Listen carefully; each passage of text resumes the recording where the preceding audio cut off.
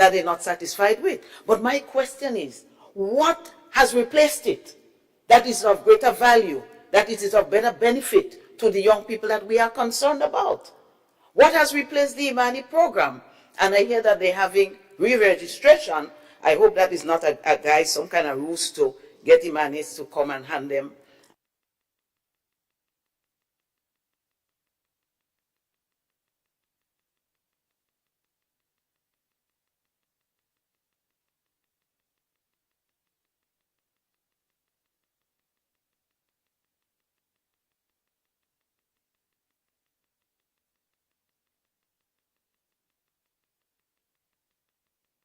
Leader of Government Business. Thank you, Mr. Speaker. Good morning to everyone. Morning. Mr. Speaker, I beg to move that the minutes of the proceedings of a sitting of the House of Representatives held at Parliament Chamber, Mount Weldale, St. George's, on Tuesday, the 4th of June, 2024, at 9 a.m. be taken as read.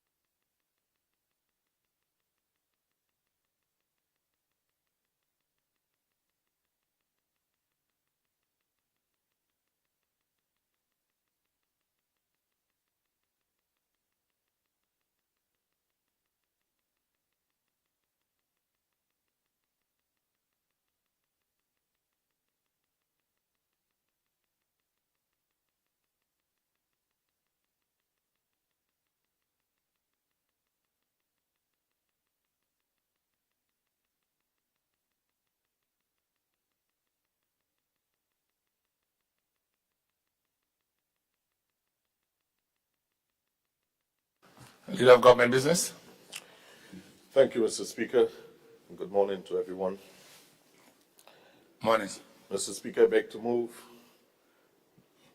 that the minutes of the proceedings of a sitting of the House of Representatives held at Parliament Chamber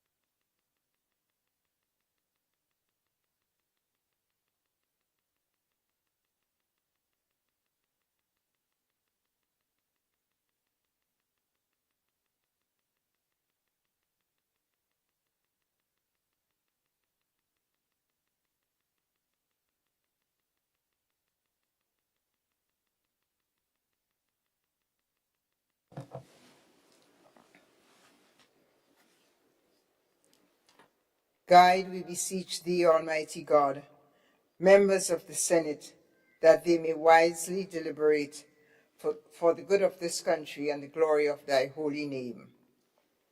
Amen. Honorable members, please join me in the Lord's Prayer. Our Father, who art in heaven, hallowed be thy name. Thy kingdom come, thy will be done, on earth as it is in heaven. Give us this day our daily bread, and forgive us our trespasses, as we forgive those who trespass against us. And lead us not into temptation, but deliver us from evil. For thine is the kingdom, the power, and the glory, forever and ever. Amen.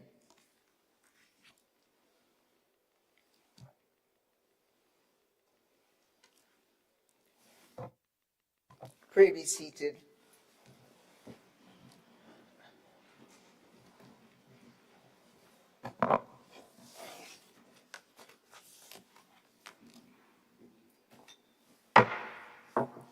The Senate is convened.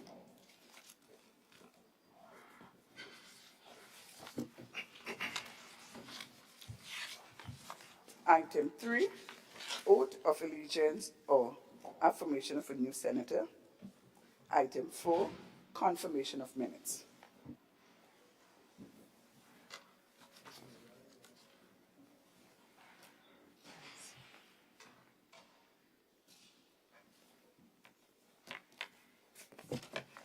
Item 5, messages from the Governor General. Sorry.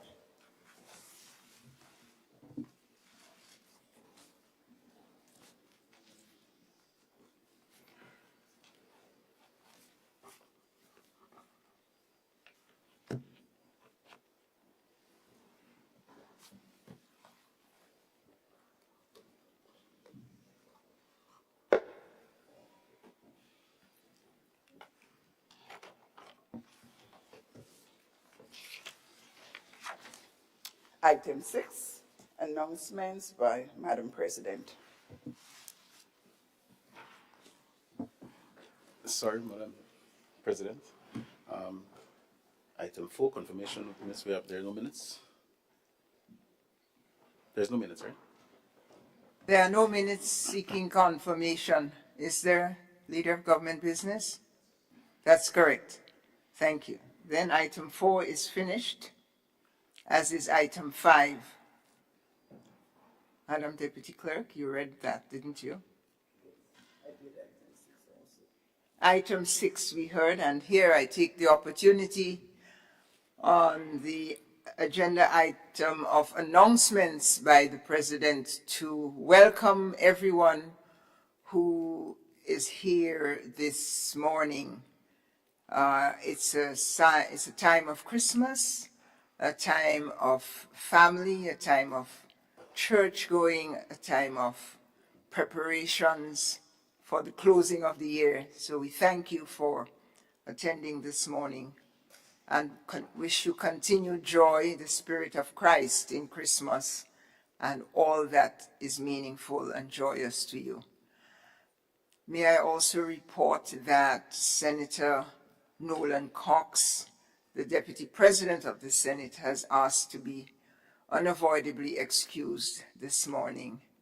And I have also to inform you that Senator Dwight Horsford is also requested your patience for his expected tardiness this morning. He has a family obligation, but will be here.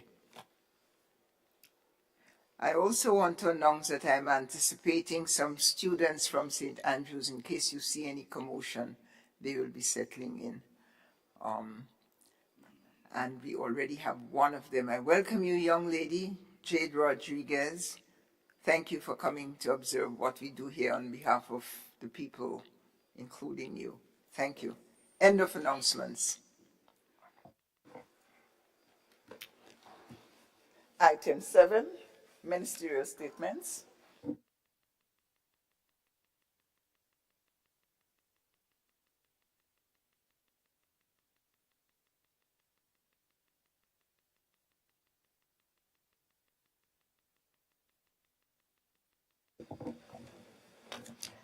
Item 8, presentation of papers and reports from select committees.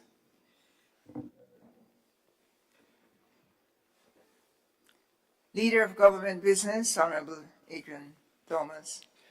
Thank you very much, Madam President, and let me say good morning to everybody, to you, Madam President, and your staff, to our legal advisors, my good friends on the other side, my colleagues here, on those who are listening online in the diaspora, Grenada, and the few people that have attended this morning proceedings. Madam President, I rise to present the paper from the selected committee. Number 1, Grenada Authority for the Regulation of Financial Institutions, GAFIN, Annual Report on Accounts 2023.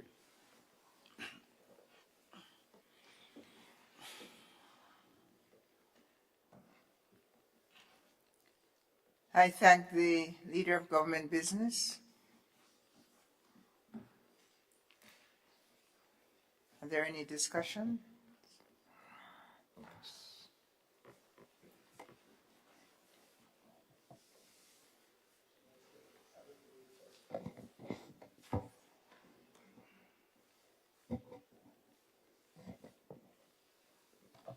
Honorable members, the question is that the report be laid before this honorable House.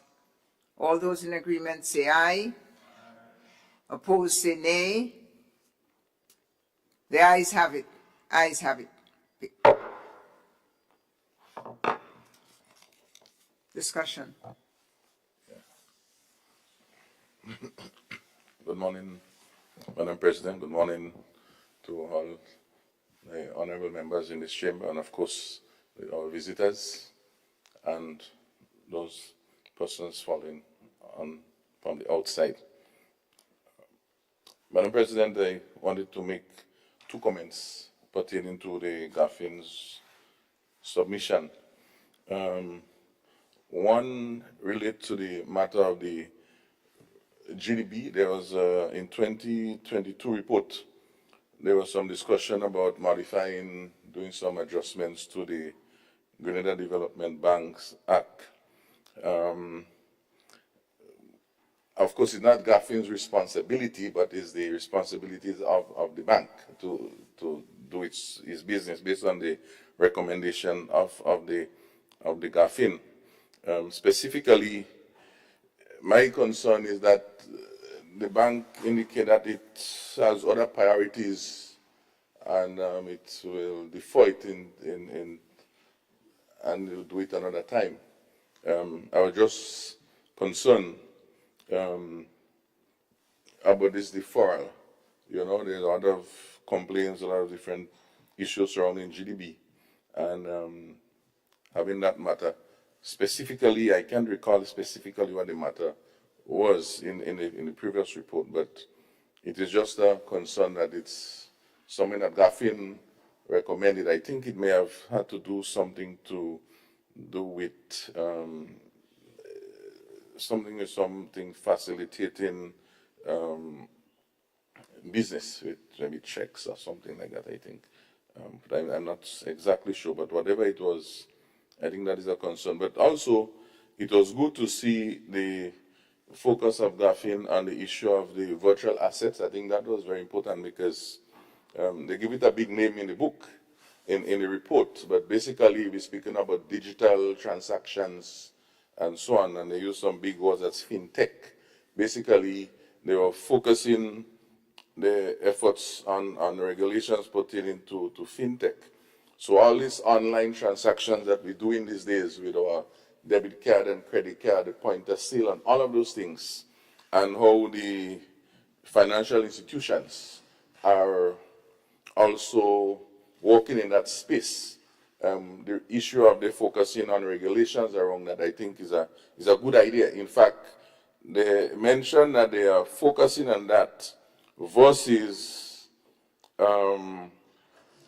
emphasis on the whole issue of cryptocurrency and Bitcoin. And I guess it's because there is no real activity taking place in that space as yet, I would say. but we must not lose sight that this is something that they need to also focus on, because we can easily have challenges with some persons wanting to establish businesses and in an unregulated environment with the crypto and the bitcoins. But it's good that the issue on the fintech part with an increase in digital transactions, and we want to see them to continue work on that. So I think these are my two comments. You know, GAFIN is there, and maybe other people see it differently, but it also has a very important role in regulating. He spoke a lot also about the insurance companies and the compliance, because generally the report speaks that there's general compliance by the insurance companies, because we know what happened with the BICO, CLICO, and all of those things. And it's good that they are monitoring these things, and they need to keep pushing on that to protect people's investments. When you look at the number of millions of dollars in life savings and coverage, based on the report that was presented, I think it's a report that all Grenadians should really look at, because in some form we have a house insurance, a life insurance, a insurance and a loan, or something like that. And it's something that the public should maybe look at that seriously, because it involves all our money. It speaks a lot about the credit union. A lot of persons in credit union have a lot of money involved in that.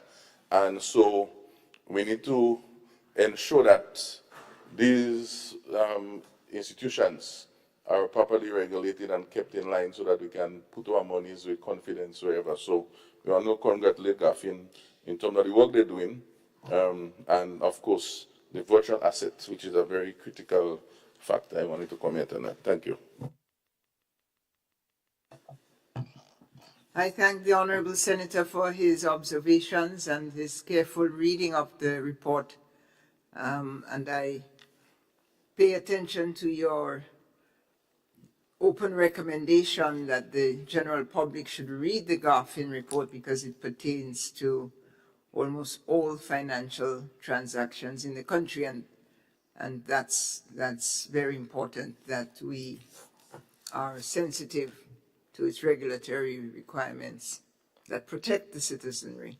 Thank you, Senator St. Clair.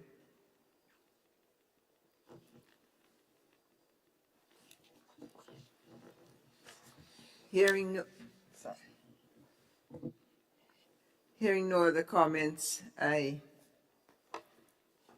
seek the advice of the learned house. Do we adopt it by vote, or it's already adopted now? Adopted by vote? We have adopted the report with the critical comments afforded from Senator St. Clair. Thank you. Item 9, petitions. Item 10, government notices. Item 11, unofficial notices. Item 12, questions. Item 13, personal explanations. Item 14, motions.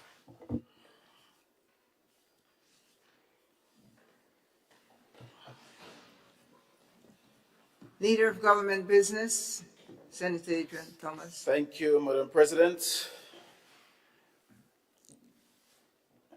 Whereas debate on the gracious address delivered by the Governor General on the occasion of the ceremonial state opening of the third session of the 11th Parliament on Friday, the 4th of October 2024, was deferred to a date to be announced, be it resolved that the debate on the said address be further deferred to a date to be fixed.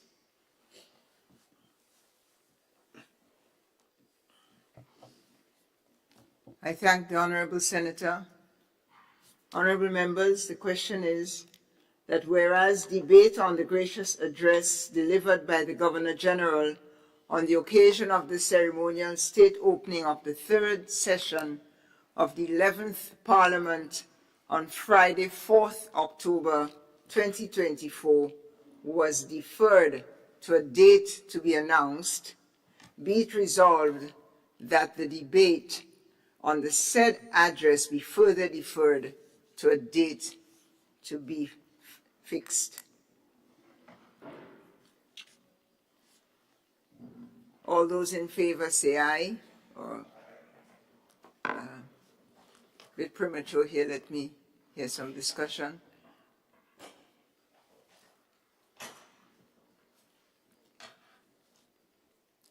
There seems to be no request for the floor. I proceed.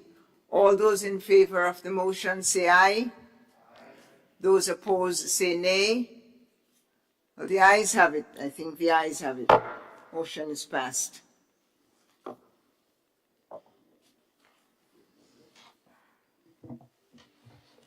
Item 15, bills.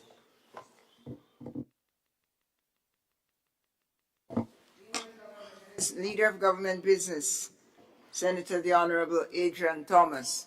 Thank you very much, Madam President. Before I present, Madam President, with your permission, I would like to recognize the students who took the time off of their busy schedule and their festive Christmas season to be here with us today. Yes, I said busy because they maybe have a lot of things to do at home. And they're all not they're all seniors, right? Senator, I believe it is our privilege to give them a round of applause. You may not applaud. You may. Thank you very much, Madam President. Proceed. Madam President, I beg to introduce the first reading of a bill for an act shortly entitled Public Sector Employees Pension Fund Bill 2024.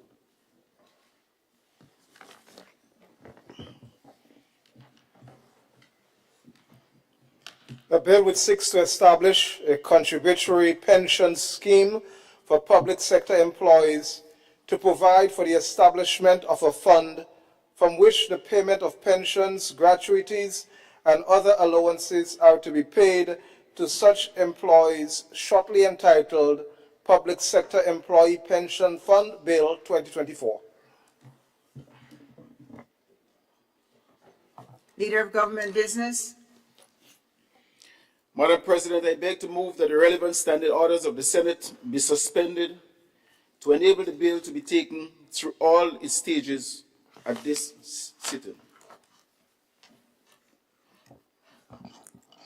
Thank you, Senator. Honorable members, the question is that the relevant standing order of the Senate be suspended to enable the bill to be taken through all of its stages at this sitting. I recognize Senator Roderick St. Clair. Yeah, yes, Madam President, thank you. I wanted to put for the records my comments pertaining to this. Is my understanding that this bill proposed bill has significant impact on the nation in different ways. And of course, while the government and the administration has its own prerogative, I want us to at the same time note that the issue of, I don't want to use consultation, the issue of review of the document which was passed at the lower house, having such wide impact, and given the space of time, not for us because we are here, but for other persons to react and give feedback outside of the legal people talking all over the place, but the man on the ground, who it's affect, their input. So the question would ask, in such a serious legislative piece of legislation, to what extent the persons who would be so affected, and maybe it's not a lot, maybe it's a lot, was able to be, have some feedback of what was actually passed, the document, the review of clause 1, clause 2, clause 3, because it's good to speak about something broad, but when you start going into the nitty-gritty, where was that opportunity afforded? And I think that might be the question on many persons' mind And myself having to read, I heard people speaking a lot about this, and the only time I read it is when the official copy was submitted a few days ago. And so that space is what I'm saying that we should be cognizant about, and bearing in mind that irrespective of the outcome, that we bear that in mind in the way that we have bills of far-reaching national consequences. Whether it's good or whether it's bad, whether it's good or whether it's bad, that process is important. So I just wanted to record that. Thank you. I thank the Honourable Senator Sinclair.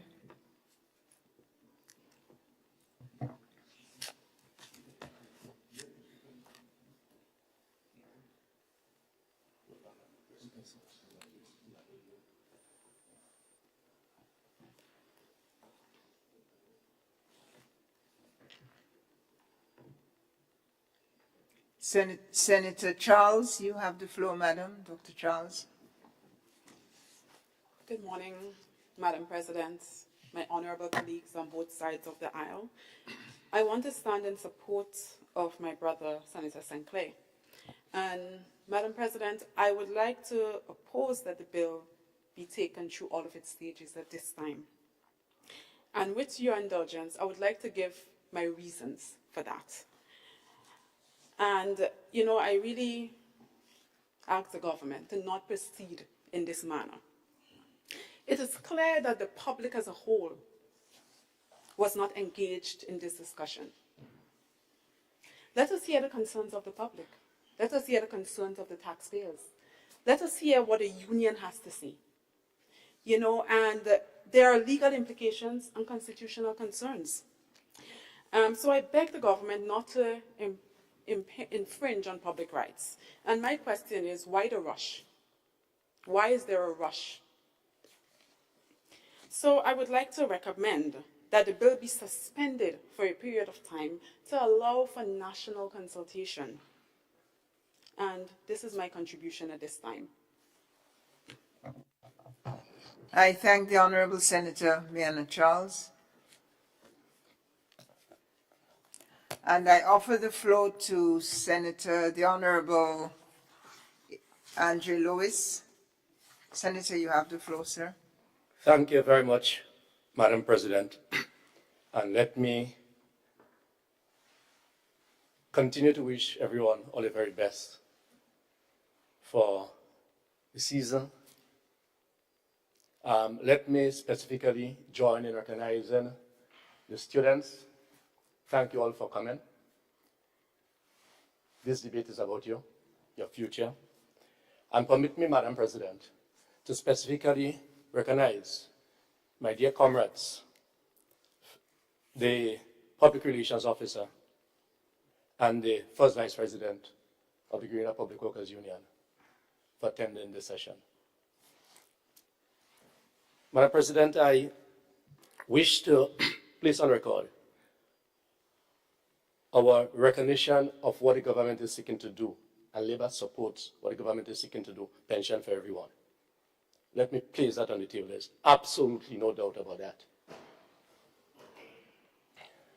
But as my colleagues have said, and this is independently, I have spoken to a representative from the three legal firms that has brought us to where we are today. They are the ones who took on the battle for the pension for us, in whose there was this favorable response. And they have all advised that there should be a stay on this discussion, given the possible implications. Yes, there are tremendous benefits to a number of people, but it is also likely that it can be taken away benefits from those who are entitled to it. And none of us knows for certain, and I am sure that given our history in Grenada, we are able to sit and discuss. And I'm going into the bill. I'm going into the bill that has been drafted, the need for discussion on the bill. And I'm aware that at least the Public Workers Union and the Grenada Union of Teachers, the legal counsel have written to the Legal Affairs Department to the Attorney General, making that same request. So I'm asking for a stay of the discussion. Let us give ourselves a time frame to discuss the bill as proposed.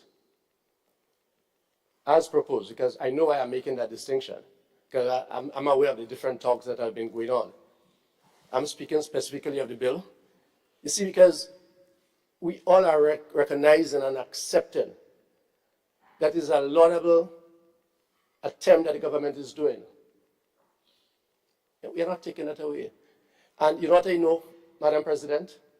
Given the history of our struggles in Grenada, especially for the pension restoration, most of my colleagues on the other side, if not all, knows exactly what I'm speaking of. Because we have all been in the trenches in different forms on this same matter. Now, I know the difference is not that you're in government. And because you're in government, sometimes we allow the fact that we're in government, that once that train leaves the station, it is not stopping until it reaches destination. Let's make a difference. Let's make a difference as colleagues, almost say comrades. Probably this language may not be permitted here to refer to my comrades on the other, I say comrades on the other side, my colleagues. We have been in the trenches, and you know, more than probably most people, even more than most people on the government side, and I'm deliberately saying that, on the government opposition side, you know what drives us. You know that we have been involved in a number of discussions over the years. And there are different times colleagues on the other side may have had different interpretation and position on the matter. Because it's not a light matter. It is not a light matter. So it is not just a matter, because I have there are industrial concerns that I can raise in terms of how it may impact the, I'm talking the bill now, how it may impact the labor code. These are things I can deal with. But I am not in a position as the voice representing labor in this house to raise certain concerns about possible legal implications on people, the Constitution. And therefore, we would like for that opportunity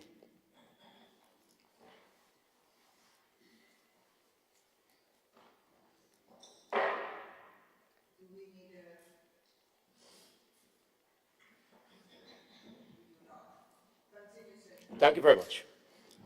Because, Madam President,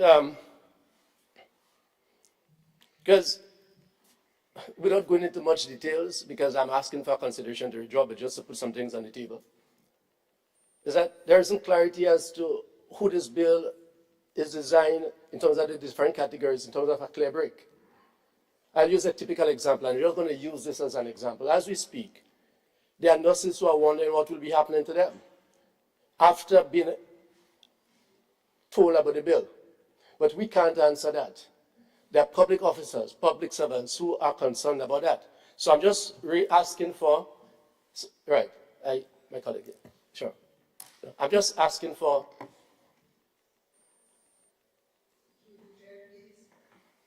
Madam President, good morning to you and good morning to everyone in the chamber, especially the students. Madam President, I rise on a point of order. I'm trying to figure out what is being debated at present, because I hear what sounds to me as debates going on the bill, but I don't think we have gotten to that stage of the proceedings as yet. All we had was a motion proposed.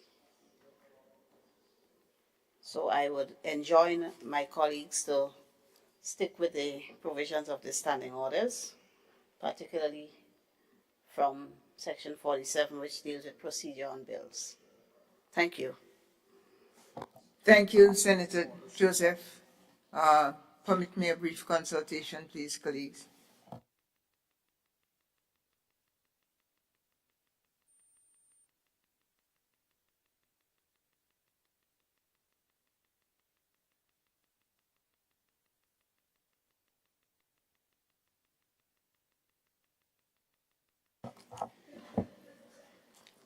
Thank you, senators. Now, of the two senators who have spoken on the other side, you have both requested, you've discussed or procedural matter having to do with should we go forward, should the opposition, the government suspend action but continue discussion. There have been various versions of the request. All of those conversations or suggestions concern the bill itself.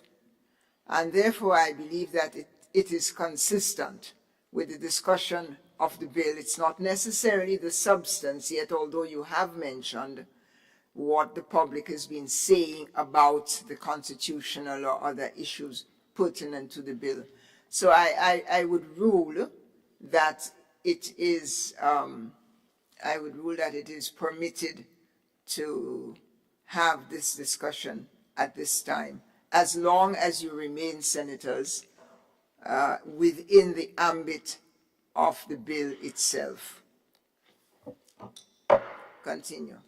Thank you, Madam President. And I would just like to end by saying that I also make the request for the bills not to be debated today and to allow for wider consultation, certainly from Labour's perspective.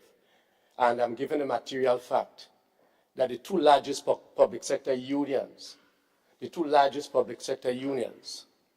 namely the Grenada Union of Teachers and the Grenada Public Workers Union, and the three firms that represented the public sector workers in this historic case,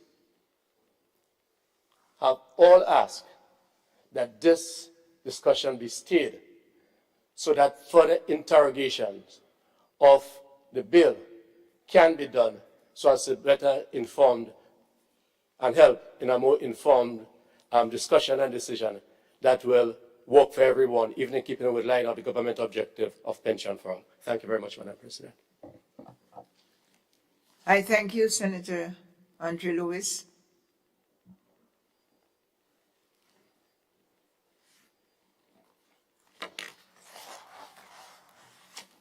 I offer the floor to the Honorable Senator Claudette Joseph. Madam President, in light of the ruling that you made permitting the debate that has started, in my respectful view, prematurely, I would just want to say that in the interest of all of the workers of Grenada, particularly the workers to whom this bill will apply, workers in the public sector, we have carefully considered the timing and appropriateness of debating this bill today, and we are clear in our view that we must proceed with debate on the bill today, and that debate must be taken through all its stages, so that within the earliest possible time, and our intention is from 1st January 2025, the workers to whom this bill will apply will begin to enjoy the benefits of it. So my response to the request is that we should proceed. I thank the Honorable Senator Joseph. And hearing no other response to that, we proceed.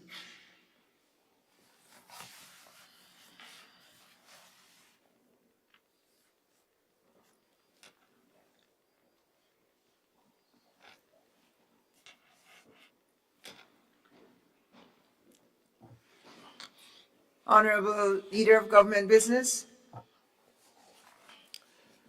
Madam President, I beg to move that the second reading of the bill be taken at this time.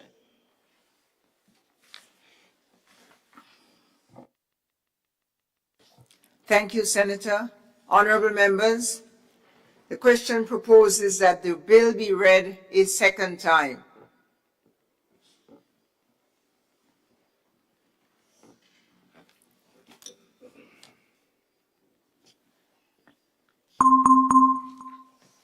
Leader of Government Business.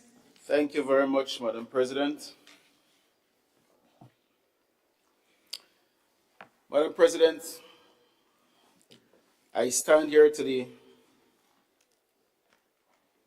very happy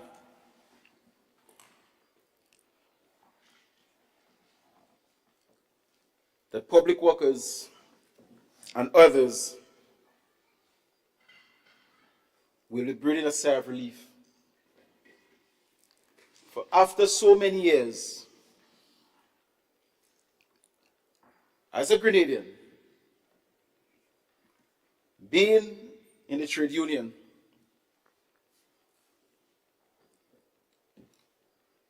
being involved in politics, I have personally heard the cry for something to be done about pension in Grenada, Carriacou, and Petit Martinique. Madam President, I have seen, I have felt the pain of public workers and others who have given their best to this state, to this country, who have set themselves high standard, work hard to maintain and sustain. And at retirement age, they retire in poverty. We have seen it all. Madam President, when this administration came into office and we vowed to pay public workers the pension and recognize the court's decision, acknowledge it, Madam President, and decided to pay public workers their pension, we also witnessed the transformation of their lives and their livelihood. They were able to live again and they were happy. This administration, Madam President, we refuse to think about the next election without thinking about the next generation.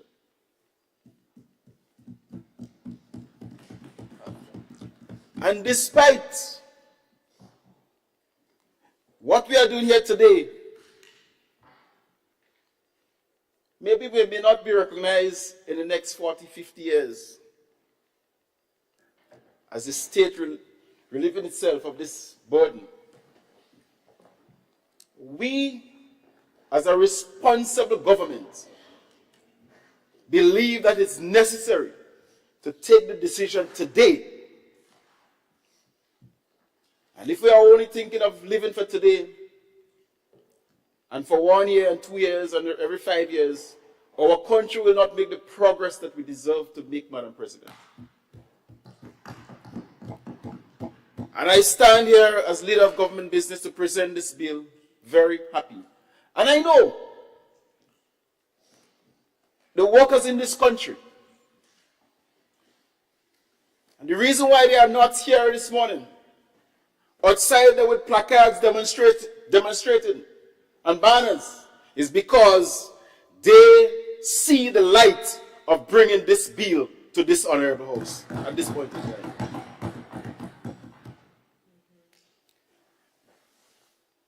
History in the making, Madam President, and I'm proud to be part of it.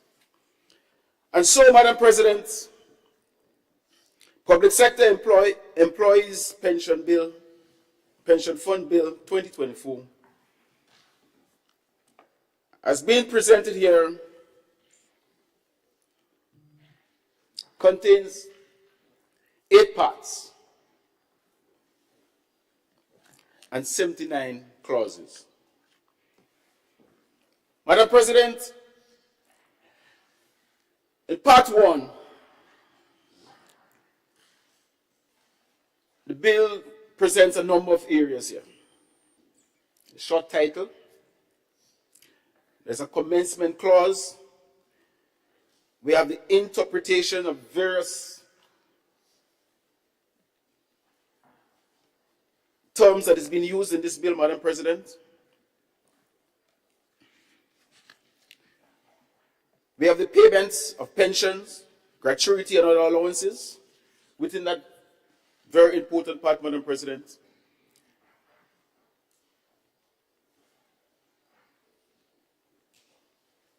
On the issue of interpretation,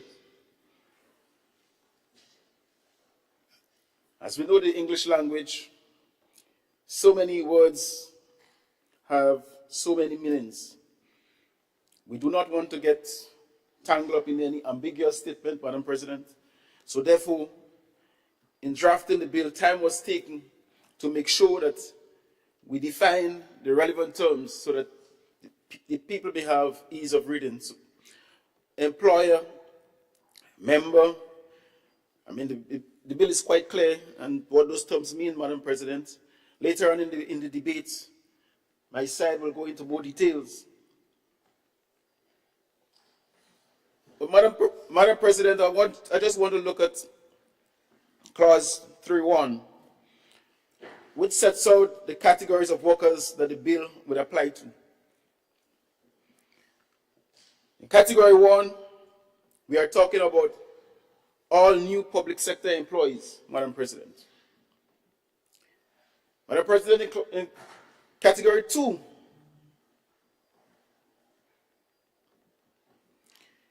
all public sector employees who, 1, hold non-pensionable office by virtue of a relevant enactment, or 2, have neither attained the age of 50 years, now have been employed with the government for a period exceeding 15 years and are not eligible to receive a pension, gratuity, or other allowance in accordance with the relevant enactment.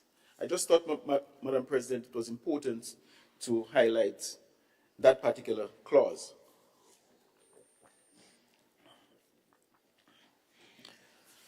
Madam President, in part 2,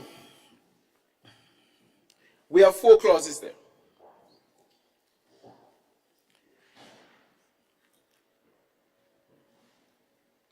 In part 2, Madam President, it deals with the establishment of the public sector employees pension scheme, the eligibility requirement for membership. Madam President, obligations of a member to make mandatory contributions. Number 4,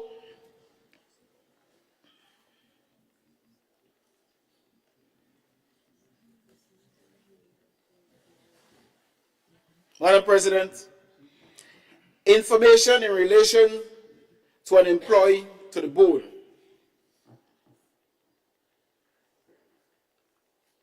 And number 5, within that part, Madam President, beneficiaries to benefit upon death. Those are some critical areas that part 2 will deal with, Madam President.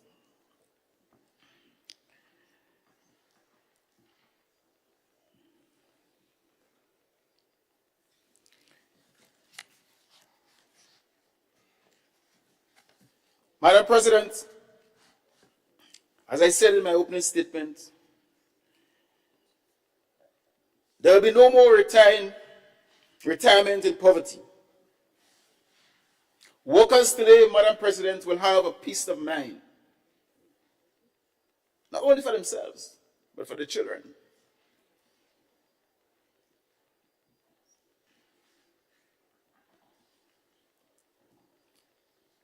And it is important, Madam President, to put on record right here that there are over 4,500 workers who find themselves in that dilemma. Over 4,000 workers in this country who do not know where the future lies.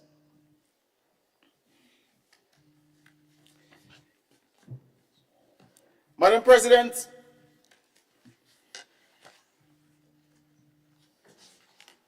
one of the very important aspects that I've outlined here under Part 2 is the question of mandatory contribution. Once you're a part of this pension scheme, you are entitled to make your contribution and so reap your benefits, Madam President.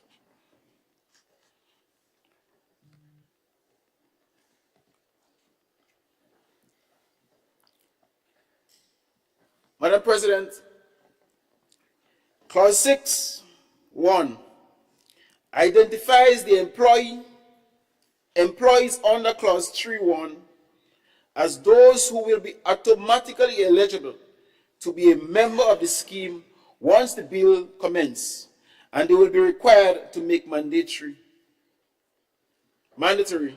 contribution to the fund.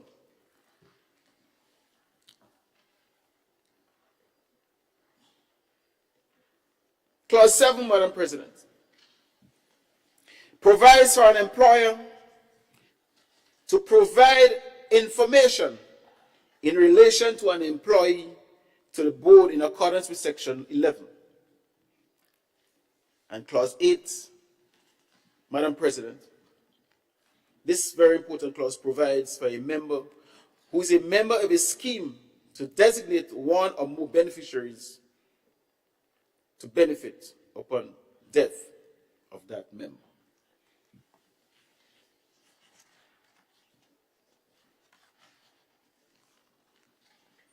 You know, Madam President, sometimes I listen to some of my colleagues, my friends, who may be retired quite a few years ago, and every 6 months they will have to go to the Ministry of Finance, or I guess it's online now, to let the authorities know that they are still alive. And when the good Lord Almighty may have called them, and they no longer can report and say that they are alive,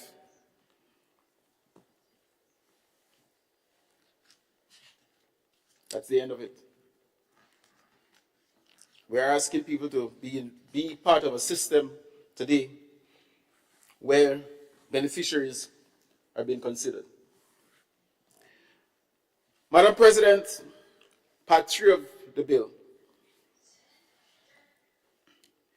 contains 2 clauses. One of those clauses, Madam President, is the establishment of the fund.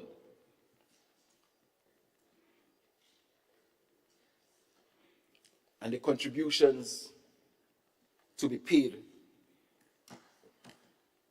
into and out of the fund. Those are 2 very important clauses, Madam President.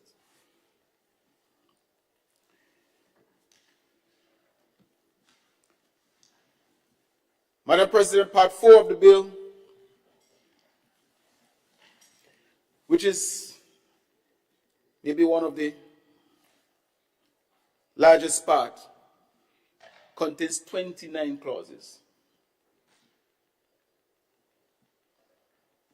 29 clauses. And I'm going to take a little time, Madam President, and itemize them here, because I think it is very important.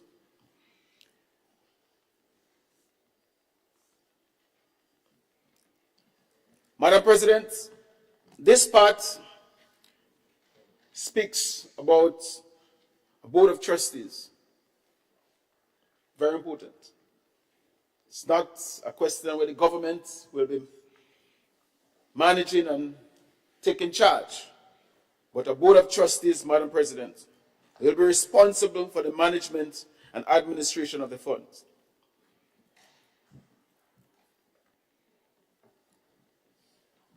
And how do we go about selecting, Madam President, this board of trustees?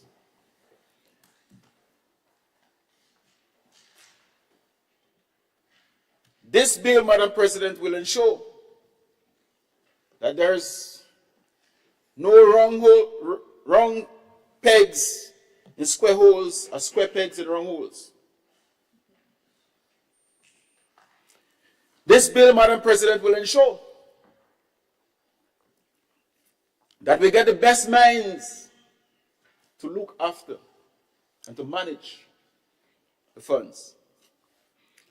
And so, There is a clause, Madam President, in this part of the bill that speaks about eligibility requirements for appointment as a trustee. Very detailed. Also, Madam President, it speaks to the tenure of the people appointed. They will not be appointed for life, as we have seen in some institutions. This bill, Madam President, speaks of 3 years. However, if you have a lot in you to offer to this country, you can continue. But one of the things we will ensure also, Madam President, is that persons appointed, would not all move out the same time, because we want continuation. We're going to stagger it, Madam President. And we also make provisions for the filling of vacancies. Every Monday morning, somebody resigns from some institution. So the bill speaks to filling of vacancies in cases of resignation or revocation of appointments.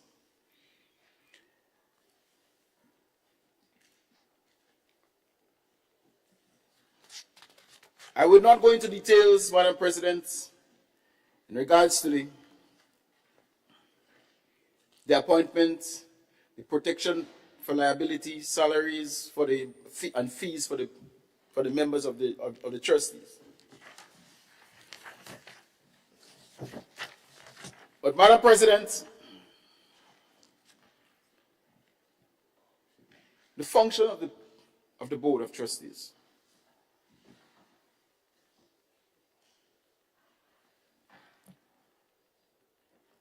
Clause 23, Madam President, speaks to that. And also Clause 24 authorizes the board to make investments in relation to the fund. So it will not be idle, not be capital sitting there idly in the bank for some smart person to borrow and make investment for their own personal use. But the bill gives the board the opportunity to invest the resources to bring more benefits to the members of this very important pension scheme.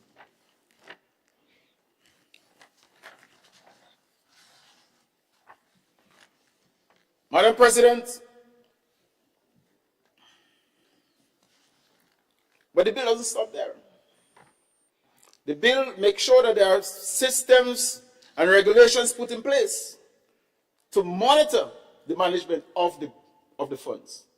And therefore, this very important institution that we recognize as the Grenada Authority for the Regulations of Financial Institutions will have a part to play in making sure that the governance of the pension scheme, of the pension fund, is well taken care of. And GAFIN will definitely play an important role there.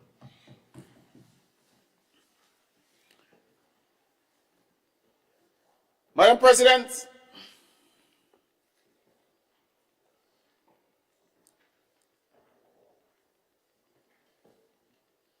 this board,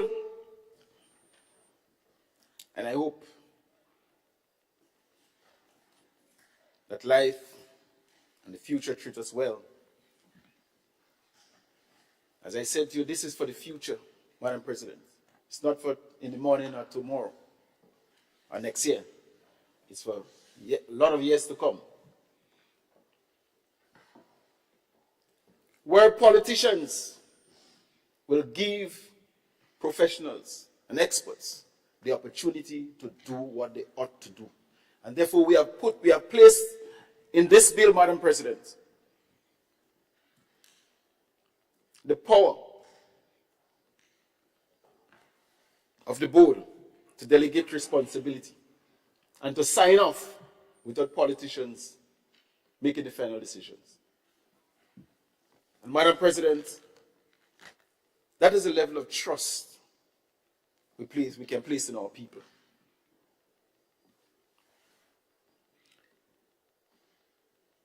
The fund, Madam President, accumulated will have to subject themselves to auditors. And the bill provides for that.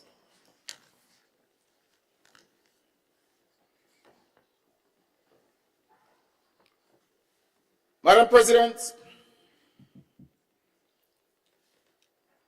as the debate proceeds, we'll get more details on Part 4 of the bill. Part 5, Madam President, contains 6 clauses.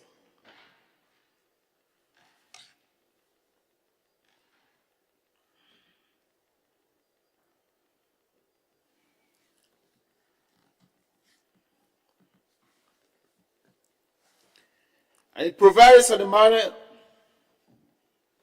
in which contributions are to be made to the fund. Clauses 40 and 41 provide for the payment of mandatory contributions by a member and an employer respectively.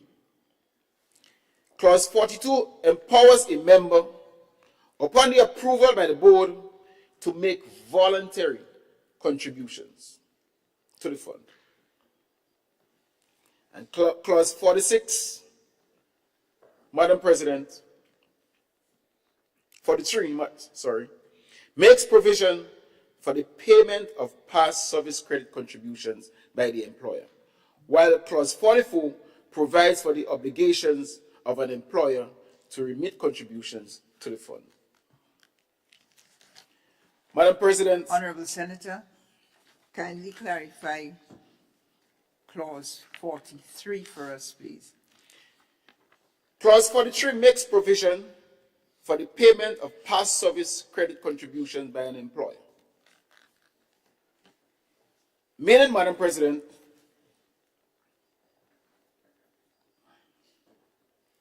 that there will be employees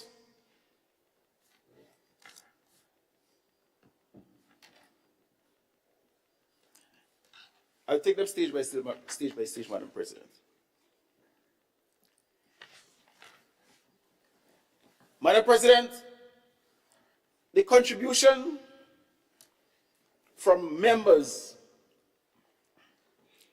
whose salary not exceeding the maximum insurable earnings as defined pursuant to Part 3 of the schedule to the National Insurance Collection of Contributions Regulations, Chapter 205, 3%. And salaries exceeding the maximum, 6%, maximum of NIS. Employers' contribution, Madam President,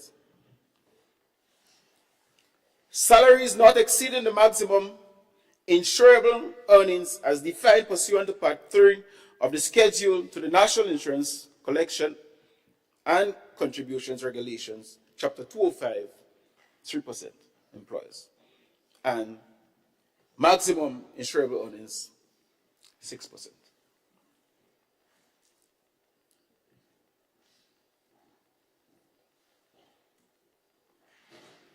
On the issue of voluntary contribution, Madam President, you are free as an employee to become a member and make voluntary contributions, but it must not exceed 10% of your salary. That's for voluntary. The employer is not making any contribution in regards to that. And for past credits,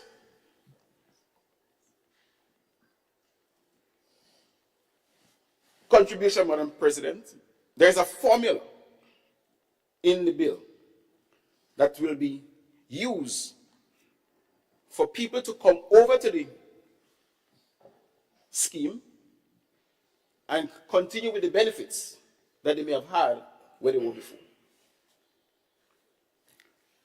So those are areas, Madam President,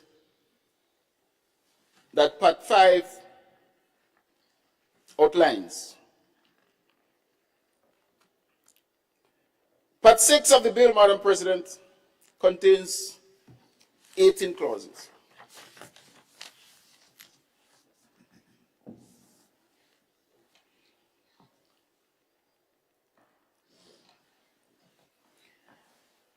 And it outlines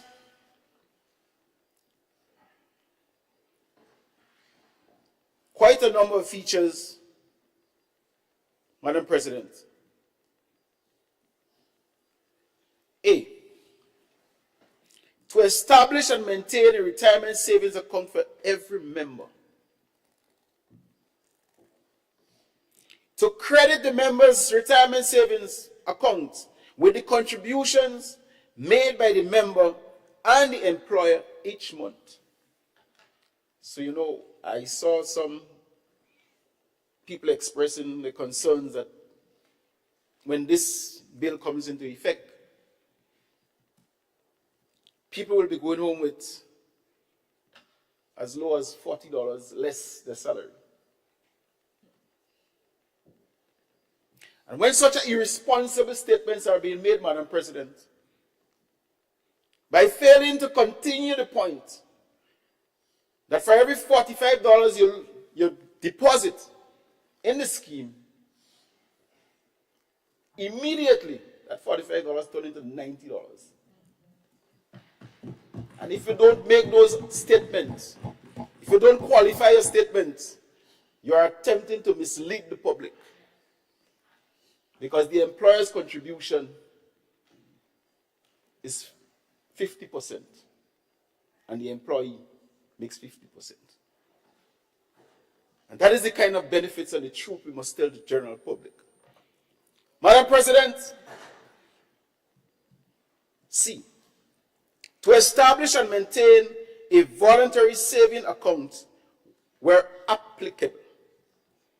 So apart from the contribution you're entitled to make, if you have excess fund, you can also deposit it there. It goes into the fund to make sure that you have better days and better life in the future.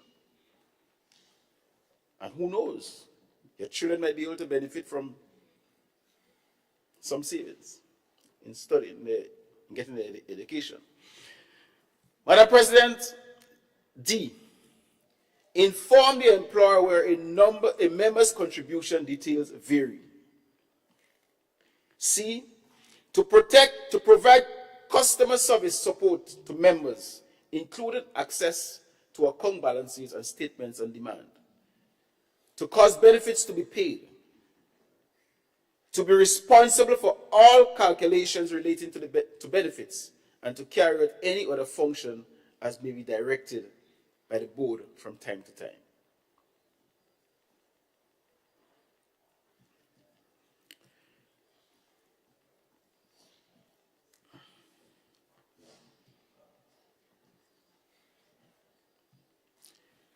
Madam President,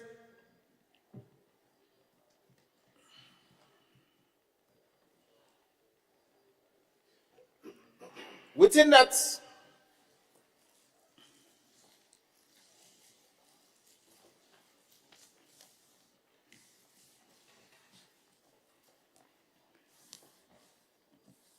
in Part 6, Madam President, contains 18 clauses, another large part. And again, it features a number of areas, Madam President, that deserve to be highlighted. But in clause 48, Madam President, Schedule 3, vesting of employers' contribution. Now, while I made the point that every $45 that has been deducted from the employees and goes to the fund, immediately you have $90 assigned to you because the employer's contribution. However, it is important to note, and it will be remiss of me if I don't mention that It is important to note, Madam President, when does the employee has access to the funds that is placed in the scheme from the employer to the employee. The bill provides, Madam President, for less than 2 years, you don't have access to that fund from the employer. We want to make it into a savings, a meaningful savings.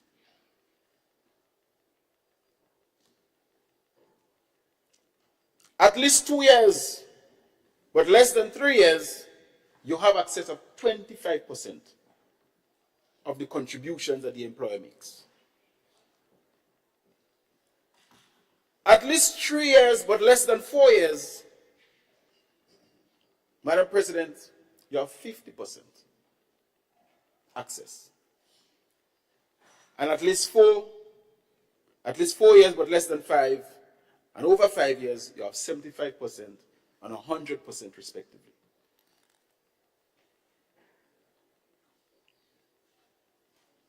And that is what will ensure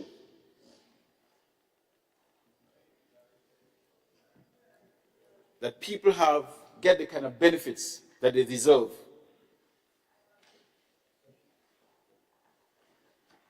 from a scheme of that nature. Madam President, Part 6 goes on to speak about a member who retires and obtaining normal retirement age is to receive a lump sum cash payment of up to 25% of the combined amount contained in the member's contribution account, employer's contribution account, and the past service credit account.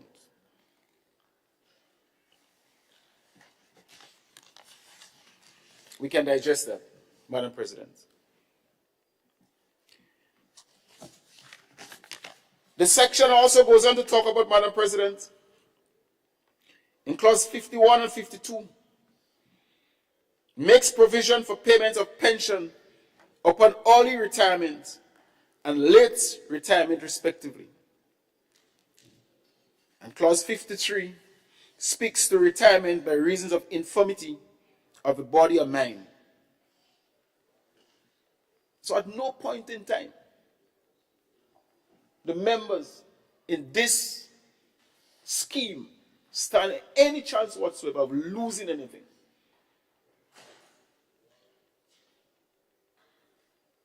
And obviously,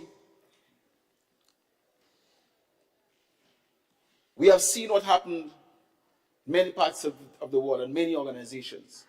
And this has given us, Madam President, the reasons to make sure that we put all measures in place to make sure that the funds are well secure. Madam President, clause 55 goes on to talk about for resignation prior to retirement, and clause 56 provides for dismissal prior to or after attaining early retirement age. Clause 57 provides for retirement under special circumstances, Madam President.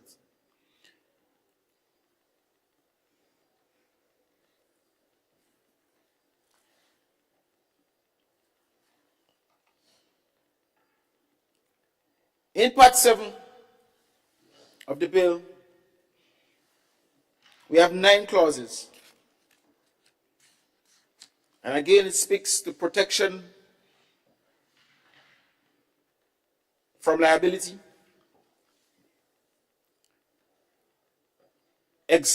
exemptions from stamp duties, confidentiality provisions, offenses of misappropriation of assets of the fund. One of the clauses, Madam President, speaks and provides for the minister to make regulations on the recommendations of the board for the better carrying out of the provisions of the Act. Clause 73 provides for the minister by order, subject to affirmation, resolution, to amend the schedule to the Act. And clause 74 provides for the review of this very same Act, this bill, when it comes into an Act.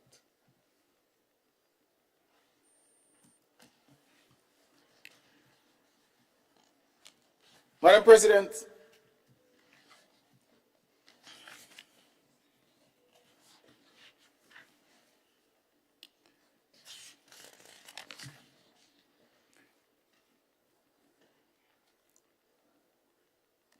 those are some of the miscellaneous provisions that I've outlined there that the bill caters for.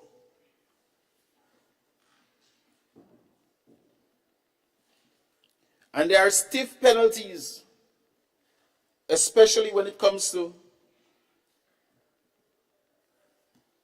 people who have access to information within the funds.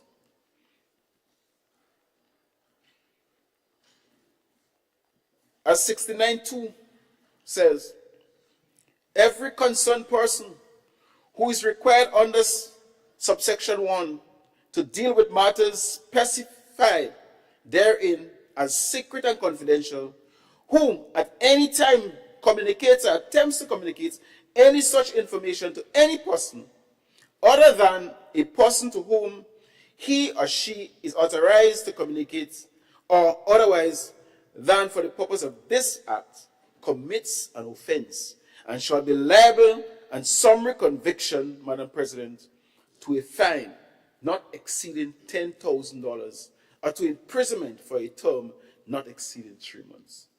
And there are more measures, Madam President, to protect the members and the business.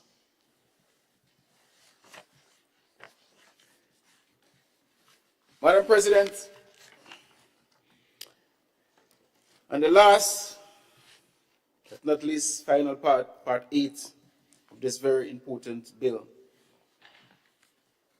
is what we call consequential amendments, which repeal specific sections of the Pension Act, Cap 233, the Police Pension Act, Cap 245, the Pension School Teachers Act, Cap 236, and the Pension Prison Officers Act, Cap 235, and the National Insurance Act, Cap 205. Madam President, obviously for this bill to commence, there will be some impact on other legislation that we need to amend. And therefore, we will make sure for the smooth functioning of this act when it comes into effect, there will be nothing to hinder it. And we want to give the public all assurances and the potential members all assurances that we will act responsible and make sure that there is nothing whatsoever hindering the progress of this pension scheme that we are trying to bring to Grenadians who were not and who will not be privileged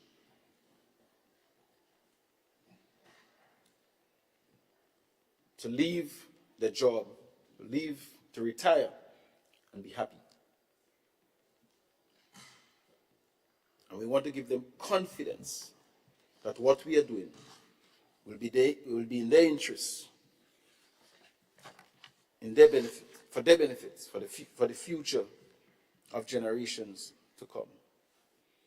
Madam President, I have no doubt whatsoever, that when this bill comes an act, that workers in this country will walk with their heads held high, knowing fully well that one day they will not be able to work as hard as they were when they were young. And at some point in time, the state do have a responsibility to make sure that our citizens are well taken care of. Just like how the state has a responsibility to make sure that we nurture the young people of this country, to put them in a position where they can be an asset to the society rather than a liability. But we know that all good things come to an end. So when you have given up, when you have given so much to your country, when you have worked so hard, provide livelihood for yourself, and to make Grenada great, you deserve to rest in peace in your retirement age. And so I commend this bill to this honorable House for debate, for discussion, and that so we will make history today by passing this bill in the name of Grenadians, home and abroad, people from Carriacou and P.T. Matnick. I thank you.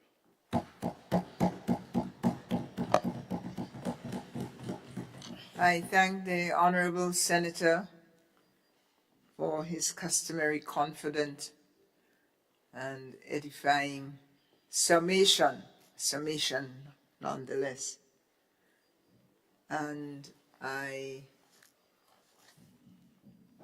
take note that there are many details that your colleagues will elaborate on. I offer the floor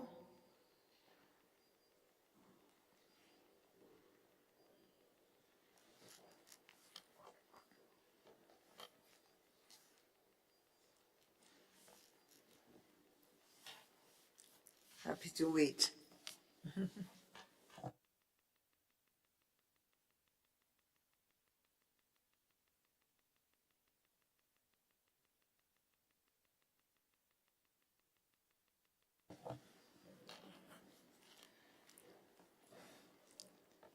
The other side.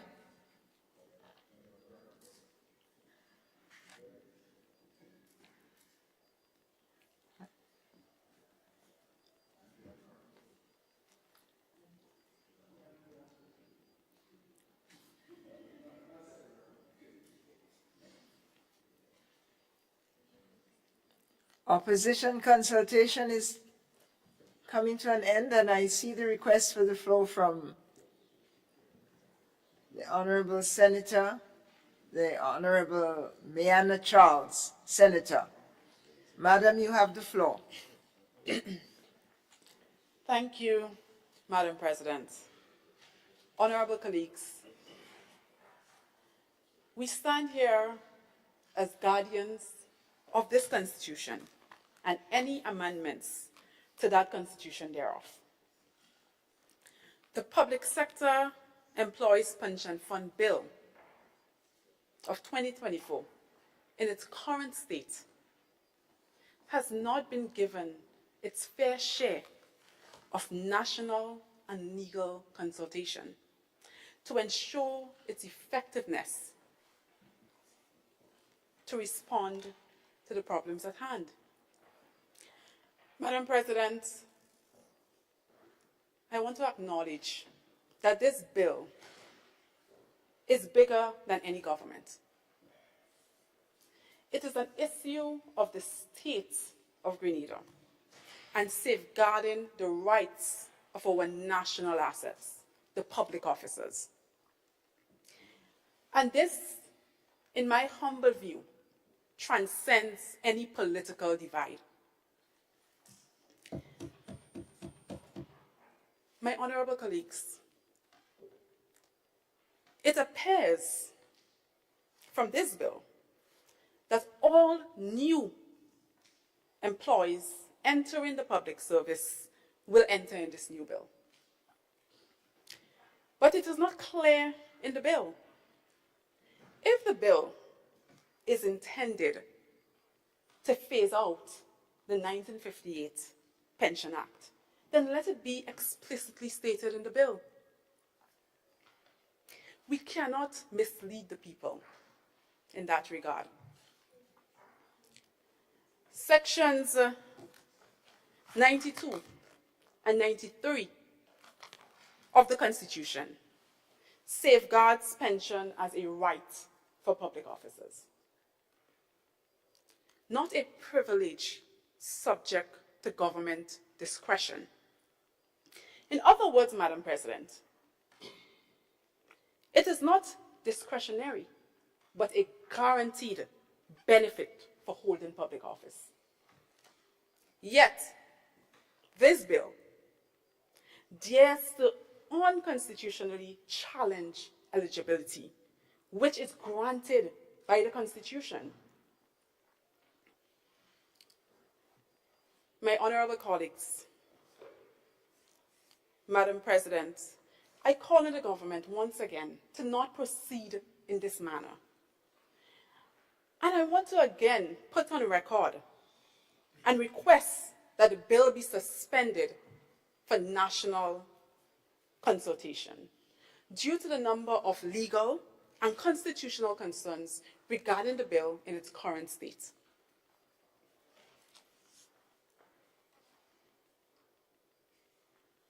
And Madam President, at this point, I just want to express some of the reasons why I'm calling for that said suspension and why I'm asking the government to not proceed in that manner. One, putting this bill into practice in its current state is assumed to be solving a problem. However, it seems that we will end up with more problems, legal, constitutional, procedural. Thus, we have not solved the problem. Instead, in its current state, we are creating new problems. Two, the definitions. There are definitions proposed in the bill, and those definitions are not in line with the Constitution. The Constitution clearly defines who a public officer is, and that is not in line with the new proposed definition. This bill attempts to blur that line, undermining clarity and respect for constitutional order. And this will result, in no doubt, in unfair treatment. Three, and this is very important, such a scheme is all about numbers. Where are the numbers? The numbers of contributors from each category. What is that number? The fund's target. What is the fund's target? The impact on government spending. How will this bill impact government spending? Are we going to impose more taxes to come up with that money? I wonder. If this bill is not based on numbers, my honorable colleagues, how would we guarantee feasibility and sustainability?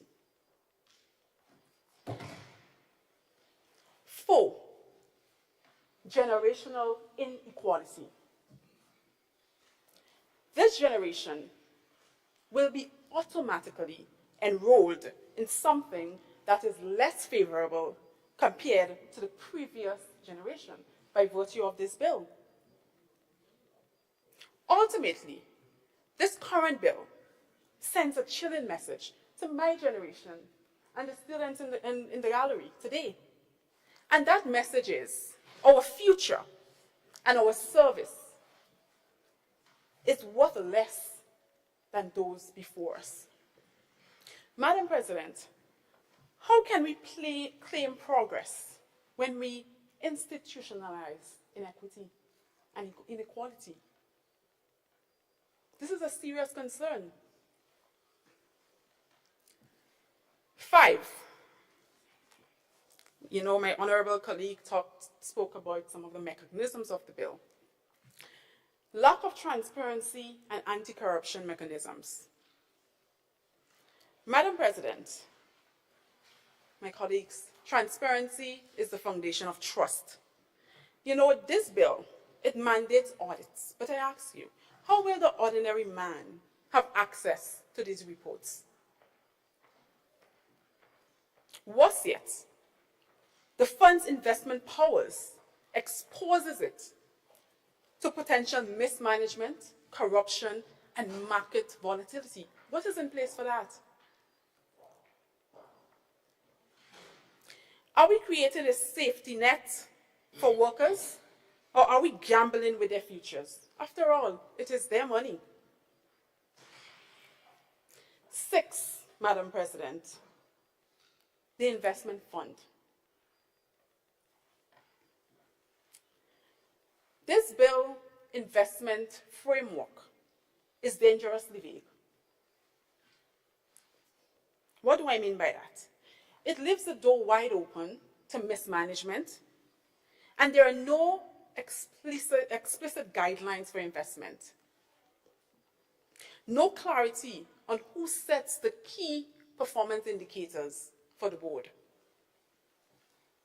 And no protections to ensure that the funds are invested responsibly and with minimum risk.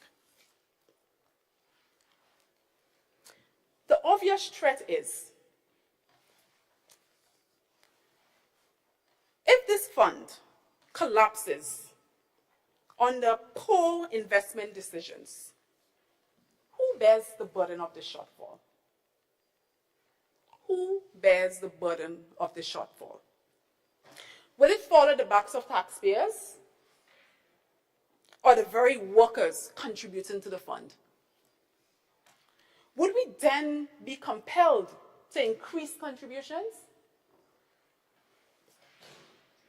The bill needs to regulate accountability, clear investment guidelines, and a guarantee that the states will underwrite any losses to protect our workers' financial security and to hold those responsible accountable.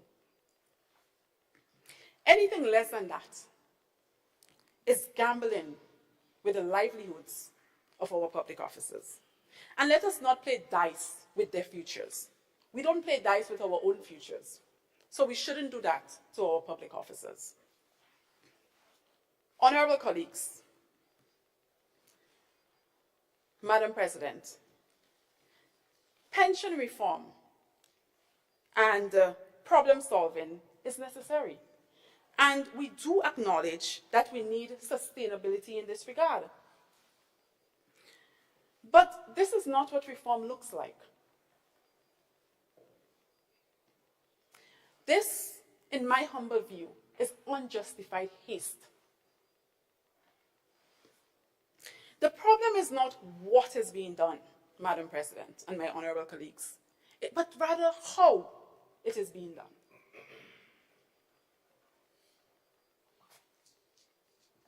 This must be thoughtful, inclusive, just, and far-sighted. Let us collaborate. Let us consult widely and deliver reforms that honor the Constitution, that safeguard our workers, and secure a united future for generations to come. Hence, I once again appeal for the bill to be suspended for national consultation due to the number of legal and constitutional concerns that exist out there. We cannot proceed with the bill in this current state. Thank you. I thank the honorable member, the Honorable Senator Mayana Charles, for her intervention. Thank you, Madam.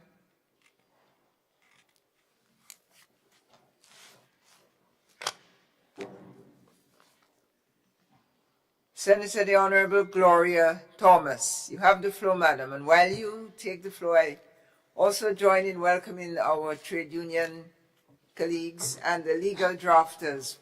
Forgive me for not mentioning you earlier. Ladies and gentlemen, welcome. Senator Thomas, proceed. Thank you, Madam President. I rise to support the bill and to give some further details and clarification on issues raised. Madam President, the concern about transparency and accountability was raised by my learned friend on the other side. Madam President, to ensure that the pension funds are properly and effectively managed, the Board of Trustees will be established, is hereby established, which shall be responsible for the management and administration of the fund. The board shall be a body corporate to which the provisions of Section 49 of the Interpretation and General Provision Act, Chapter 153, shall apply. All courts, judges, and persons acting judicially shall take judicial notice of the common seal of the board affixed to any document or notice, and shall presume that it was duly affixed. So, Madam President, we don't have persons just on a board doing what they want. There are standards, there are procedures that must be followed. The board shall comprise of the following persons appointed as trustees by the Governor General, acting on the advice of the Minister. The permanent secretary with responsibility for public administration or his or her designee. The permanent secretary with responsibility for finance or his or her designate, who shall be ex officio members, and the following other persons will be part of the board. We will have an attorney at law who has been practicing at the bar for at least 10 years, an actuary or a person with actuary qualification or experience, one person who has demonstrated knowledge and experience in finance, one person who has at least 5 years of experience in human resource management, one person who has demonstrated knowledge and experience in investment, one person who after consultation with the trade unions representing public sector employees, and one person after consultation with statutory bodies. This, Madam President, will form a board of 9 persons with this broad-based skill set. We can be assured of an effective functioning board. A person appointed as a trustee pursuant to this section shall have, in addition to the duties specified under the Act, such duties and obligations of a trustee and be held accountable in accordance with the provision of the Trustee Act, Chapter 329. The names of the trustee at first constituted and every other change in the membership thereafter shall be published in the Gazette. So this is not something that happened undercover and government putting who they want to do what they want. A person shall not be eligible for appointment as a trustee in accordance with Section 11(4)(c) if the person is a member of Parliament. No conflict of interest, Madam President. If the person is not fit and proper, having regard to criteria specified in Section 4. A person shall not be appointed as a trustee under Section 11, 4C, unless the person has forwarded to the Governor General a voluntary declaration that he or she is not ineligible for appointment. An appointment made in contravention of this section shall be void. So, Madam President, this board will be a board where you can have accountability and transparency. A person is fit and proper for the purpose of subsection 1 if the person has not been convicted of an offense involving fraud, dishonesty, or moral turpitude, or an offense under the Proceeds of Crime Act 2012, or an offense in any other jurisdiction that is similar to any such offense. The person has not been adjudged or otherwise declared bankrupt or insolvent, or having been adjudged or otherwise declared bankrupt or insolvent has been rehabilitated or discharged.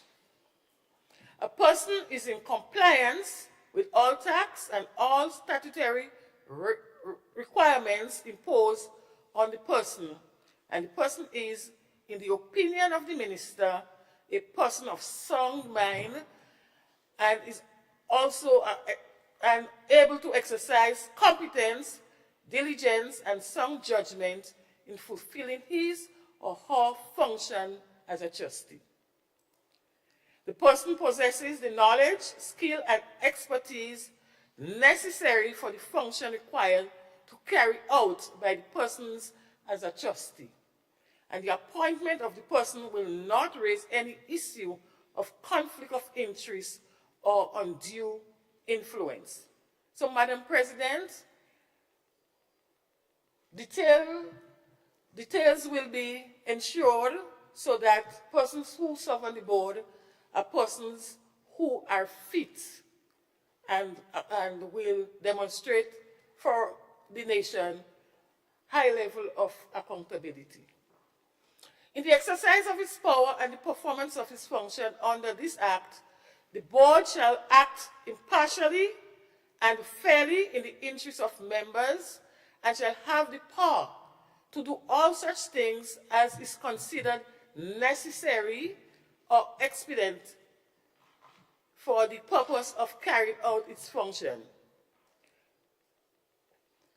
Tenure of the appointment, a trustee appointment pursuant to Section 11(4)(c) shall be appointed for a period not exceeding 3 years, and the appointment shall be effected in such a manner that will ensure, as far as possible, the expiry in any 1 year of term of office and not more than 1/2 of the said trustees.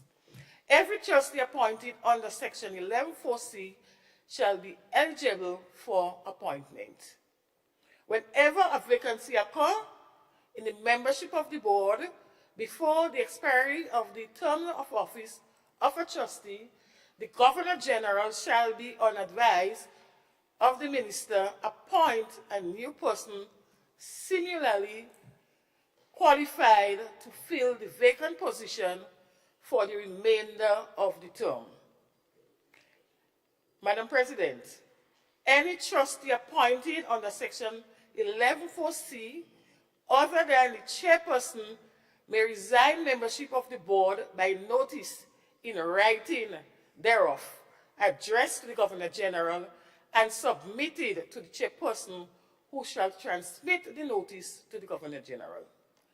The chairperson may resign membership of the board by notice thereof in writing submitted to the Governor General. A resignation under this section shall take effect upon receipt by the Governor General of the notice thereof. And so, Madam President, this this presentation here is to ensure the House that we are ensuring that we will ensure that the Board of Directors, the Board of Trustees will be persons who will be able to carry out their jobs, and the procedures and the standards set will be followed to avoid any sort of, well, to avoid lack of transparency and accountability. Thank you. I thank the Honorable Gloria Thomas, Senator, for her clarifications. I have one curiosity in this rather elaborate and detailed presentation of who's eligible and how persons on the board should function. And that curiosity is regards age, particularly in light of all these young people here. I wondered if in 12.4 and other parts I was looking to see if there's an age requirement to see if these young people who could aspire to being on the board. I know our learned friend is going to discuss many topics. Yes, Senator Claudette Joseph, and might speak on the question of age eligibility with attention to the young people. But that's more of a curiosity than an absolute question. I await discussions. Thank you again, Senator Gloria Thomas. The floor is open. Okay, the decision. Honorable Yeah, the Roderick decision on his Sinclair. side, yeah, I was sent. Could you imagine that? May I say it's Yeah. not the first time.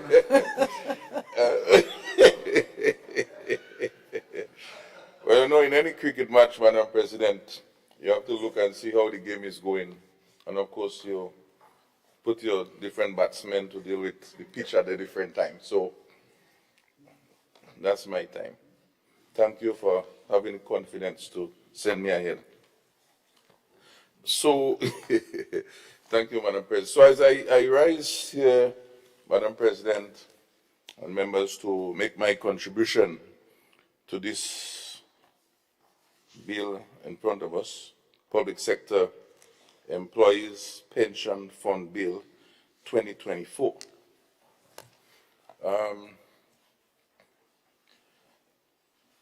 I think that we need to wrap up into our minds exactly, and so I may have a lot of questions which I would look forward to get clarifications so that I can be clear at the end of this whole session.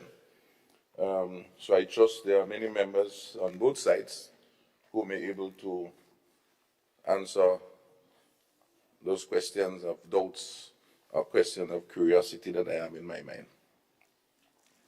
So the first thing is, why are we here? Why are we here, Madam President, to discuss this bill at this time? What is it supposed to do? What is its intention? And so my understanding, it's a bill to ensure that persons who, I would say, who are out of the system, who are not currently covered by what is referred to as this 1958 regulation, and of which the court would have made a judgment that persons before 1985 and forward, not forward and backward, would be entitled to a government pension as outlined in the Constitution for public officers, police, prison officers, and so on, and to be paid from the consolidated fund. That's the fund where all the monies of the government resides. We understand further that, of course, it's a non-contributory fund, I don't want to call it for a non-contributory pension and gratuity that are paid currently to these officers. We understand that if no money is going in from some other source, then where can the money come from? Does it come from taxes to pay these officers? Does it come from grant to pay these officers? Does it come from a project? Or some wise person may say, well, as the government would invest in different stocks and bonds, can it come out in that also? So the question arises, I don't want to call it a problem. The matter that this bill seems to be addressing is, how do you get money to pay persons? Because if you're only taking out without putting in, then it will come to an end. That's the scary part.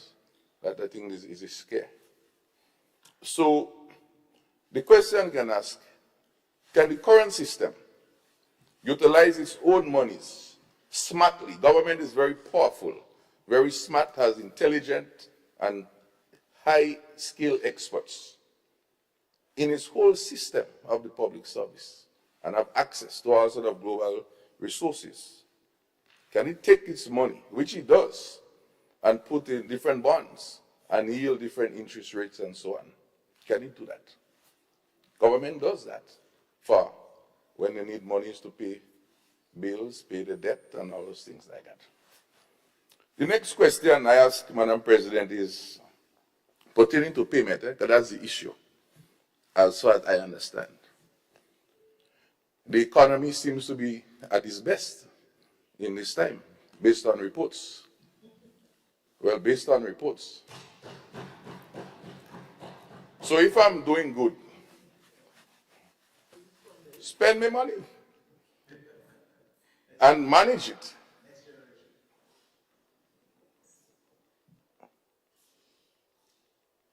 But if I have to cry die so early, then it begs the question, is it really true? Could you really manage it? And I say this, Madam President, because all governments say, and the public, and all over the world, they say governments can manage nothing, government can handle things properly. So, maybe, in this case, we understand that we want to set up a special board, trustees board, to manage this thing. So, we have what is referred to as the Board of Trustees. We'll address that in a while. So, this Board of Trustees, as the question will ask, the first thing you do is, if you want to manage resources properly, do you have anything now that you can use before you invest or go into other things? And do you have a vehicle? A vehicle in this case meaning, does government have other instruments? And I mentioned, for example, you can take your own monies and invest it. Because already existing within the system is a mechanism for handling pension and gratuity payment. The computer is set up, the software is there, persons are already employed in the system. Would persons be losing jobs because there would be less work to do? Because all of this pension and gratuity preparation would be assigned to some other infrastructure with this Board of Trustees. I don't know. Because they will have less work to do. Who would keep people on the job when there is less work to do? I don't understand that. At the same time, Madam President, members, if you're going to set up this fund, you'd have to get a building. Government already have problems getting buildings, renting all over the place. Have to get a building. You have to get workers. It's not just the board, and I think that there is a great deficiency, Madam President, in this bill, because there's a major component that is missing. You have the administrator, you have the board of trustees. But this administrator is not going to come to our office and sit down every day and answer the phone, prepares behind the computer, and do all of these things. This administrator is basically a CEO, a chief executive officer, who has to have staff. That is missing. We don't hear nothing about this, very silent.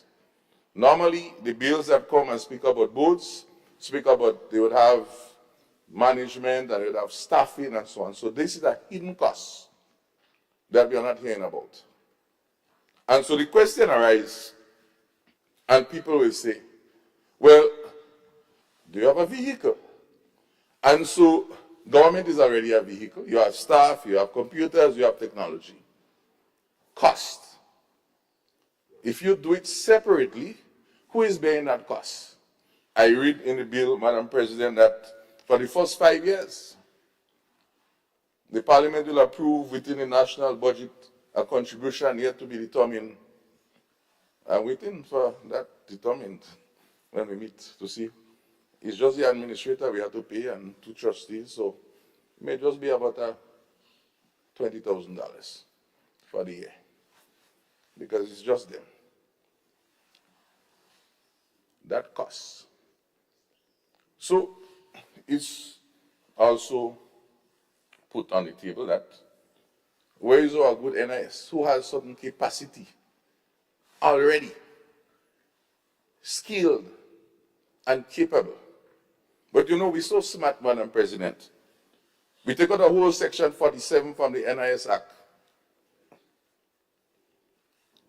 to make sure that the capability, legal capability, is not there. So we basically dismember NIS. We trim it, as we say in agriculture, we prune it,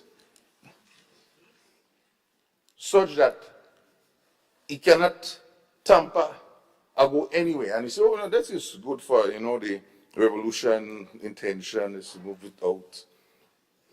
And so when my good friend, leader of government business, presented the sections that are repealed, not only the NIS, he was very silent on the details of the repealing, because this is what is happening. If I'm standing here today, Madam President, I'm in my house, and someone come and they remove the door, they remove the roof, they remove 2 pillars. At the end of the day, I don't have a house, you know. I might be inside something. And so what we are seeing is a sort of surgical, strategic, and I trust that person's following, and when they get to the places like here, they understand the subtle ways in legislation to get around things. And there is nothing wrong in that. There's nothing wrong in that. But we all have to be up to the game. So I say this to say that stripping of the NIS is a significant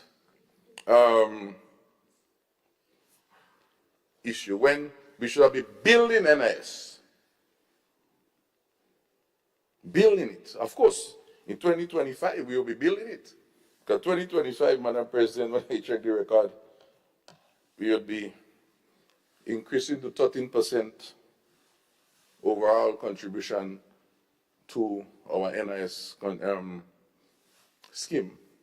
I think it's 6% employee and employers pay 7%. And here we're hearing some other 3% and 6%. There's nothing wrong about that. You speak about it. So we should be strengthening NIS. In fact, we met here about a year ago and strengthened NIS. We strengthened it, give it the capacity to even invest further. They would have special investors and investment portfolio managers. In a small country like Grenada, where we know our technocrats are very limited. I mean, and we all know that. You go in the Ministry of Health, you go in the Ministry of Agriculture, you go in many of the ministries, we are lacking a lot of technical persons. And so we either have to get the World Bank or somebody to lend us somebody for 2 weeks and 2 months to help get things done. But the good thing about it, Madam President, we are resilient people, and we are smart people, and we know what to do when the time is right. So let us see what is the way forward.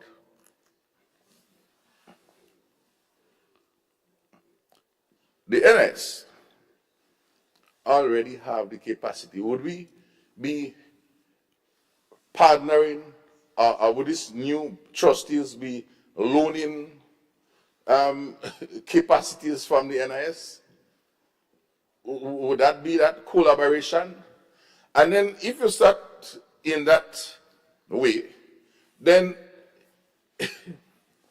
is it necessary to say that the NIS provides all the administrative and all the sort of support that is needed to this fund, and the Board of Trustees act as a Board of Trustees, while the administrator basically act as a sub-department or division of the NIS? Anybody that study management studies, business management, reorganizing and re-engineering will tell you. The World Bank, the IMF will tell you that. Because we already need to have maximizing the use of our resources. What benefit would that separate body brings to us? Well, one may say, well, it's reducing risk. So you put a set of money in a different place.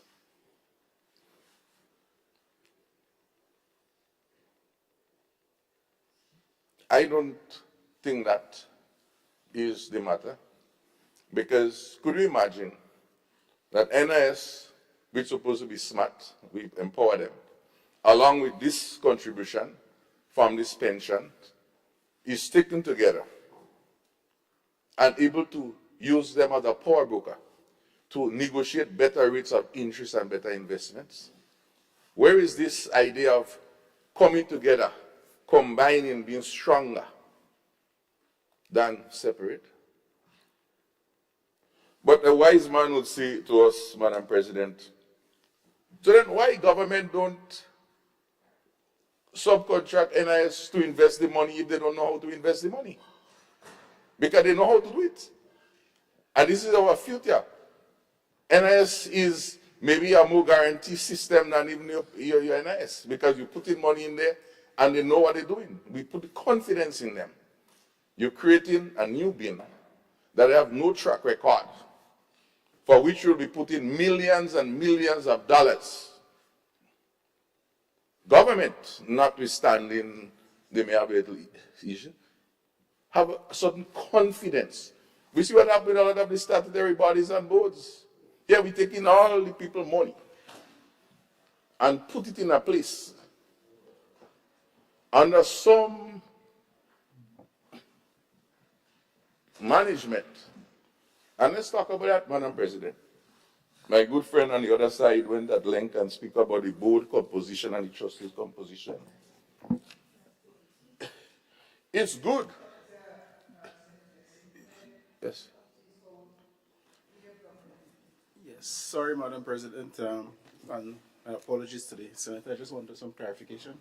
Each member has how many minutes?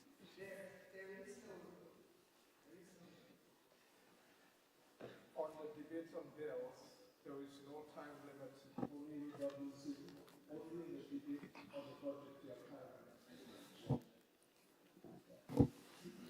Continue, Senator, thank you. You see, Madam President, 52 pages 4 or 5 days ago. No national consultation. So we had to speak and you get scared if we had consultation. So anyways, I wouldn't take the whole day. We would have lunch on time, Madam President. This is why they sent me. So, well, don't worry, yeah. So coming back to the issue of the trustees, it's important, very important. And having myself been a trustee on a pension fund in one of the statutory bodies, I understand very much the obligation, the commitment, and the responsibility that goes with this. I understand fully well the role of GAFIN in the way that they act, and I commend them highly. In fact, there was one officer there, Mr. Edwards, I think he's retired now. Very good help, assisting, and so on. So, I come from not speaking without knowledge and understanding of this thing, right? I understand to a fair extent. But I want to offer in this trustees business. I was happy to see the union because members have to be there. There is some interest, Madam President, based on the scope of this, the serious implications and fallouts of this, potential fallouts, that our good friends of the ECCB should be somewhere sitting in this space of trustees. We trust them in the frock. Why are we afraid to put them in? We have them in the frock. They know about the world. They know about money management. They sit in a space where they see everything that is going on within the OECS Security Exchange. In fact, and it's a fair statement, not only in this, even when we agree that statutory bodies can do investment, that the OECS, securities, bond, and so on, government, it's a very secure area because it's normally supported by governments, would be buying bonds and so on. The interest is very low. So don't expect no overnight interest rates coming to the fund, but it's secure, and you have to secure personal stuff. And so the ECCB, it is believed, should have some presence on this. So when we're speaking about transparency, and we're speaking about no fraud, ECCB is the highest body of the monetary union. Let's bring them in, have them sit at the table, and become a member of this trustees board, Madam President. It's something that should be looked at deeply. You may have to forego one of the other options so that the board is not too big, but that is a matter that needs serious consideration. Madam President, as I move forward on this bill discussion, the people. So we speak about the purpose of the fund, whether it makes sense or not, how best it could be structured and fitted. We speak about who is there managing the fund. I spoke extensively about the administrator and the sort of support that he needs and the amount of money they will need to run this thing. The question then asked,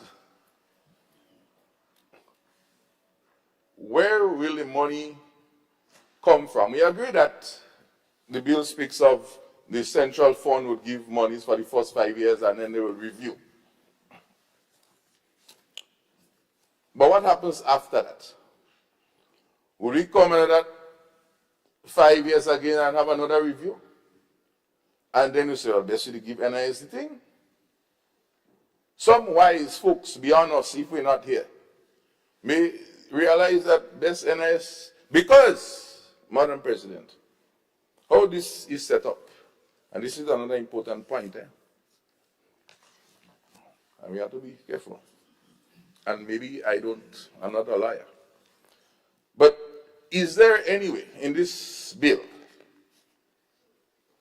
and I will the answer at some time, that this pension fund can be transferred, absorbed, redefined at some later stage? In fact, it speaks about, I think in 5 years or 3 years, somewhere at the back, there could be a review of this whole bill. But in speaking specifically, could it be absorbed in NS? Is there a accommodation? No, the part of the NS that was removed would have facilitated something like that. I stand corrected. So now you have no chance to even hook it back. But I will speak about that in end. So that amount of monies that would be needed would have to come from the fund at some stage. At some stage, Madam President, government going to give, which we all have to agree, until the child get big. Child, go on your own. At that stage, when the child will be on his own, the transition might be, okay, if your budget is 100,000, government will give you 50%, and over the next 10 years, it will reduce its contribution to you because you should grow up. But hear this. Now, this is people's money. They're actually contributing. Someone will say, well, so you didn't know all the time government money, tax money, you should have been worried about that. You should have been concerned about that too. Well, the thing about it, Madam President, the Constitution caters for that. And is you managing a business? If you don't manage it right, that's your business. But no, that I put in my stake here, I have a vested interest now, stake in the game, which is good. I want to make sure that this is done properly. But to get good things, they say it doesn't come free. So, out of this percentage, we're talking about 3%, and it's $90. So this $90 a month minimum, I think that is for a $1,200 salary contribution. Maybe 1% or 2%, maybe $10 out of this $90 has to go to pay the administrator, the trustees, to do all the actuary report, to pay for the rent, to pay for the light and water and gas. In fact, we know things going up every day. So if things going up every day, Madam President, what will happen to this schedule of 3% and 6% that employers will be paying, employees will be contributing now, and employers will be contributing? What has happened to our NS contribution over the last 20 years? It has increased, and increased. So what may look nice now, we may learn in the next 10 years that you have to pay more. Because why? Many reasons. One, the guy needs more salary, trustees need more money, the rent goes up, electricity goes up, cost of things generally go up. But this fund is not a piggy bank. Not that you're taking out, but when you put it in this little box, if you rest it there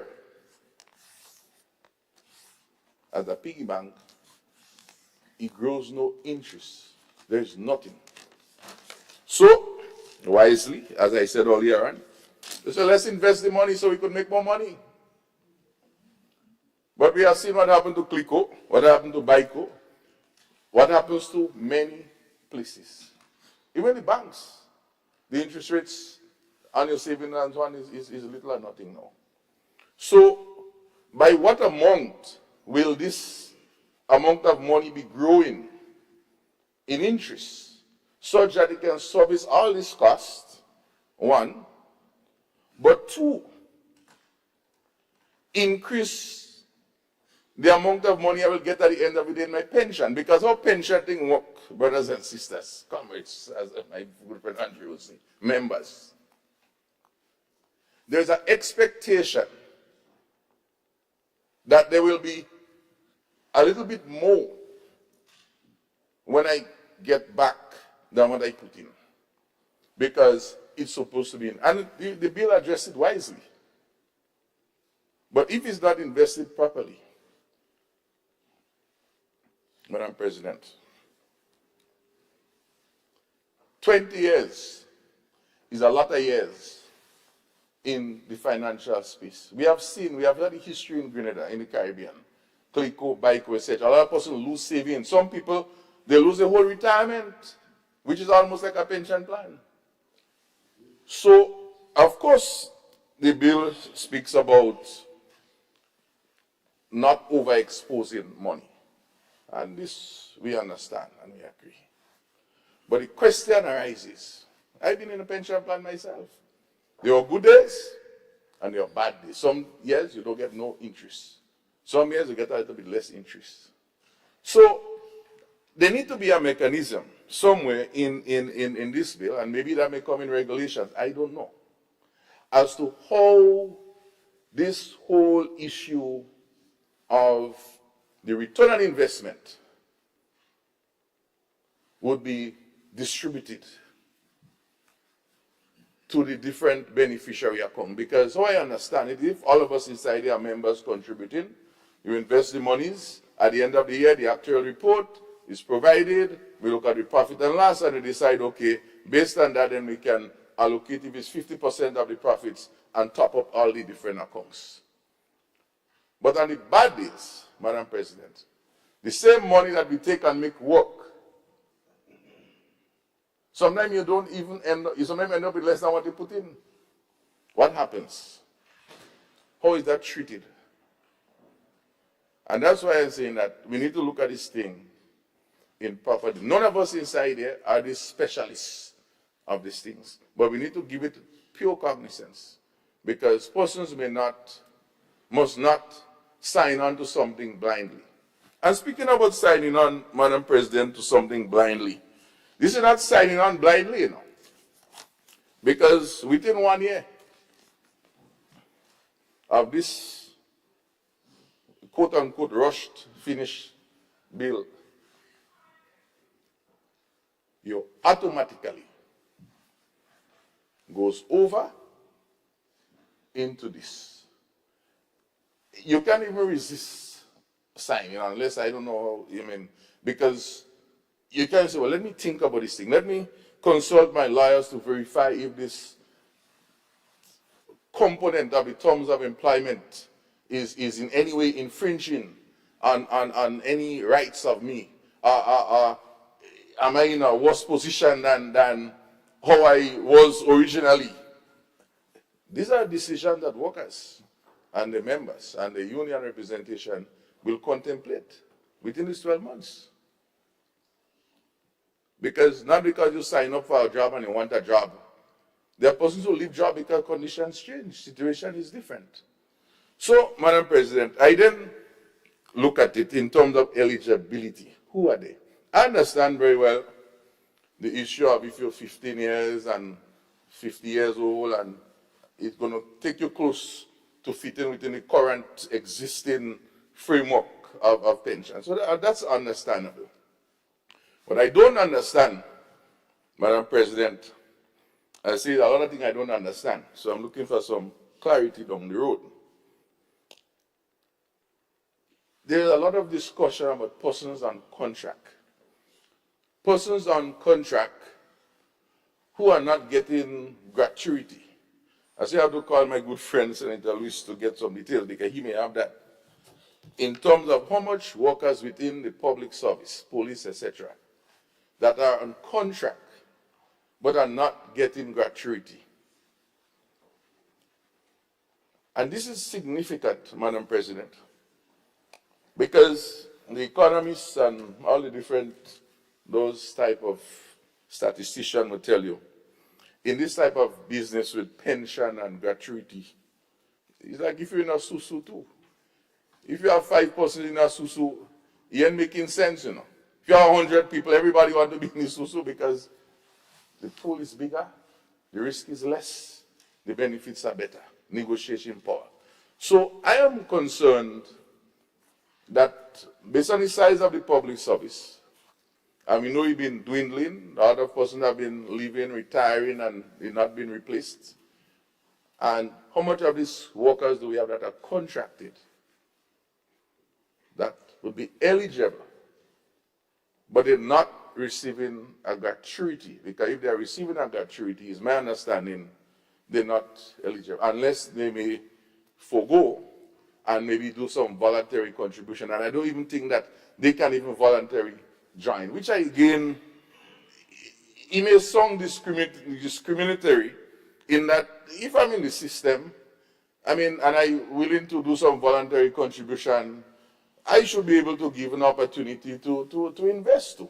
And you should like that because it helps to increase the pool. Unless, of course, maybe we don't show how long it would be. And then this contract business, Madam President, is not a lifetime. It's for a period. So if we're speaking about you have to be in a fund for 2 years before you could even start reaping benefit, and I have a 1-year contract, I'm not a fool. I don't think you and me are wrong. Because I don't know if after this year you would renew my contract, and you yourself don't even want to take this money because then you're creating a liability to the fund. And then how do you give this person back this money after 1 year? They will take you to court. And then they'll say, oh, you didn't really find Prince. So these are the little tips that, yes, people want glory days. But inside the glory days, Madam President, there's a lot of maze. A lot of maze. So we need to clarify these things for persons who are in the contract, the gratuity issue, and this time frame. So maybe you need to have them 5-year contract or 10-year contract with review, of course, for performance, so that your fund can be more reliable. Otherwise, your investment managers would question the cash flow coming in and how we're going to do that whole projection, and the actuary will say, you ain't working. But you already have the plan at risk. So that is a major concern. Madam President, as we move forward and we look at, so I think we speak about the fund, we speak about the trustees. I don't worry about revocation of appointment and so on. And I hear my good friend, leader of government business, speak about every Monday morning somebody resigning, so you have to have cater for something. We want serious people. We don't want persons to be resigning from things. We find solid people because, Madam President, if trustees keep changing every Monday morning, Gaffin would get concerned, or not even Gaffin would raise a flag and say, well, something not right here. I don't think he meant it literally, though. Yeah, that's, yeah. But you see, you have to be careful what you say. Yeah, remuneration, all right. So, Madam President, I'm going. The issue, there's a concern on the beneficiary, let me check my notes just 1 sec, Madam President. There's an issue on the beneficiary,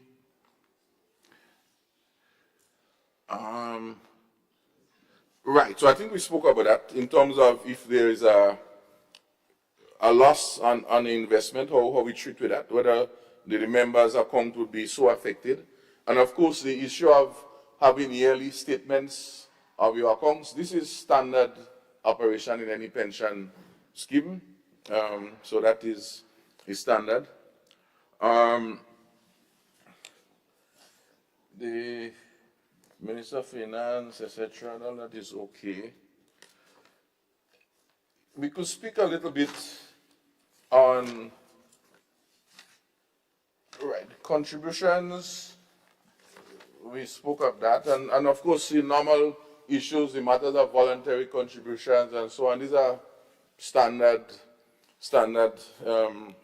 proceeding, and it's good that persons can make that contribution. I think also there's a part where you could get back, I think, some $2,000, like if you want to borrow from the fund yourself. I think this is also a good thing, you know.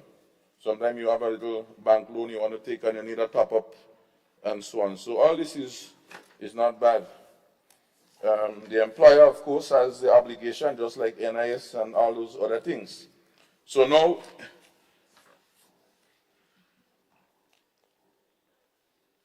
administrator, all right. I want to start looking at the issue of benefits, Madam President, and beneficiaries and so on, because this is very important. I don't have the full details as to how it happens now, and members would help me. If you're a pensioner and you die, I think the pension, everything goes one time.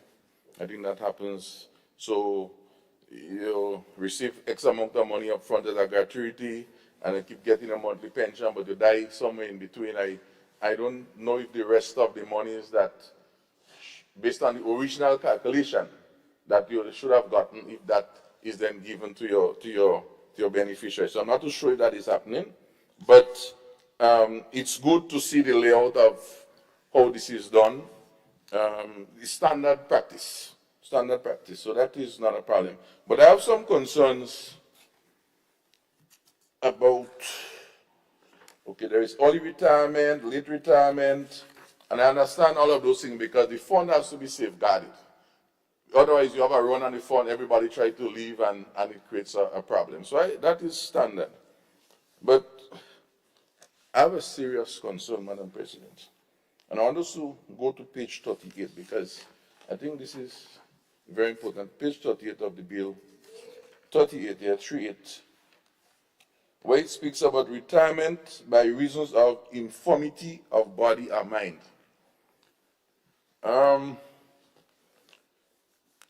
My interpretation of this, Madam President, is that, you know, sometimes someone gets sick, infirmity, maybe they may have some mental challenges, maybe they're just stressed, whatever it is, but that medical disability situation.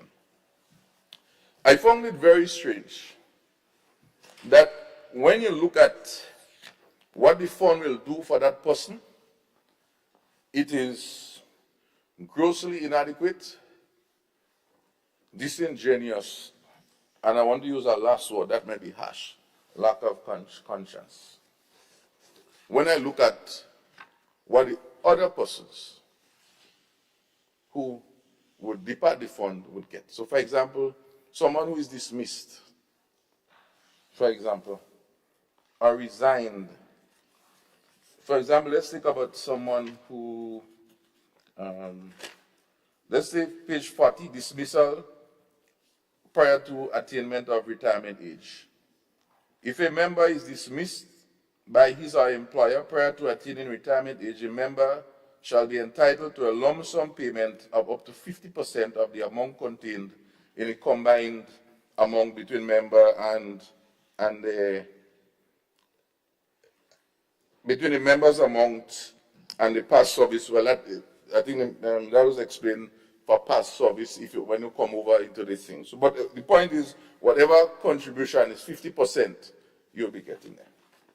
When we look at retirement for reason of infirmity or body or mind, it speaks about a member who is incapable of continuing his or her employment by reason of some infirmity of mind or body shall, pursuant to the provisions of the relevant enactment relating to the member and the certification of the board, be eligible to retire and be entitled to a lump sum of up to 100% of the combined amount, okay? So that is the 100%, okay? But remember, there is the employer contribution part that is not referred to here. So if I go back to page 40, item 2, 56.2, it says the amount of the employer contribution and the remaining amounts of the member contribution account on past service, if any, shall be available to the member in the same manner as specified in section 52. And basic 50 subsection 2. Essentially, that is saying that if you have less than $24,000 in the remaining amount, you can also get that, right? Rather than say, okay, you $24,000, the fund say, if that is remaining, you can go with it. If it's 70,000, then no, that would affect the fund greatly. So when you go back to page 39 now, it says the remaining amount shall be paid to the member in accordance to 52 and 3.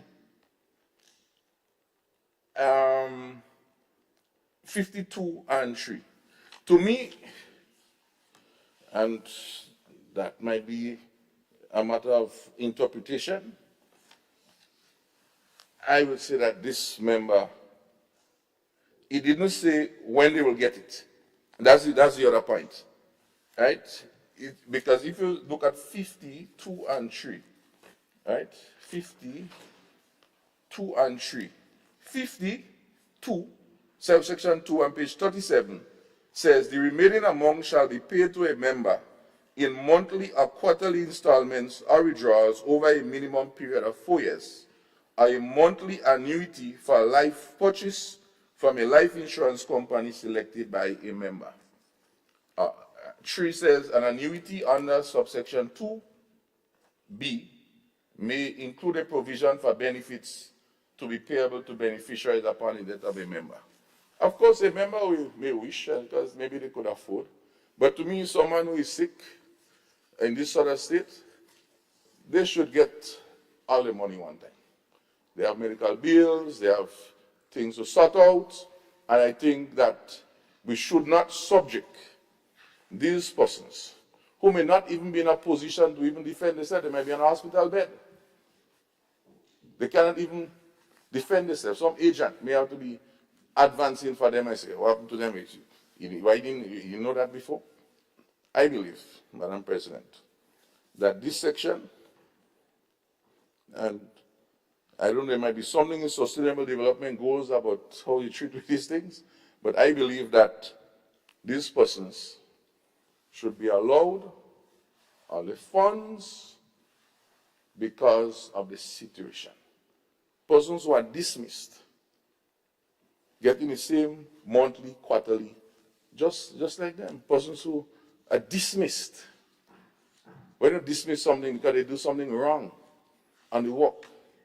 Here, this is someone who gets ill because of some factor.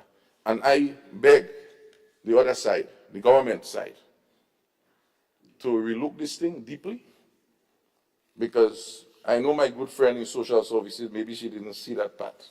And I know she would greatly ask her members, let's look at this thing. All right? That was a major concern. And as there is in terms of the repealing, because that's sort of where I'm heading now. The regulations, we don't know what they will be because we have to wait for them to show up. But I express the concern with the global way that this repealing of these sections are taking place. And host inside this bill, the good thing about it, the fact that it's host here is not lost. It's not a repealing, it's more to me a transfer, a place of abode in the meantime. Because, as I said in the beginning, Madam President, if you remove the door, you remove the step, you remove the roof, at the end of the day, the Pension Act of 1958, while it still exists, for those who it is covered within that 1985-83 period, is okay. It exists for them. And so if we repeal all of these bits and pieces, my question is, how does that in any way affect this existing group of workers who it covers? Because there are certain things that are pulled out, and I sure that we may have to come back here only in the first quarter and make some amendment to these for which we are repealing, section we are repealing in those acts. I'm certain. I want to close, Madam President, with a statement. You know, it's funny when you're doing research. It was Boxing Day, my dear friend, leader of government business, so I was just boxing, right? So, as usual. And I want to close. It's funny how things happen. I discover through some research. It's referred to as Alistair Hughes, we know him, renowned journalist. The Grenada newsletter, and I know our dear Attorney General is a historian and she might even know about that. The Grenada newsletter, week ending 11/10/1975. There's a whole debate, interestingly, about the nutmeg industry and not industry act and a whole sort of calamity, you know. But what is important there in the debate, in fact, in that debate, Mr. Blaise, former Prime Minister, he actually walked out of the chamber. A lot of persons walked out of the chamber that day. But it's not about walking out from the chamber. But what was said, and I want us to bear this in mind, bear in the context of this debate. The article spoke of RCP Moore, who was a speaker then, 1973, thereabout, under the Gary era. And so the students in the house should sort of go back maybe and look at that history. It says that RCP Moore normally makes this statement. He said, this was what, he said, it is a good example of what Speaker of the House, RCP Moore, had said some time ago. That's basically part of the page 2. He said, this was what the House had the power to make legal things illegal, to make illegal things legal, and to overthrow decisions of the court. I thought this was sort of interesting that I saw this yesterday was out boxing. And I want us to bear that statement in mind. He said this was that the House had the power, and in our House here, the Senate, to make legal things illegal, to make illegal things legal, and to overthrow decisions of the court. We set the law with legislation inside it. I rest.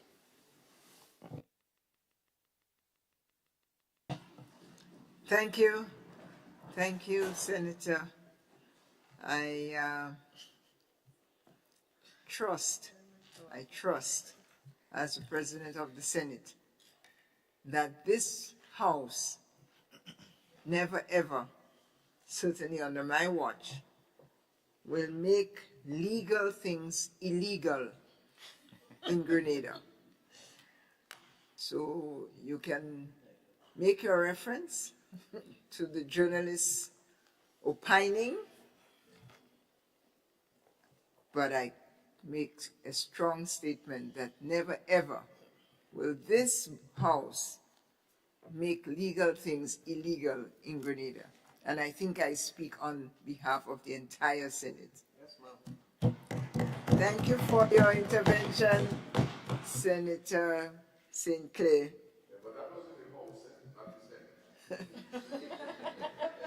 Well, this is why I never use the phrase House when it comes to Senate. I refrain. Thank you. Honorable Senators, it is 1:45 hour, thereabouts. I count that we have 6 more speakers. It is your wish to continue? It is your wish to continue. In which case, let us take then just a stretch, our customary 2 to 4 minute stretch. I will exit the chamber for my stretch.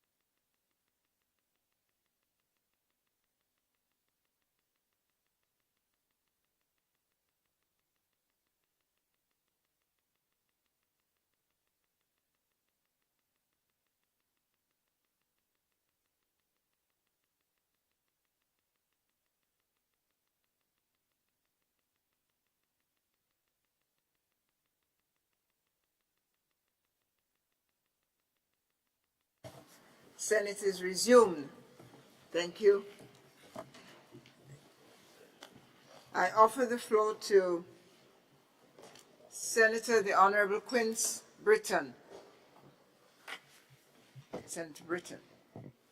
Thank you, Madam President, and I bring you warm greetings as per usual from our constituency in St. Mark. And on behalf of my constituency, though I'm not the parliamentary representative, I'm cognizant of that. I offer to you and the staff of Parliament a season greetings and all the best for 2025. Madam President, I too rise to give support to the bill as presented by the Leader of Government Business. I'm also cognizant of the fact, even if we just gotten a little break to take a little stretch, but that still isn't sufficient for our energy and so on, because we need to be fed. So I'm also cognizant of that. So as not as my predecessor, I would not go this lengthy period of time. You know, I see some of the children, they got a bit tired. I won't say bored, they got tired. So Madam President, as the bill 6 is a pension reform bill, and we have to, well, first I must place on record commend the pension reform committee for doing an excellent job at drafting this piece of legislation so it can be taken here to be debated. I think based on the conversations on the other side as well, they agree in principle of the measures that we have taken, because the fact still remains as it is now. You have over 4,500 persons who within the public service that might be eligible for pension and is not receiving a pension. And the bill clearly states as to the amount, who it is targeted to, persons who is there already, and it would not affect them in any significant way, and so on. You have options. If you take time and you go through the bill thoroughly, it would answer the many questions that I've heard or presenters on the other side raise concerns about. And your concerns are legitimate, but take time and go through the bill. If you go through the bill, you will see it there spelled out. It even gives, Madam President, where you see for the investment of funds, I've heard about that. It clearly speaks as to how do you invest, who should be appointed, and so on. And it cannot be just you're just making some wild kind of investment. It has to be done in a transparent manner, and it must be done through financial institutions that are licensed and recognized by GAFIN. So too, Madam President, the bill, well, there's a lot of clauses in the bill, 72 actually, and it's various parts, eight parts. I wouldn't go through them part by part or clause by clause, because many of previous speakers, you know, they went in full details, and so too my speakers after me will go into more details. But Madam President, I just want to record my full support for this bill. I'm proud to be standing here on the side of history with this administration taking a bold step to finally do something about pension, because it has been kicking the can down the road of successive governments We heard about the Humlin Armstrong case, and not too long ago we heard of where Judge Glasgow, he made a ruling on behalf of the public servants and so on, speaking about the Pension Disqualification Act of 1984.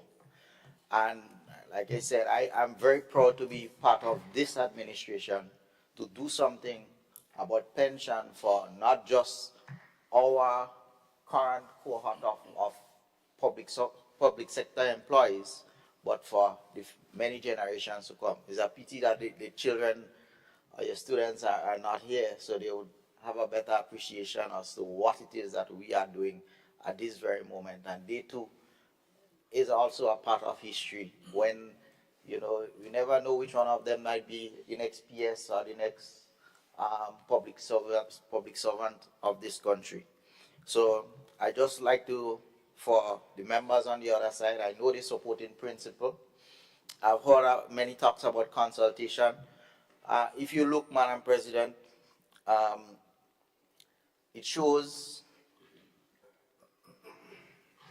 who makes up in that board of directors, the board of trustees, and you'd see it also spelled out for someone, a representative from the trade union, right? So, and I know some consultations were done as to how much was accepted by some of the unions. Some legitimate concerns was raised by some of the unions. I've heard some speaking about the agreement of this bill in principle. And I know it will be a talk for the next couple of weeks and months as we go forward. But it also gives us an opportunity to go right back again, sensitizing the general public as to what it is that was done, how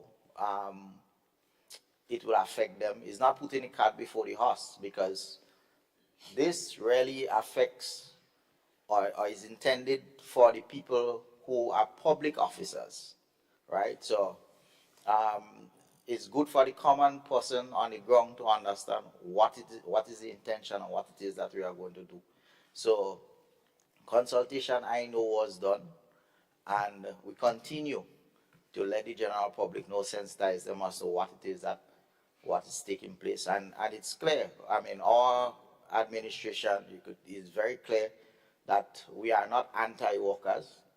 We were born on the heels of protecting workers, and we will continue to do that to serve in the best interest of the workers of Grenada, Carriacou, and Petit Martinique. So again, I record my full support to this bill as presented by the Leader of Government Business, and I also encourage members on the other side so that they too can give a full support for this bill. I thank you, Madam President. I thank the distinguished senator from the government side, and I thank you for your succinct presentation, contributed to brevity. Thank you.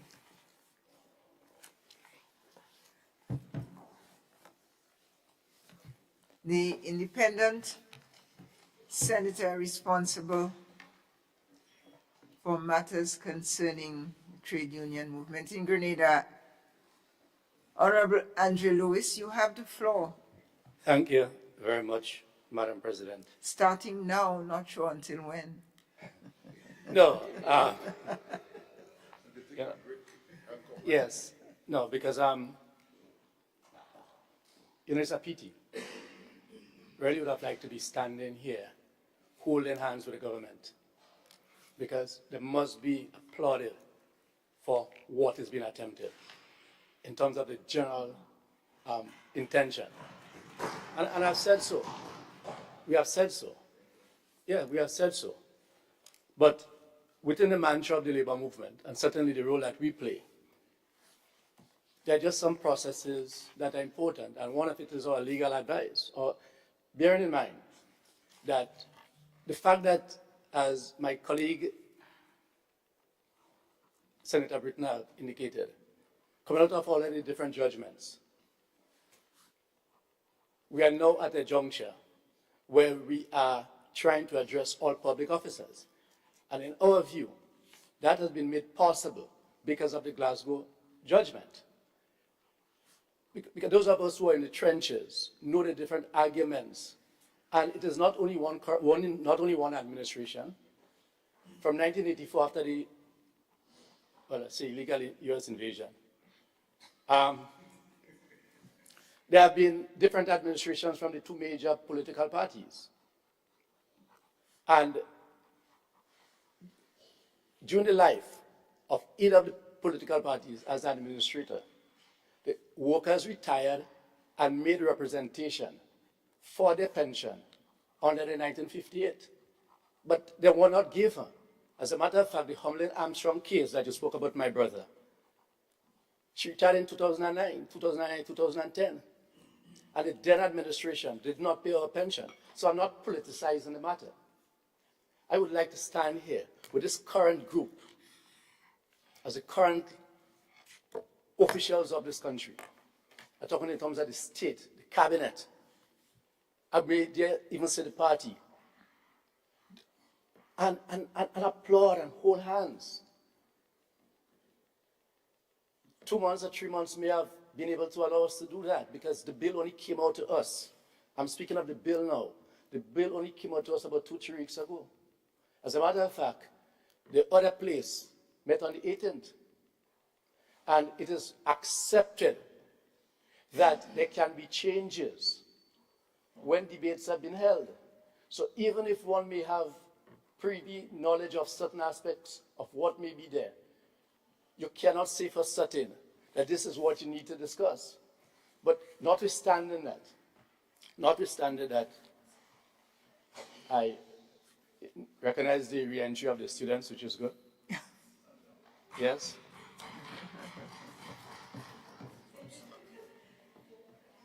Yes? Madam President, yes. So this is not a fight. This is not a fight against the government.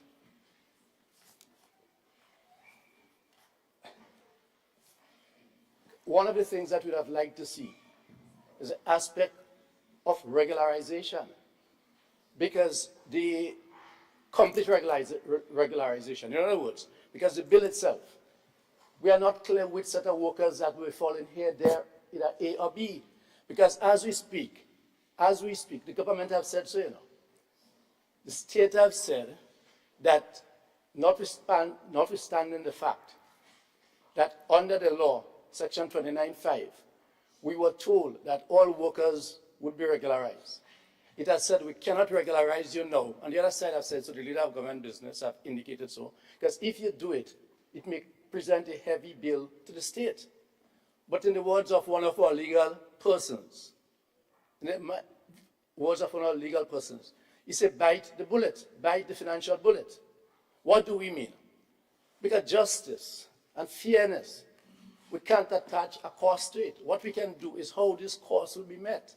So if the intention is, if for instance, and I propose here, and I submit here, if the state is saying that if we were to make, and I'm dealing with the existing public service, if we were to go through the process of regularization, which is permanency, and the positions, hear me, the positions that will be entitled to pension, I want to be clear, the position that will be entitled to pension. So I'm not saying all tut mun bagay. I'm not saying that. If the state is saying, if we do that, we'll have to pay more money. But after we pass the reform pension, we will address that issue. And then Mary or Jane or Tom is made permanent on the basis that that position falls within a pensionable position, or ought to fall within a pensionable position, then that would be an injustice to them. It would be easier for us sitting here. It would be easier for us sitting here to have a discourse on this. It would be easier for us in the movement, in labor, to lock arms with the government and walk together and go on top Market and say yes. And I say Market because Market also has a historical context for us. Because young as we were, with the elder ones, it was on Top Market Hill in 1994, 93, 94, that the state with the police and then beat us on Top Market Hill for the aspects that the then administration were trying to amend. It passed. But we confronted it. And I know my brother, one of them, indicated that there ain't workers outside lining up to demonstrate. So it's an indication that everything is okay. I'm saying no. I'm saying that what we are asking for, because there are good things in the bill, extremely, extremely good, because what it seeks to do, one of the major objectives is to ensure that people who traditionally will not receive a pension and retire into poverty, and stop is put to that. And I recognize that. I recognize that. But the question is who? So it's process, one of process. One of process. Sit with our legal practitioners who are members of the Bar Association, but whose responsibility it is to advance the cause of labor. The three firms that represented the unions, namely the firm of Amicus, I think it's, no, that Amicus is you? Thank you. Thank you for that. And for the many others who are behind the scenes, but who today may take a different approach because they're in government. Not that they're against it, but I'm talking in terms of process. And there's scores of other people. Because remember, when one party is in government and the other one is opposition, they give advice to the labor movement. Yes, and we welcome that because that's the history of the labor movement. What we do, and we have said, and I'm stating here, we have absolutely no difficulty. As a matter of fact, it is our duty to be involved in politics, but we should not allow any political party organization to control us. We should collaborate with anyone who is prepared to seek our interests, but know when to tell them to get off the train. And yes, as my colleague said, that Amicus was behind the scene. I take a word, and scores of others. But the office of, I'm speaking here of Mr. Hood, Siboney, and Henry and Bristol. Yes? So what I'm saying here, remember these firms are the firms that have represented us, and I just say again, freely. The colleagues set up, took night and make day, and they have not charged us 1 cent. Do you think that these colleagues now will be raising concerns just because they're against the government or they don't want to see workers benefit? No, they want to ensure that the struggles and the sacrifices that they made and the commitment that they made continues along a particular path that we all try to sort out, in which judgment came on the 29th or 30th of March 2022. And we know, and I verily believe, that it is because of the timing of the judgment, we are close to an election, no appeals took place. Whichever government is there, right? And that is why for us, and I'll say it quite clearly, election period is a good time for labor if we use it correctly. It's a good time for labor if you use it correctly, because you do not plant corn in dry season. You do not plant corn in dry season. And therefore, that is why, Madam President, when those who sit in opposition, right, would be quick to give us advice, we must know what to take and what not to take, and we'll knock heads. We'll knock heads. But it is not unusual that when those who are on the other side in opposition comes into office, then the picture becomes different. The picture becomes different. And why am I saying this? Because it has been advanced by the administration that regularization will cost too much, because once you juxtapose it with pension. But just to repeat, bite the financial bullet. I mean, our state, our governments over the years, has found millions upon millions of dollars to do all kind of investments, to pay all kind of people that they call con men, all kind of different things.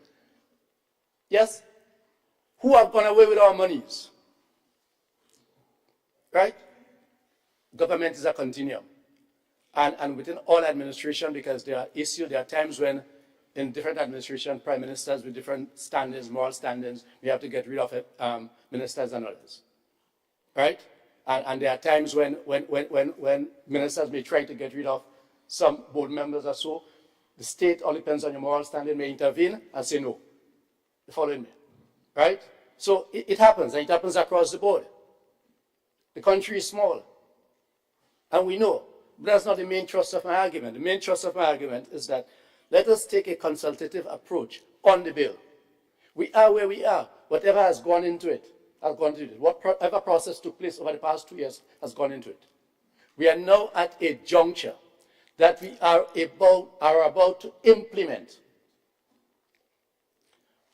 So let's put a pause. Let's put a pause. As you know, because it is good for those who do not have or entitled to pension at the moment to be given pension. Good. However, it is not good for those who should qualify for pension under the 1958 not to be given that opportunity to be qualified before. And in the labor movement, there's something called solidarity. Solidarity is when we look out for the interests of everyone, and many times a delicate balance. Many times a delicate balance. We are convinced that not too long from now, if an opportunity is given not to pass this bill here today, we can set a time frame, right? These are members of the bar. The Attorney General is close to all of them. These are our colleagues to address those issues in the bill. The aspect here has to do with the bill, right? One may even say, the issue of consultation before, I'm not even going there. I'm saying here right now that this bill is what I'm speaking of. You see, I will use the nurses as an example to try to highlight the point, and that will apply to any other sections in the public sector. The vast majority of nurses are quote-unquote under contract, because I think it is true, I hope I don't get it wrong, is it Grenada? There's this outsourcing body that the past administration and others have been using and currently use. I don't think any one of us will sit here, those of us who have been involved in workers' issues, government issues, and think for one moment that the nurses that they call contract, who have been doing what are established jobs, could be anything otherwise than to be regularized. Why not do that? Why not do that? Why not do that? And for the countless other, because out of the 4,005, and I'm accepting that figure, out of the 4,005 people who are outside of, well, I shouldn't say outside, who are not benefiting from the pension, because there are many inside it that should be benefiting from the 1958 pension. What the state has not told us is to give us that breakdown as to who they are. I'm aware that my colleagues, especially in the Public Workers Union, have been asking for that. And they have had engagement with DPA, asking for those information.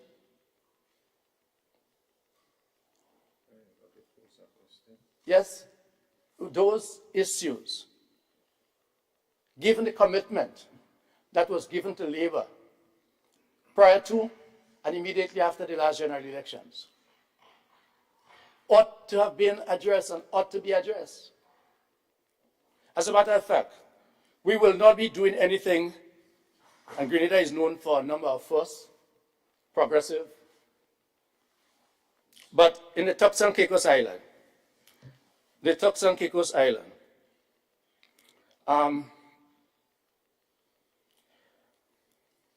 the Turks and Caicos Islands conducted a pay, because there's the aspect of pay and grading to it, pay and grading, that just as how my colleagues on the other side, the government, did that pay and grade for themselves. That's what they did. Because remember, it was identified that as ministers and as parliamentarians, we are not paid enough. But that's a pay and grade. That's a pay and grade. Why not do that for the other broad general public sector who has been toiling day in, day out, 10 years, 5 years, 15 years, 20 years. Let us not repeat when the state in immediately after the invasion, rather than restoring pension for all public workers, what those who were sitting in places like here did was to bring a pension for parliamentarians. Don't just do something for yourself. In conjunction with doing it, let's do it for everyone. As I was saying, the Turks and Caicos Island conducted a pay and grading review prior to implementing the pension reform. The last comprehensive review was done in 2012 and implemented in 2014. But here's the important thing. In March 2022, April, May, June, 3 months before this current administration came in. Yes? In March 2022, the government reinstated civil servants' pensions and gratuity through the passage of the Public Sector Employee Fund Bill 2022, Pension Amendment Bill. And it may very well be the same resources that we are using in terms of advice, in terms of who's been advising the actuary that may have been involved in that. I'm speaking now not about the reinstatement, but in terms of working out the mechanics of the fund, right? Subject to correction. Here it is.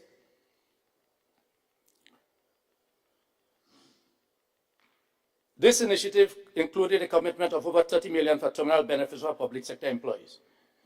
Currently, this government, give it to them, the aspect of past service benefits, and that's something that must be applauded for, right? That's what we should be fighting. Something that must be applauded for is that you are recognizing that the public officers who did not receive pension or is not under the scheme, you are making provision by putting aside monies for the years of service so that they do not start from zero. And that must be applauded. That must be applauded. That must be applauded. But the difference is that many of them ought to have fallen under the 1958. And how do we know? Through discussions with our lawyers. Because we would not sit, Labour will not sit in a discussion with government on these matters without, with this bill, our lawyers. Well, let me go further. Let me go, well, yeah, that's true, you know. As a matter of fact, Madam President, you know, but that's okay. You know, in October, on October the 11th, 2022, in this very house, the very first sitting of the Senate by itself, independently, because I think there's a joint sitting, Labour brought a motion here to identify with and give support to the government application of the Glasgow judgment and to call on us to associate with that judgment for all public officers who are entitled. I then said, based on the response of government, my dear friend on that side there, when I heard the government response, I said, and I'm still wondering many times if there's a change in administration, and I'll tell you why. Because almost in the exact location, I don't know if they has chosen a seat, I don't know.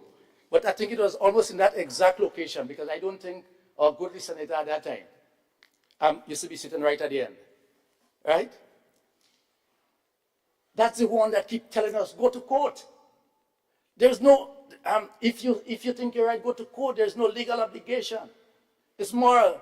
It's a moral thing that we are doing. I may have heard that just now. You know, I may have heard, and I know we could also go to court.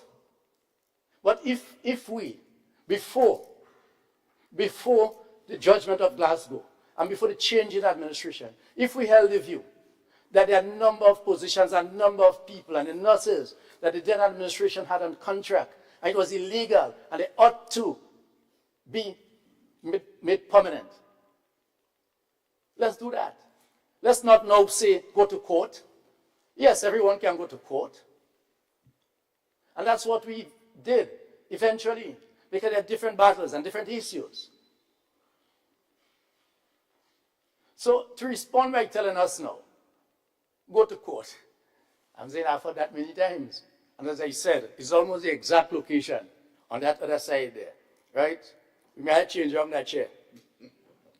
But let's go further.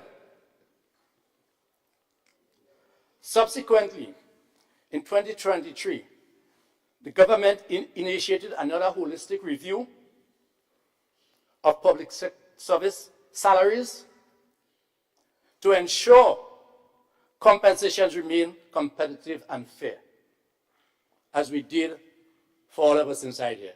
So I'm not excluding myself. Yes? And in the other place, right? Because remember, as a minister, you're not being paid as a minister, you're given little and nothing as a senator, and you're not, if you for your functions inside here, having to report, right? This review led to significant salary increases for civil servants, with a minimum 10% increase in net pay effective December 1st, 2023. I'll go further. When the pension was reinstated, what the government did is the same 3%, as I say, if you look through the region in terms of the different reform bills that have passed, you may see similarities. Because you know, my good friend here, Senator Thomas, as one of the leading Calypso servants, and you have done a lot for Calypso. Yes, you would know that if many artists goes to the same producer, you know, saying, or the people that do the arrangement, many times you hear similarities. Yes, because one person just have so much limited fingerprints. What the government did, before implementing, and I'm quoting here now from the president of the union in Turks and Caicos. Yes? What the government did was to bump up the public servant salaries by 3%. So it offset the 3% that would now be contributed by them. And this is not through salary negotiations, because I know that there's a 5% coming in January. But this is salary increases that we negotiated about 2 years ago to deal with what we call basic cost of living increases. So let us not commingle this. Let us not commingle this with that workers will be paying 3% come January, but they get a 5% come January. I take it in front. Right? Take it in front. This 3% that the government of the Turks and Caicos gave to the workers was to offset the increase. They will pay the 3% going forward, and obviously, as the salary increase, the 3% in terms of a quantum would increase, in terms of the contribution. So there's process. What we wanted to see was the aspect of regularization done as of yesterday.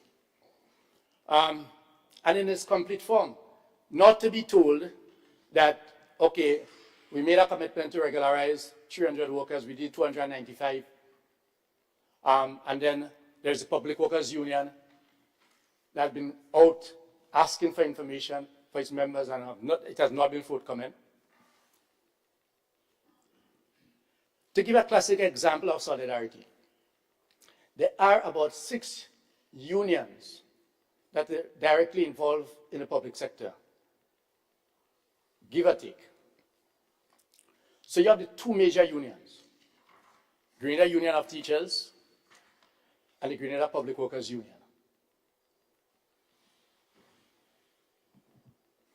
You have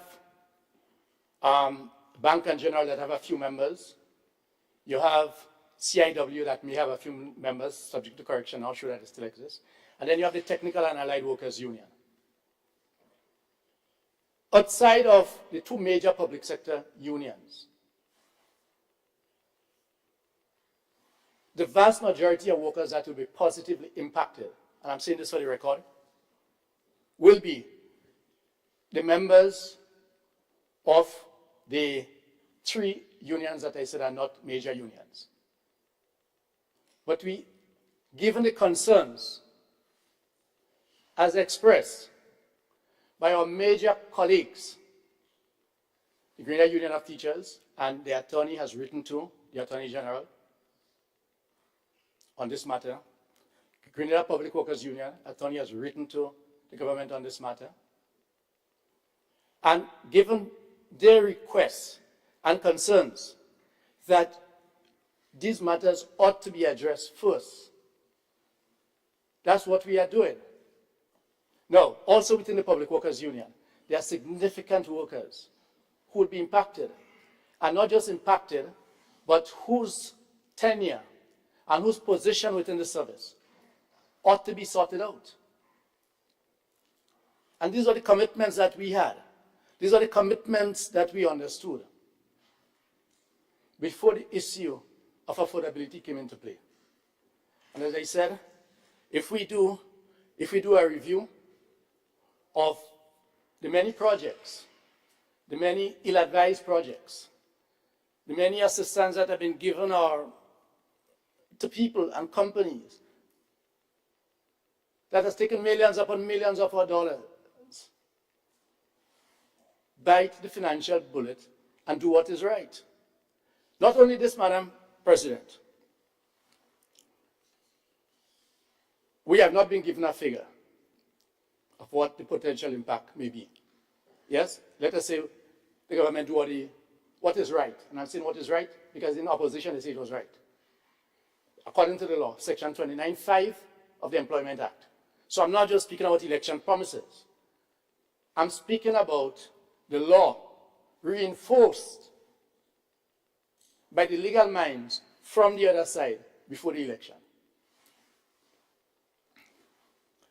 When the then administration was complaining that they can't pay the pension, yes, that before we got the court ruling, they can't pay the pension, and that, and the gratuity,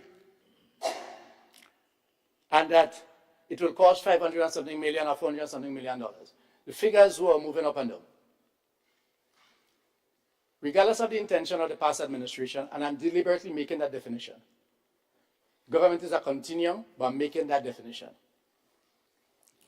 The past administration, through its spokespersons, who officially identified with the party, and leaders of the party, said that the monies can be found. It will not cost us much. You all remember that? It came from you all, Madam President Trio. Yes? What we are saying, you recognize that you only had to pay out about $78 million to the pensioners. And we applaud you for this. If we take 500 million, and I just rounded it off, right? 500 million that you thought you may have had to pay. That which you said it should be paid, and you can pay it, because you can get and pay little and no interest, soft loans, whatever it is you call it. If you pay out 78 million, 78, if you take away 78 from 500,000, maths is not normally too good. 78 and 22. So that'd be $422 million that can be made based on your expectation before assuming office. Before assuming office. That if it will cost $300 something million to bring in the people who are on contract but are in pensionable position, yes, then utilize that resources and make right that which ought to be made right. If there are challenges, based on when people, because out of these 4,500 people, not everyone will be going home today. Yes? And based on what is happening, if there are challenges, we can discuss. We can discuss. I also need to place on record, before we get there, that this is an indicative response of how we'd have liked to respond. All right? I give a lot of thought to how much I should go into, because we are not in a position to support the bill in its current stage based on the lack of discussion with our legal people. I want to place that on record. So what I'm doing here is an indication of some of the arguments that one will be making. I think it is only fair to do that because you're going to pass anyhow. So let me see if we understand that. Thank you, Senator. This is a discussion you're having and not having at the same time. Are you saying that you're making an intervention, but it is not your response to the bill? Clarify for us. No, it is my response, but it is limited in the context that we did not have a chance to review the bill with our legal people. So in other words, what one would have been, what we have liked to address, also we have not been able to do it now. That's what I'm indicating. Yes? Thank you for your clarification. Right. And that is why early this morning, sorry. But you're on the record. You're speaking on the record. No, I'm speaking on the record. Thank you. I'm speaking on the record. But indicating that there are much more concerns because our attorneys have raised those things with us, but we have not been able to seriously engage. And that is why this morning I stood up by asking for a suspension of the bill. But recognizing that the bill has not been suspended, one had to make a judgment call. Should I speak or should I not speak? Because we support the intention of the bill. But these are the challenges that when you hold different positions or certain positions you have to confront every time. Yes? So I wanted to clarify this. So my non-support of the bill in its current form has nothing to do with not recognizing the good intention of the bill and how much good it has in it for the workers. I want to place that there. And there are a lot of workers. I would have liked to be able to say that there are more workers that benefit from this than not. But I can't say because I don't have the figures. I can't say. What I do know is that there are some positions that we know ought to be that is not considered.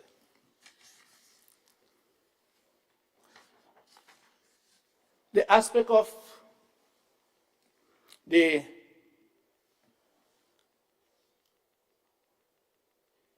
pension fund and where it has been placed. As my colleague, Senator Sinclair, raised earlier, the NIS have had over 40 years of experience in managing pensions, in managing those sort of engagements. NIS has structures. Yes, you may need to tweak something here. They have a building, they have offices, they have real estate. So it begs the question, why not through the NIS? It begs that question. And later on in the bill, I'll just, there is something there that has stood out to us. Yes?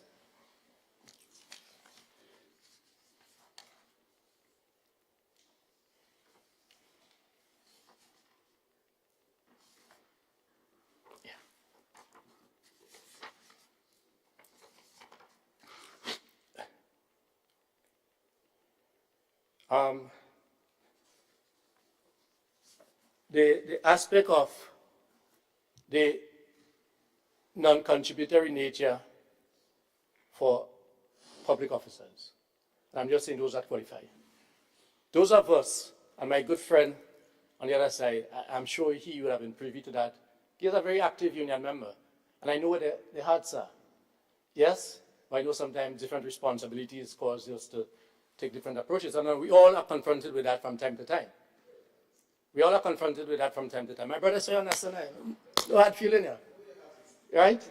No hard feeling here. Right? Hear what?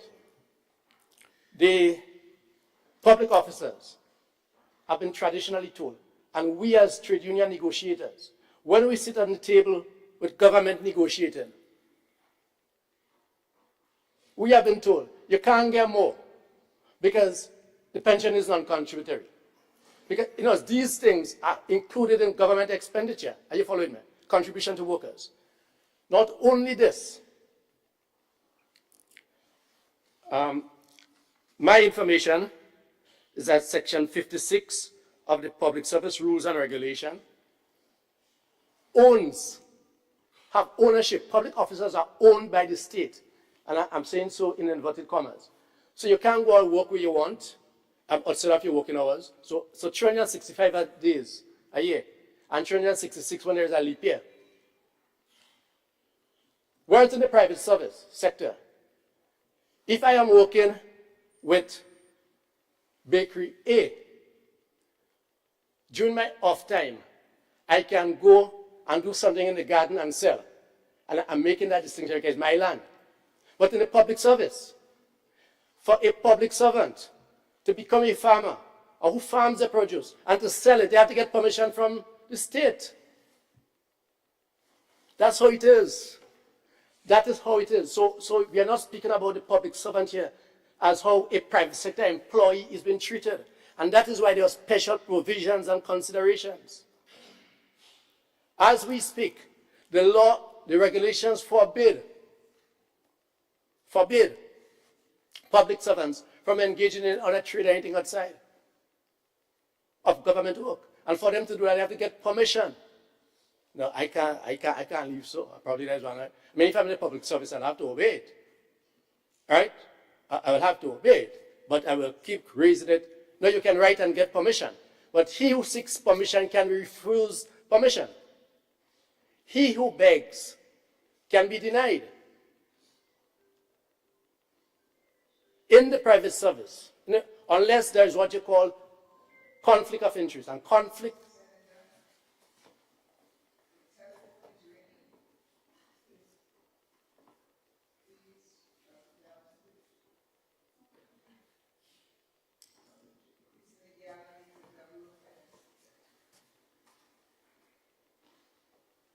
Can I just take something from here? Yeah, I don't want to take. As we take that break, for something. Break. When I say break.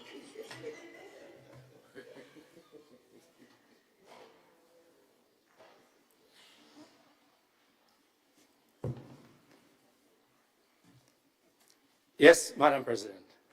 That was a useful intervention. I'm not saying that person is right, but I have capitalized on it. Yes. In the public service, your time is at the pleasure of the state.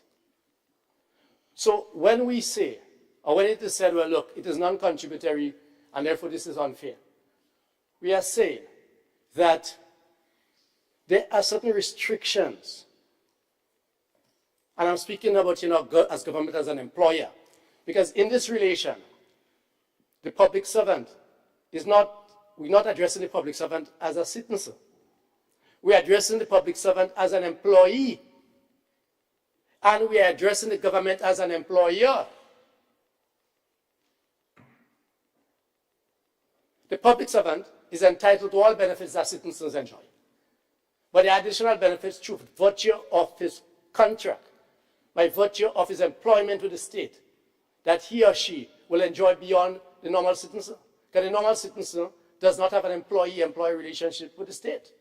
But they are owned by the state. And these are some of the things that we would have liked. Salary increases were certainly restricted on those bases.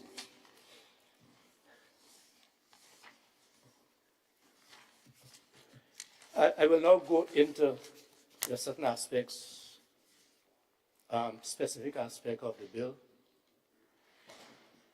And these are just what I will call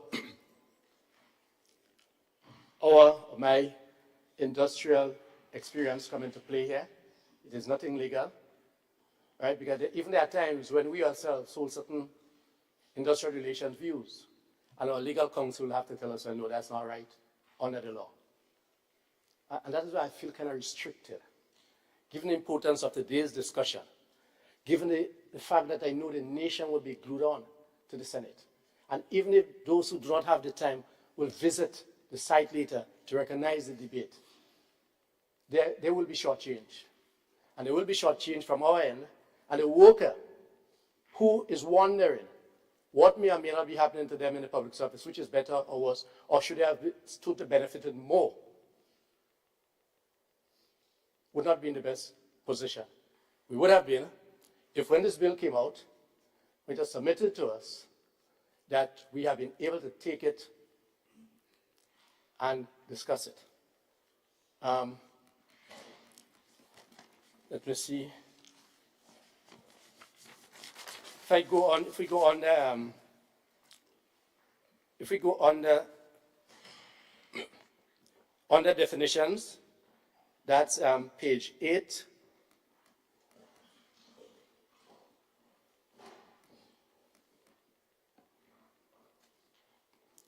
Which speaks about casual employee. Just put it out there that whatever has been done in a definition should always reference section 29.5 of the Employment Act that speaks about the 3 types of contract. All right, so just an observation, putting that there. If we were to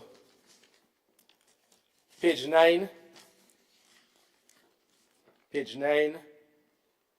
under definition, it reflects some clarity here. On the new public sector employee, it goes up to page 10. Are we saying that an employee of a statutory body is now considered, one this coming into force, as a new public sector employee? Just a questions on what implications that may have, right? Because just clarity, I'm not saying it is. If we go to page 11, that's on the temporary employee.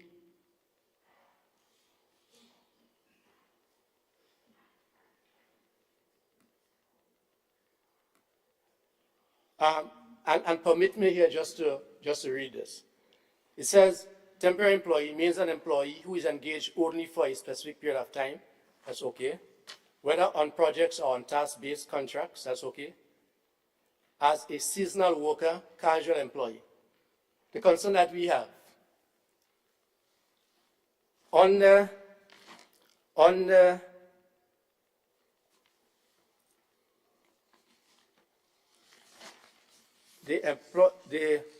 seasonal worker under the Employment Act. I had that note somewhere. Seasonal worker can be a permanent worker. This year does not seem to recognize this, because you have jobs that are seasonal in nature. Once you are always working, when the job becomes available. So for instance, in the hotel industry, hotel workers, I use the hotel as an example. Years ago, when the government owned Calivini Estate, the cane, yes? You may have people who, you only need them when cutting cane. In the hotel, you have workers who you wouldn't need right throughout the year, but they come and work every year. So although they are seasonal workers, if I remember the section, I'll say, these would be considered to be permanent work. Oh, it's right here. I normally put things in red, but Section 46 of the Employment Act. Section 46 of the Employment Act addresses that, which seems to us to run into because under temporary employee, it does not mean that the person is, because they are seasonal, they are temporary. That's what this is saying. This is saying is that once you are seasonal, you are temporary, because it falls under the definition of temporary, whereas Section 46 of the Employment Act views that differently. If we were to go to page page 16.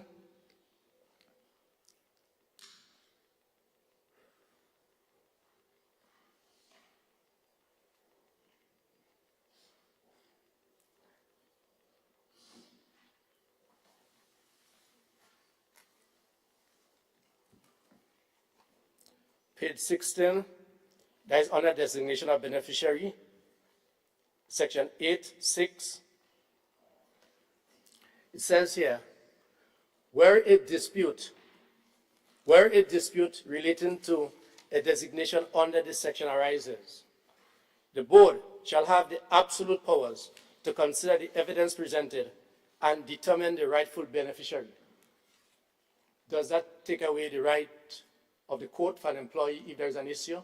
That's what we're asking. In other words, it says here, shall have the, and determine the rightful beneficiary. All right, it may not be, it could mean, if I may try to answer it, it may mean that in terms of the disputants, the board will make that determination, and it's possible that the person may have a right to appeal to the court, I don't know, but that here is not said.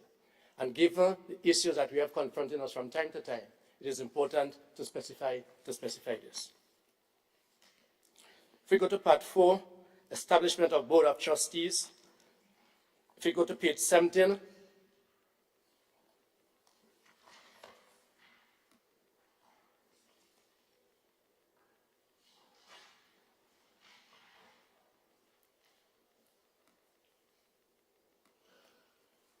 that's it.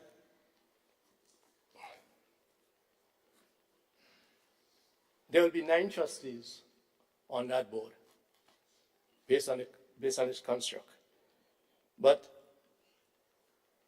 we are concerned that there can be, based on who may appoint the trustees, it can, and I'm not speaking about the competency of colleagues now, of the trustees, knows whether or not you're good at what you're doing. But I'm speaking as to where the power to appoint comes from. It can work out to be, or give the appearance that let us say the state has more, through the different ministries, have more representation there. Remember, these are workers' money, because even if the state is contributing, it is designed for workers. And not only this, it is 50-50. Because where there is 3%, there's 3% employer, 3% employee. Where there's 6%, there's 6% employer, 6% employee. And I can give you this because we confront that every time in the private sector and resist it. If my money is inside there, and especially where it is equal contribution, you can have more people than me. Or you ought not to have more people than me. Because I want to be sure that the people are there, and I'm going back to this, is not about questioning people's intention, because many times it's not what has been done, but it always appears. So it appears that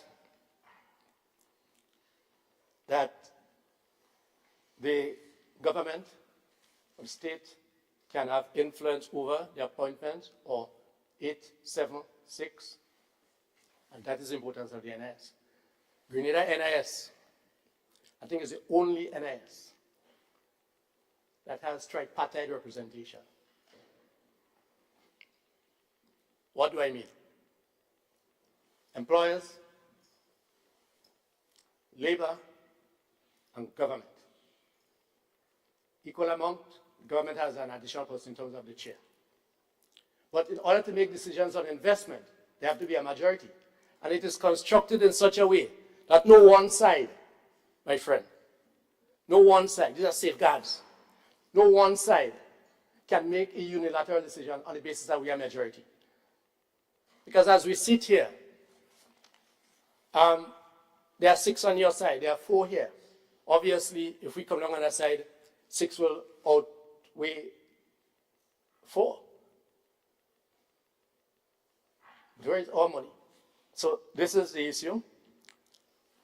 Unlike the NIS, and we have had to save the fund of the NIS from mostly all governments in the past, when they feel they can just dip their hand in NIS money. Yes? When they feel they can just dip that in NIS money. Because many times, and you know, one of the few times, if I should say so, and few here is not just in terms of a numerical value, but in terms of the overall scope of things, that the private sector and labor sings from the same sheet. It's on these matters. We consult deep on these things. There are many times the government comes with requests, and I'm not singling out any government there, I'm speaking about government as government. Because it has happened in all administration that I'm aware of. During my time in the movement, and from the history that I've heard, yes, from the elders before me, this arrangement has helped save the NS many times. If we were to go now to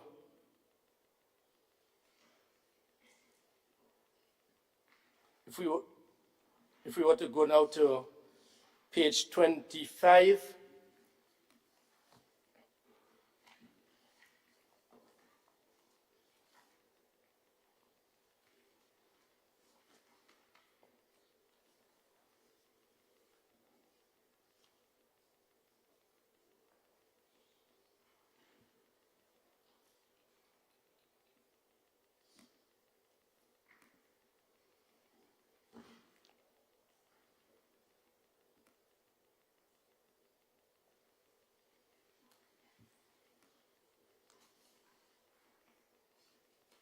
yes, if we go to page, let me make sure it's page 25.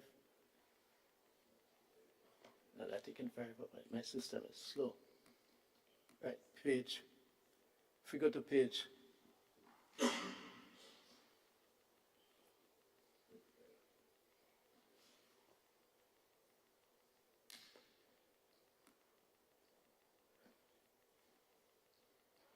page 25, actuarial valuation of the fund, but that will be now page, right. I want to change it to page 26. Start on page 25, but the specific concern is on page 26. I will read it. It says here, that's 27, subsection 5. It's on page 26 here.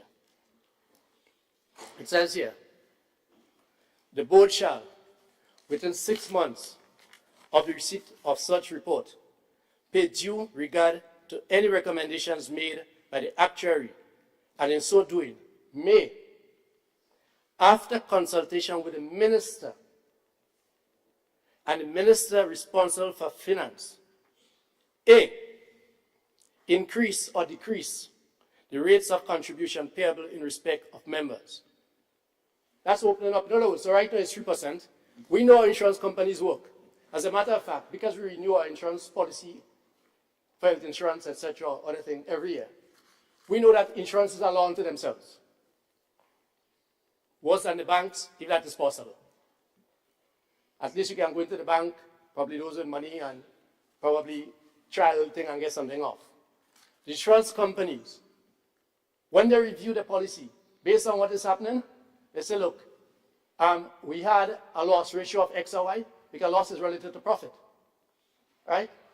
That we are increasing your premium by 10%, 15%, 20%.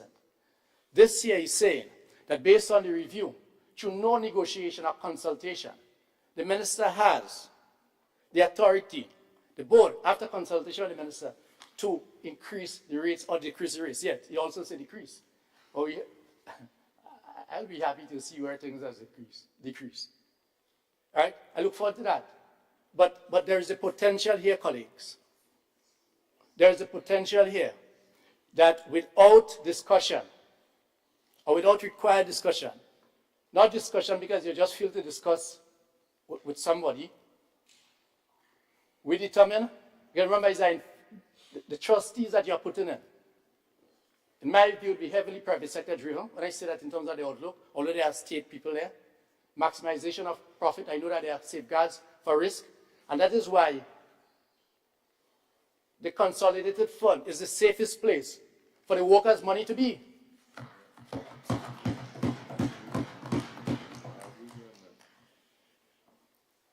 The monies that parliamentarians are getting, I like to do introspections. Not because we sit here. The monies that we as parliamentarians are getting, there's no change, it goes in the consolidated fund. Because after X amount of years, parliamentarians are entitled to pension. Yes? And permit me to say, I know we haven't reached there yet. Probably if I say it now, I may not need to say it again. There may be other things I may need to say. We see another arm of the state, the judiciary, continuing on there.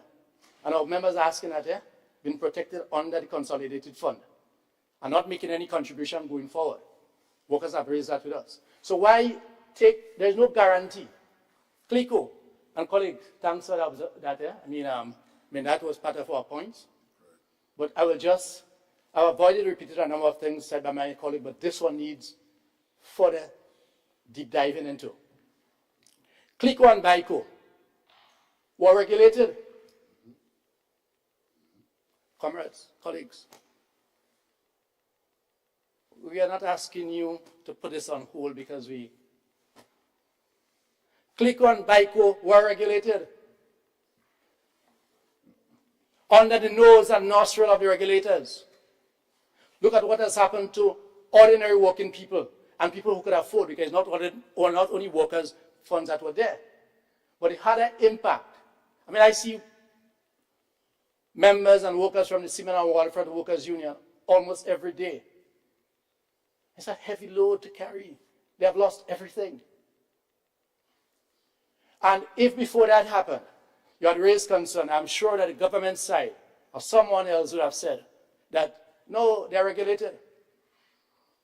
This that we are setting up, anything could happen because there are risks.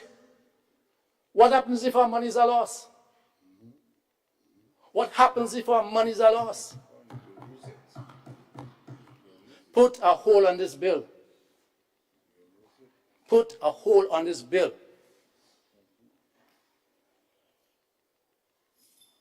Our monies are lost. This is not just a government contribution. You know. These are the workers' contribution also. And even the government contribution is the property of the worker. And I'll address on the vesting of funds when I reach there, in terms of the phasing of the vesting interest. Right? Because vesting means at what time, what percentage becomes yours. And if I'm wrong, tell me. You can whisper to me, yeah? Yes. In other words, that's my understanding of vesting, because we have dealt with that. And we are saying that this give the minister, the board and the minister, the ultimate determination to increase or not to increase without, it didn't say consultation or discussion.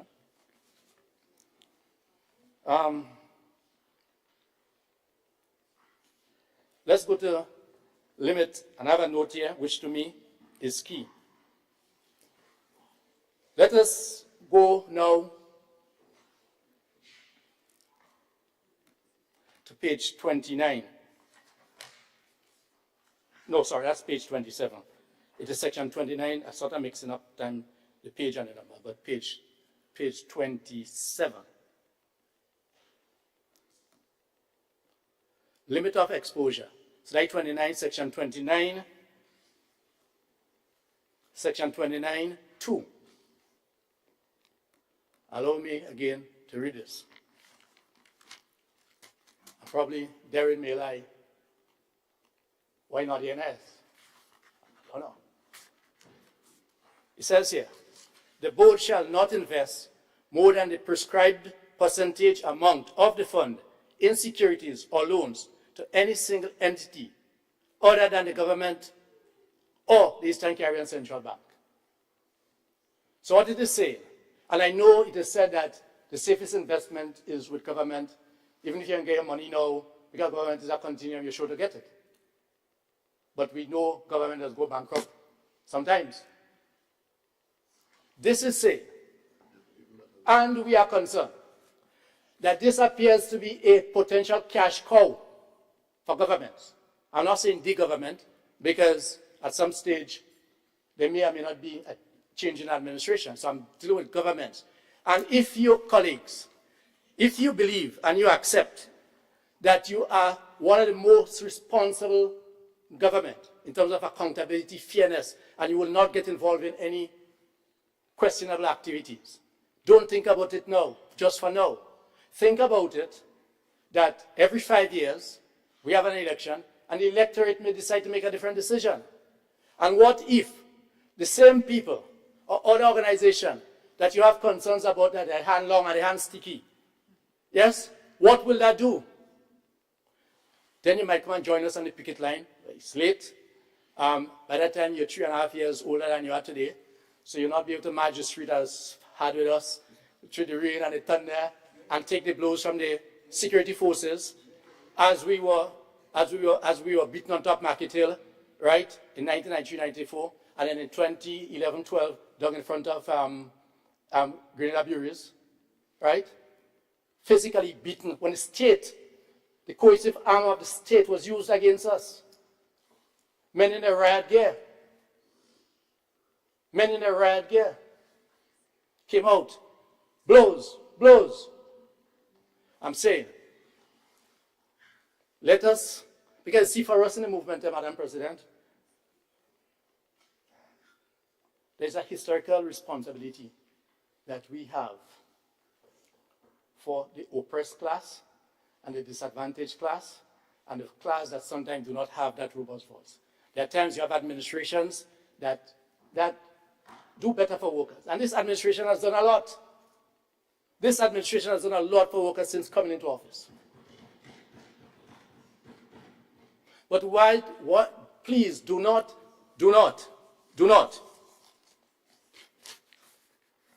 propose laws that you don't see a difficulty with because you will not do something quote unquote wrong. Because it is there beyond you. It says here that so in other words, the board, and remember, the board is responsible to a minister. The board is responsible to a minister.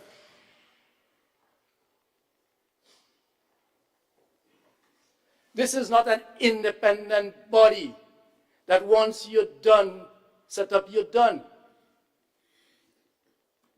The board can change. And when, after the 3 years, and I agree, that is good to have because it works very well within the credit union movement, that on the board of directors and other boards, you can't serve for more than 2 terms or 3 terms, give or take.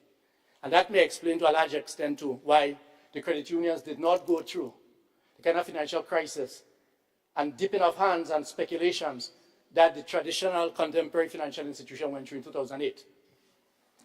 So this here appears to us, you can remember this noise, if it is on the NIS, because if it is on the NIS, then the same rules that governs the NIS would also be applicable here, meaning that a request will have to be made and the board in its composition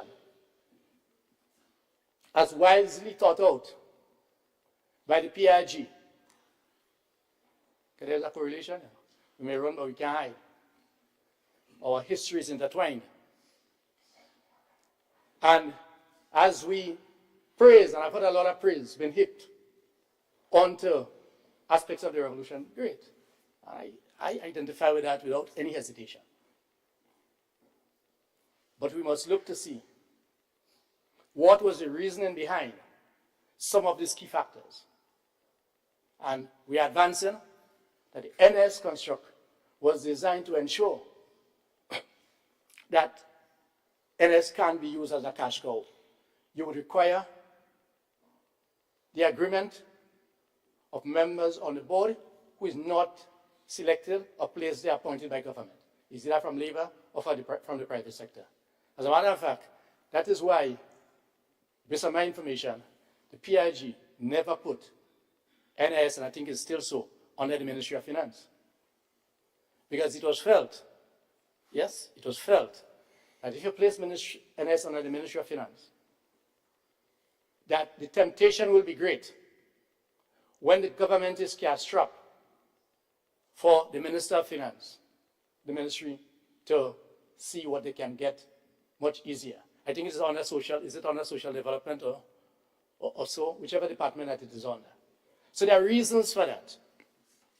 So this is one, this in everything that we are seeing, this is one of the key aspects for us. We go to appointment of investment manager.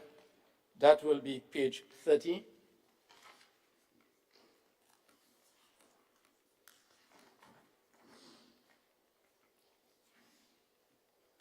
Just a question.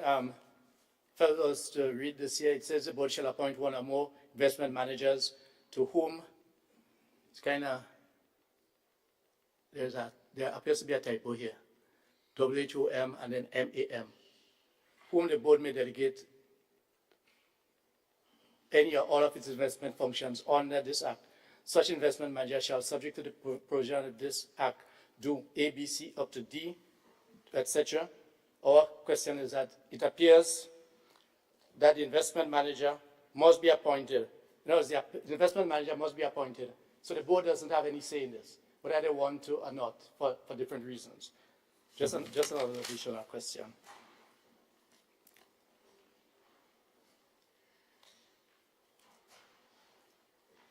We are not clear.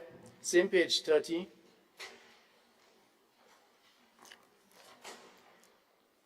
Says, that's but section 38, appointment of administrator. I would not read it. It's just that we have a question: is the administrator an independent office, person, insurance company, or what? Because we are not clear here.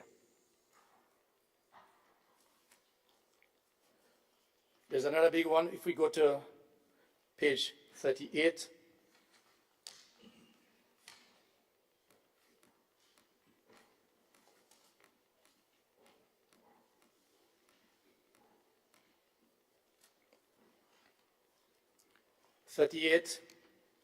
Page 38, that is under normal retirement, section 50, subsection 3.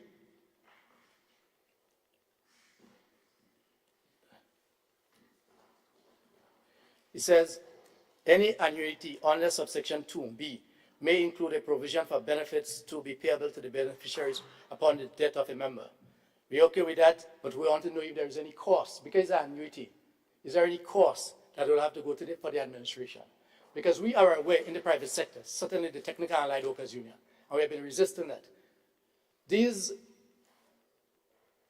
defined contribution plans that are annuities leave workers, because there are a lot of administrative fees. There are a lot of administrative fees, which you will not have or should not have on INS. My colleague here, I think it was my colleague, who raised that issue.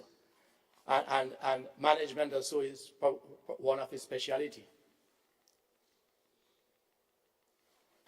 See, that is why there's a union, and I'll say the Technical and Allied Workers Union. After the collapse of CLICO and BICO, what we have asked companies to do in places where we have plans is to lodge that money in a safe institution, safer, because we are concerned about these insurance companies. Follow me? And don't forget, when this class action suit was taken for the regional countries, Grenada, I think Antigua, maybe it's probably St. Lucia, etc. Our own court, Caribbean Court of Justice, came down on the side of CLICO and the government of Trinidad, the government of Trinidad, that can afford to pay. And I'll tell you, this is not our lawyers speaking, but this is us as workers speaking. we know in all those judgments, class considerations has come into play.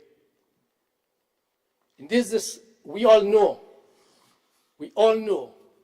that opinions in law many times is influenced by the outcome of who is involved.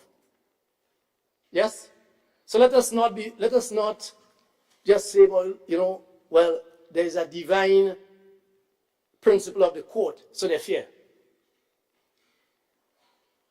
The implications of telling the state of Trinidad that you have to pay for what your company did, in a company of Trinidad that was based in Trinidad, and whereas you pay Trinis, what implications that will have. And we have seen it, it's not only in Trinidad on that case. Many times, when matters go to the court with big employers, you see where this thing goes, because we know. I mean, I am lucky and fortunate that at some stage I'll get a chance with the Attorney General in our office to be in a social activity that we are on together, and with the leader of government business, which is a quote-unquote high position. But the CEOs of these companies, the CEOs of these companies that run the region, and I'll tell you, I have heard some of them speak to our leaders in the region, yes, without any respect. Because you know why? Because in a number of instances, some of them help finance governments. My view, and not just my view, my experience, observation. Not governments, political organizations, even government, because sometimes they have them pay salaries and other things. Sometimes that happens. Or there's an investment that you go into and they assist. So we are concerned as to whether or not there will be a cost, because this cost will certainly eat away from the benefits. And I know there can be an argument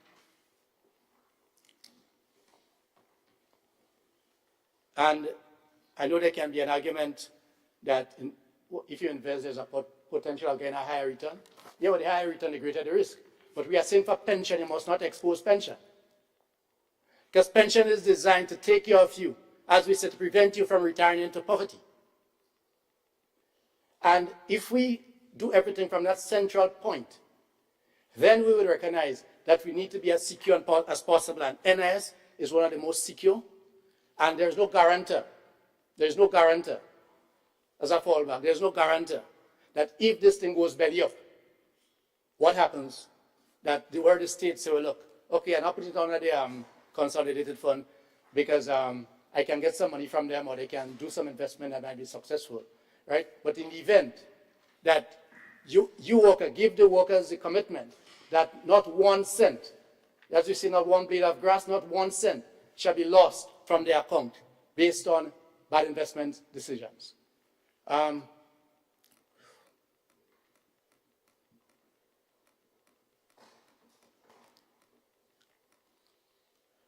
If I go to page 42, I'm getting there.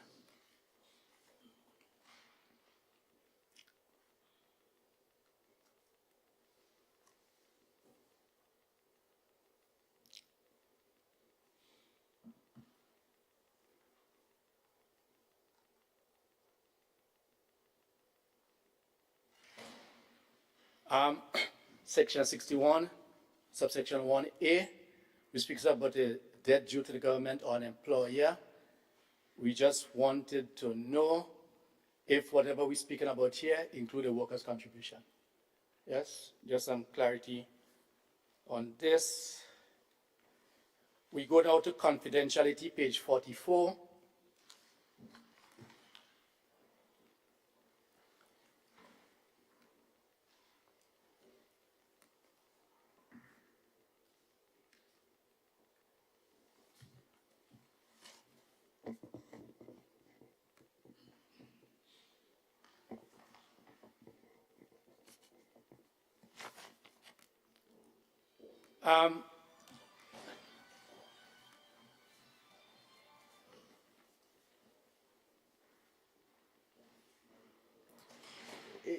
He ran out, so you don't have a chance to speak to him.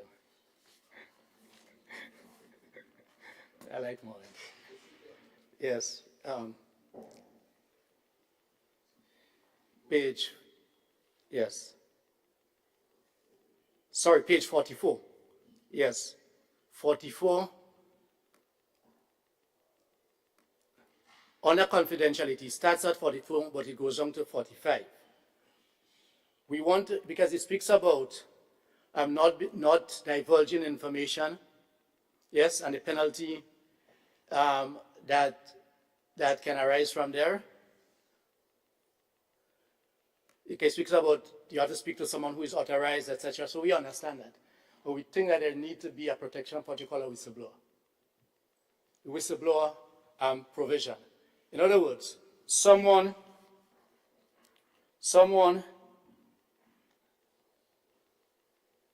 who reports on lawful activity, yes, because there may be concerns as to why they may or may not go to the channel that has been identified. There may be concerns. The principle of prospect of whistleblowing makes provisions for this. And I can tell you, one of our colleagues on the NIS, who have had to sign a confidentiality agreement, I'm going to name, did it, but hand wrote all those concerns. So because that's the way we operate, our experience has taught us to do those things. So we think that there should be provision for this.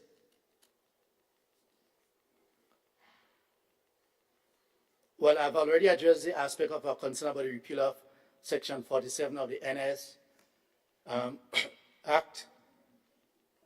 No, I see it says here, Section 47 is repealed. But clarification will be given to that. Yeah, no problem. I could only speak about what I see before me. Yes? But notwithstanding that, whether it's repealed or not, we think it should be through the NS. Right? But we saw repealing of Section 47 there. Let me now go to page 53. That's the vesting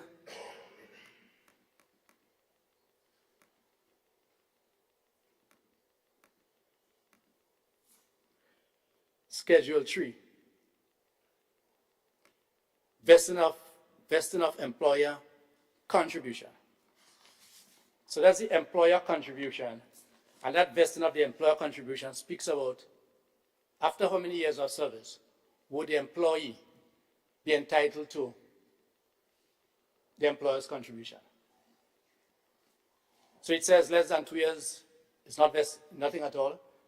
So if you go before 2 years, and although I know that there is a talk about carrying your benefits, which could be a different discussion, for you to carry your benefit, wherever you go, there has to be a pension plan, and that pension plan has to be agreeable to take in whatever monies that you bring into it to put, right? It's not like that, but this is a good idea. We have discussed that many years ago in the same actuary, right? At least 2 years, but less than 3, so there is 0, 25, 50, 75, and 100. So it is saying that after 5 years, you can get, if you move, you can move with 100% of the employer contribution. We think that this phased approach should be gotten rid of, because as we speak, many private sector companies or unions have been able to get them to move away from that approach. Because, and it may be, and a closer reading of the GAFIN regulations may indicate that the money belongs to the employee, because in many instances, the contribution made by an employer where they normally pay tax is not taxable, right? So like a pension for those contributions. So when the employer gets back that money, they get a double. Well, it's not a double whammy, because whammy is bad, right? So we think that whatever goes into the workers' fund as the individual should be made available to the worker, not on a phased basis in terms of the employer contribution. Madam President, this is it as it relates to the direct application of the bill without the input, as we would like it, from our legal people. It does not mean that if we were fortunate to be granted the time with the bill to meet with our legal people for engagement, that I may have been as long as this. It's possible I may have been able to combine everything together. Yes, because, yes. And just to repeat, that the main issue for us, in terms of a procedural approach, is that regularization ought to have been done first. Section 29.5 is absolutely clear. It would have been a cleaner cut. So let us say, for instance, the bill comes in effect from the 1st of January 2025. But we did regularization. All of us will know, and the workers in the service will know who falls under the new pension and who does not fall there. Because we know, and my friends on the other side know, because we spoke about those things many times before, that there are people who have been given contracts, but who ought to carry out work in a pensionable position, but they're given a contract, and that is not right. And therefore, if we are able to do that, we will have a clean cut to encourage the government, through you, Madam President, that the cry of the Public Workers Union for the pay and grade, similar to what was done in Turks and Caicos, be undertaken, and that, yes, the bill, even in its current form, has a lot of potential benefit for workers. What we want to know is to be clear on who, to have that discussion, to ensure that we can properly advise our members, whom we have been telling, with the support of many of my friends on the different sides and the other sides over the years, that their position ought to be a pensionable position. So be the nurses and others, and I'm singling out the nurses, because I think the nurses want the clearest cut that we can address. We hope that this is not because a government who has demonstrated doing so much for workers. We can't understand why the health service is not given the attention which we know impacts moral and everything else. But there's a thought process.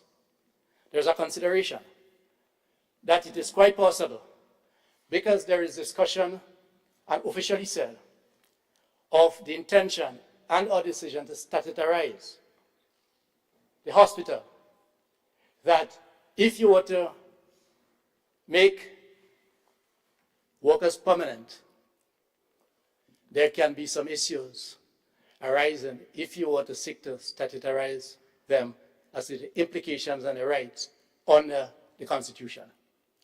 If those form part of your consideration, it must be considered to be unfair, must be considered to be unfair. So we are making this request, as I said, that there are unions, the Technical Allied Workers Union, CIW, Bank and General, and TAU stands to benefit tremendously from this. Because the vast majority of TAU members are not traditionally established, what I call unestablished and daily paid. But this is about solidarity. This is about the request of the GOT has written to the Attorney General through its hood and hood, and the PW has written to the Attorney General through Henry and Bristol, and the Chamber of Siboney also have concerns. And the three that I'll call heavyweights who have brought us to the Glasgow judgment of March 29 or 30, 2022, have all requested that we should request that the bill be suspended pending immediate discussion to address some issues, which will make it easier, right? Because too many times we are tied up in the court. I know the court is there, and I know my colleague whispered, go to the court, right? But yes, you would have addressed an issue.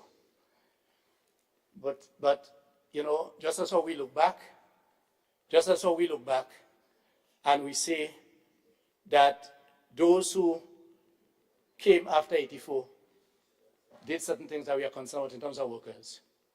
I'm trying to prevent that from being said to you, in spite of, while recognizing that you have done a lot and you have taken on this fight collectively, which is very good and must be commended. Madam President, through you with this, I end my contribution, and I wish the government side, us and Grenada, and the workers of the country, especially in the public service, and my comrades, thank you for staying. I know you have been toiling, and I know, if I may say, Madam President, the discussions, not just me, but many our colleagues who sit in, where they sit the pew, no, I think the gallery, pew might be church, the gallery. I am aware, and they are aware of the toil, blood, sweat, and tears leading up to the 2022 elections, and the role they played, and the discussions that have been held out there have said. Yes, and now to be treated sometimes as though you're an enemy, and you have always been an enemy. When, for instance, it is Labour's duty to be involved in politics, and where we have common interests, where a political organization has said so without any fear or favor, without any considerations. Because this is where decisions are made, it's decided decisions are made, and we ought to try to influence the politician, the parliamentarian, to make decisions that are pro-worker inside here. Right? That has been done, and I end now, once again recognizing you. Thanks for everything that you have done. Continue to fight the Public Workers Union, Grenada Union of Teachers, because they have the bulk of members. And the bill, it will pass. It will pass, unless there is some miracle, because this is a history of how our houses function. Once we're in government, even if on the other side saying it makes sense, we roll in. But I long for the day when we can demonstrate, to put a hold on discussion and say, look, yeah, there's merit. Give ourselves a time frame. Even if we don't agree with you at the end of the day, right? At least our lawyers need that opportunity. Thank you very much, Madam President. Thank you, Senator Lewis, for your oration, your critical analysis. And I take it that it's 1:45 thereabouts. We break now for lunch and resume with 5 speakers. I trust 5 speakers, 1.5 bills. I trust we can complete our work today. Half as in this one, and 1 full bill still yet untouched. The Senate is adjourned for a 45-minute lunch break.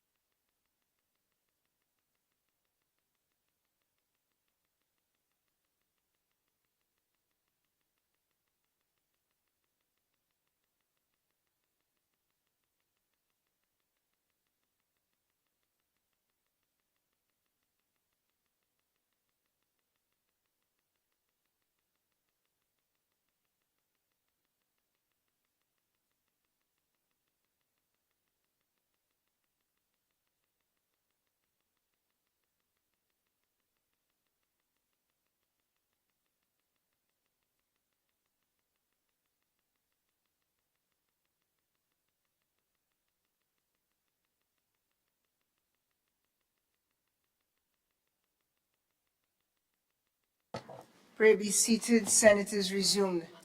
For all our viewers, near and far, we should report that we had a 45-minute lunch, but then we had a fantastic group of young people with whom we spent some additional time. So please forgive us for entering the chamber later than we thought we were with the young people. And I also aired this morning, or omitted to report, that Senator Salim Rahman had told me many days ago that he regrets his absence since he was and still is on business matters outside of the state of Grenada. He has asked for your excuse, your understanding, and I'm sorry I forgot this morning. Thank you. We resume where we left off. I believe we had just concluded our listening to Senator Andre Lewis, and the floor now remains open. I believe I see Senator Seville Francis Redding to speak. You have the floor, madam. Thank you, Madam President. And while I have the floor, allow me to bring greetings to this honorable house on behalf of my family and the young people of Grenada, Carriacou, and Petite Martinique. And it was indeed a very fortunate pleasure to have the young people here this morning witnessing this momentous occasion. It's also unfortunate that they had to leave, but for what it's worth, it was indeed a beautiful gesture to have them here.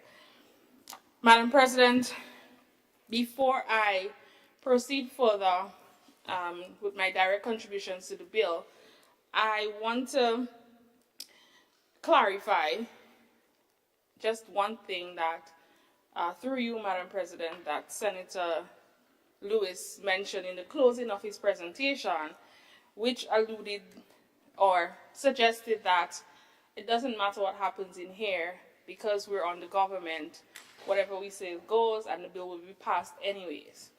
But I want to draw his memory to not too very long ago when the data protection bill was debated. The suggestions and the recommendations from the opposition was taken and the bill was sent back down to the lower house.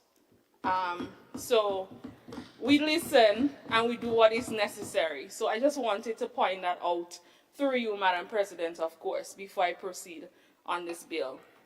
And I just wanted it to be noted that we don't just come here and say what we want and we don't listen to others and take it into consideration. Madam President and honorable members of this House, I rise to present on a very critical component of legislative reform in Grenada. Before us, the Public Sector Employees Pension Fund Bill of 2024. This bill represents a transformative step towards safeguarding the financial security of our public servants, modernizing pension frameworks, and strengthening public trust in our institutions. And I want to emphasize here, strengthening public trust in our institutions. And for that reason, Madam President, I am going to focus on key areas of this bill. The bill addresses several critical aspects, particularly in clauses 66 to 79, which I will use to illustrate just some reasons why I support this bill, because it ensures the management and operation of the fund, which meets the highest standards of transparency, accountability, and integrity. Allow me to elaborate on these key provisions, Madam President.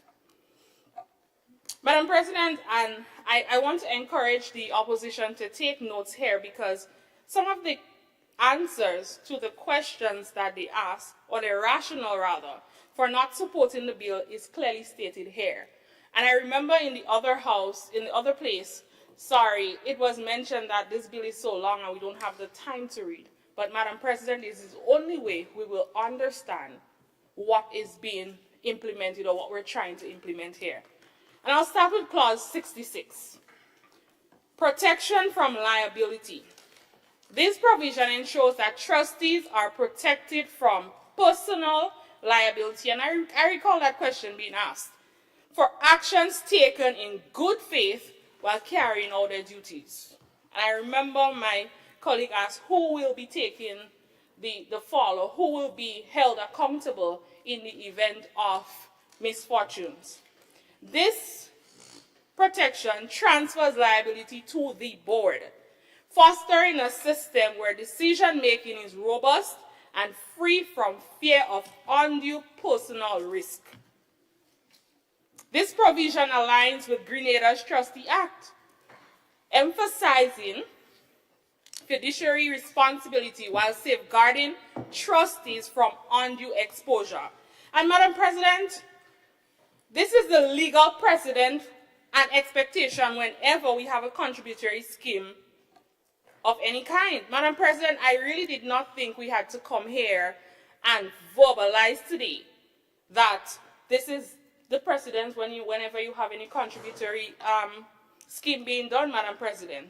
But regardless, it is an opportunity to educate the public. So I'll proceed.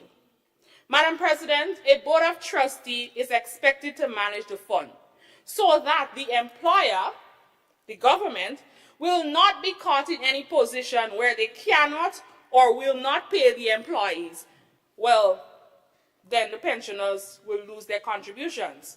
Madam President, my dear friend on the other side indicated that if you study any form of management, and unfortunately he's not here for me to respond through you, of course, Madam President, he indicated that if you study any form of management or business management, you would know certain things. But now I'm wondering, Madam President, was the honorable member paying attention in class? Because I just think it's very obvious. Madam President, we are not just putting a board of trustees just to say we did it, but it is a preventative measure to avoid the government from saying, which has happened in the past, we are not paying or we can't afford to pay this. This ensures the funds are managed outside of the ambit of the finances of the government. Madam President, how many times as adults have we said, I'm putting aside a little something for rainy days, and the next day you have a thunderstorm? Madam President, we do not want this to happen with the hard-earned money of the public sector employees. Certainly, not this government, not through this administration. We would not be dipping our hands in the monies as articulated as a concern by the honorable member representing the business sector. Madam President, this bill protects the workers and their sacrifices made to secure their future, and I want this to be placed on record. And I proceed to clause 71, the misappropriation of funds assets. This clause criminalizes the misappropriation of assets within the fund. It imposes strict penalties, including imprisonment, for any individual found guilty of such acts. Honorable members, this clause reflects a zero-tolerance stance against corruption, as it is a direct response to public concerns about fund mismanagement. Workers, and I want this to also be emphasized, Madam President, because it is there in the bill. Workers are legally due to a statement every year which shows contributions and earnings from the scheme's investment. I heard that question asked also. So to the member who asked the question, please refer to clause 71. Together, these provisions build an unshakable foundation of trust, ensuring that public servants can contribute to the fund without fear of financial mismanagement. Madam President, we are an evolving nation, and we have to adapt to the changing needs of the people in our society.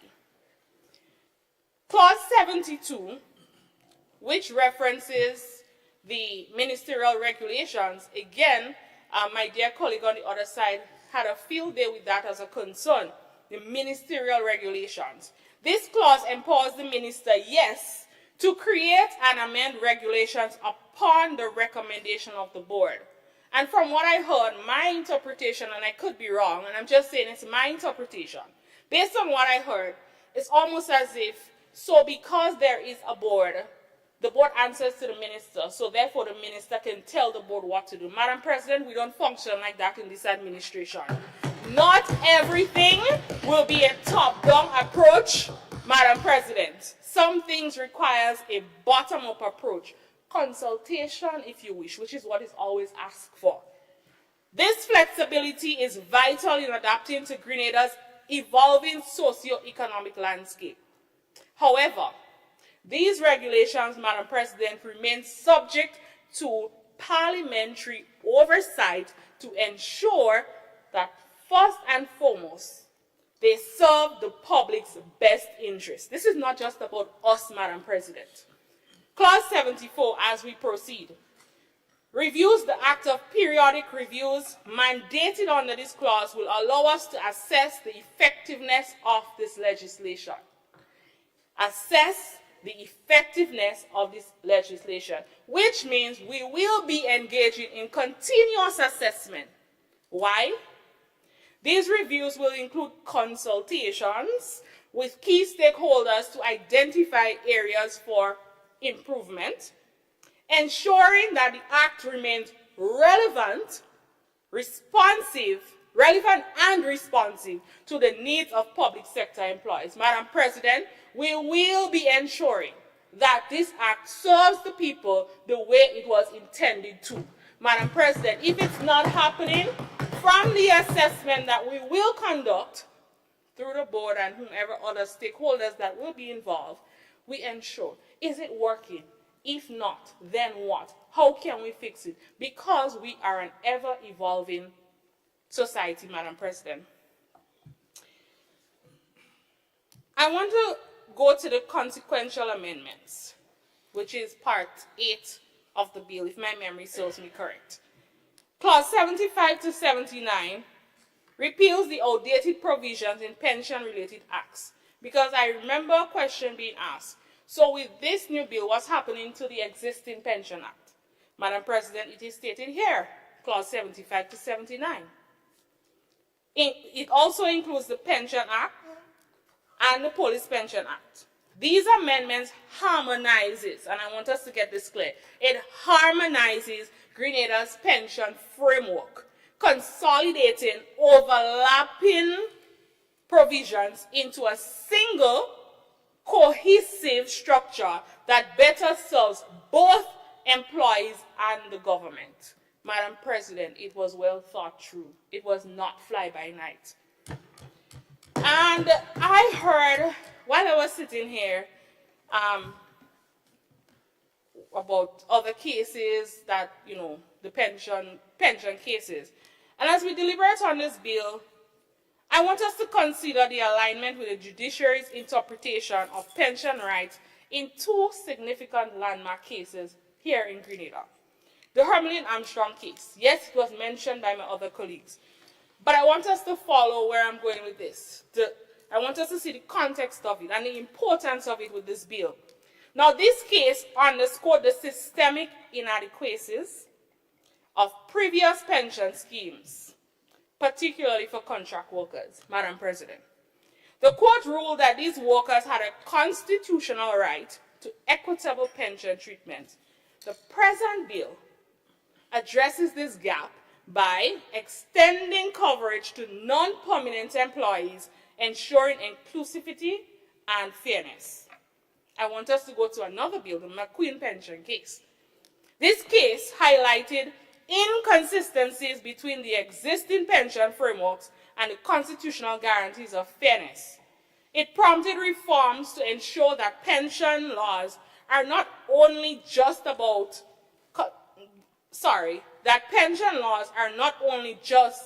but also consistently applied. This bill reflects these principles by providing a unified, contributory system that eliminates the ambiguity observed in earlier legislation.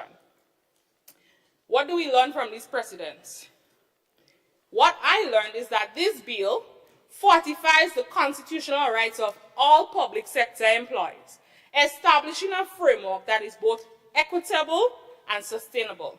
Madam President, the reason why, sitting here, I went to look for these cases is because I heard my colleague on the other side mention that this bill creates generational inequity. Very far from it, Madam President.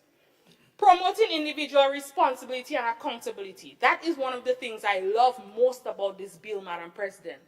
Let me tell you why. Madam President, honorable members on both sides of this House, this pension scheme does more than secure the future of public servants. It teaches us as a nation the value of individual responsibility and accountability. Madam President, by you contributing to something that secures your future, it gives you a sense of ownership and pride. It teaches us to have individual accountability and responsibility for our future.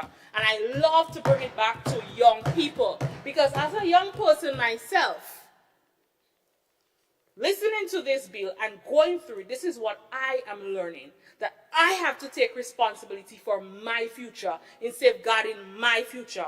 Madam President, by requiring contributions from employees and employers alike, the bill instills the understanding that securing a stable retirement begins with proactive and sustained efforts during one's working life. Madam President, this shared responsibility not only eases the fiscal burden on the government, but also empowers us as individuals to take charge of our future and our financial well-being. Through education and consistent contributions, this scheme builds a culture where public servants value their role in securing their retirement, fostering a deep sense of accountability. Madam President, we need to learn from the past. The definition of insanity is doing the same thing over and over and expecting a different result. Madam President, let us reflect on the lessons of Grenada's history. Every time I come in this house, we have a history class happening. So today, I want us to reflect on our history. Unfortunately, we have seen cases where mismanagement and fraud undermine public trust in financial institutions. Two notable examples stand out, and I heard it from the other side, which means we're all thinking alike. The collapse of CLICO. In 2009, the failure of CLICO left many Grenadians without access to the life savings and pensions. This regional financial disaster exposed significant weaknesses in oversight and governance, resulting in devastating losses for individuals and institutions alike. I want us to also draw our memory to the failure of Cap Bank. The collapse of Capital Bank International further highlighted the dire consequences of financial mismanagement. Many depositors were unable to recover their funds, and the bank's prolonged receivership eroded public confidence in the financial system. And it's important for the public to regain that trust in financial institutions where they feel like their future is safe. This incident served as a stark reminder of the catastrophic impact of weak governance and the urgent need for robust safeguards. The proposed pension fund bill incorporates these lessons by establishing comprehensive, and I'm going to say it again, comprehensive safeguards designed to protect the hard-earned contributions of our public servants. This bill directly addresses such failures by implementing rigorous oversight mechanisms, including mandatory audits, fiduciary duties of trustees, and severe penalties for misappropriation. Madam President, honorable members of this House, this is our opportunity to ensure that such failures never are repeated. In Grenada, the Grenada Authority of Regulation of Financial Institutions, GARFIN, has taken steps to enhance oversight and accountability within the insurance sector. For instance, in December, based on my research, 2024, so this month, GARFIN fined 6 insurance companies operating on the island for regulatory breaches, demonstrating a commitment to enforcing compliance and protecting consumers. And Madam President, this bill, this pension fund will be secured. And I wanted to use that as an example to illustrate that the public can now regain their trust in their future. Madam President, I want to acknowledge the imperfections, the recommendations from the other side. You know why? Because while this bill is a significant step forward, we must acknowledge that no legislation is perfect because they were written by humans and we are imperfect beings. There are many areas where wording or provisions can be refined, and I acknowledge and I accept that. But I urge the opposition and this esteemed House to focus on the greater good this bill offers. It is a comprehensive framework designed to modernize our pension system, address historical injustices, and ensure that the financial security of our public servants are safe. Let us not allow minor imperfections in drafting to overshadow these monumental benefits that this bill provides. Madam President, I have heard mentions of this new bill that it does not align with other legislations. So while I was sitting here, I had the time, listening to the contributions of my colleagues, I went back to my notes when I was preparing for today's sitting, and I love to write and I love to cross-reference, Madam President. So I pulled my notebook. Yes, I still write with pen and notebook. Yeah? I pulled my notebook and I flipped the pages, and I was able to find at least 4 acts that I cross-referenced to support this bill because I believe in research, Madam President. It is also obvious that not everyone did the same, because the questions asked from the other side, the answers can be found in said bill or other proposed legislation. Madam President, I'll just refer to the 4 acts very briefly. The constitutional basis, and I have mine with me. I love paper, yeah? Section 111 of the Grenada Constitution defines public officers and aligns with pension framework. I don't see the constitutional breach here, Madam President. The National Insurance Act, Cap 205, complements this bill by addressing broader social security provisions. The Pensions Act, Cap 233, previously regulated pension disbursements, now partly superseded for new members. The Trustee Act, Cap 329, enforces trustee obligations and accountability. So I'm trying to understand what the opposition, what they're trying to say in terms of saying that it's not aligning with the other legislation, Madam President. Madam President, let us consider the tangible benefits of this bill to the people of Grenada, because I don't think we're doing anything without thinking about the benefits, first and foremost. Transparency and security. The mandatory audits that we find in clause 35 and the actuarial valuations in clause 27 ensures that the fund operations are transparent, secure, and financially sound. Sounds like a benefit to me. Let's talk about inclusivity. The bill encompasses public sector employees previously excluded from pension schemes such as contract and non-pensionable workers. And I'm not even going to go further with that because most of my colleagues mentioned that before.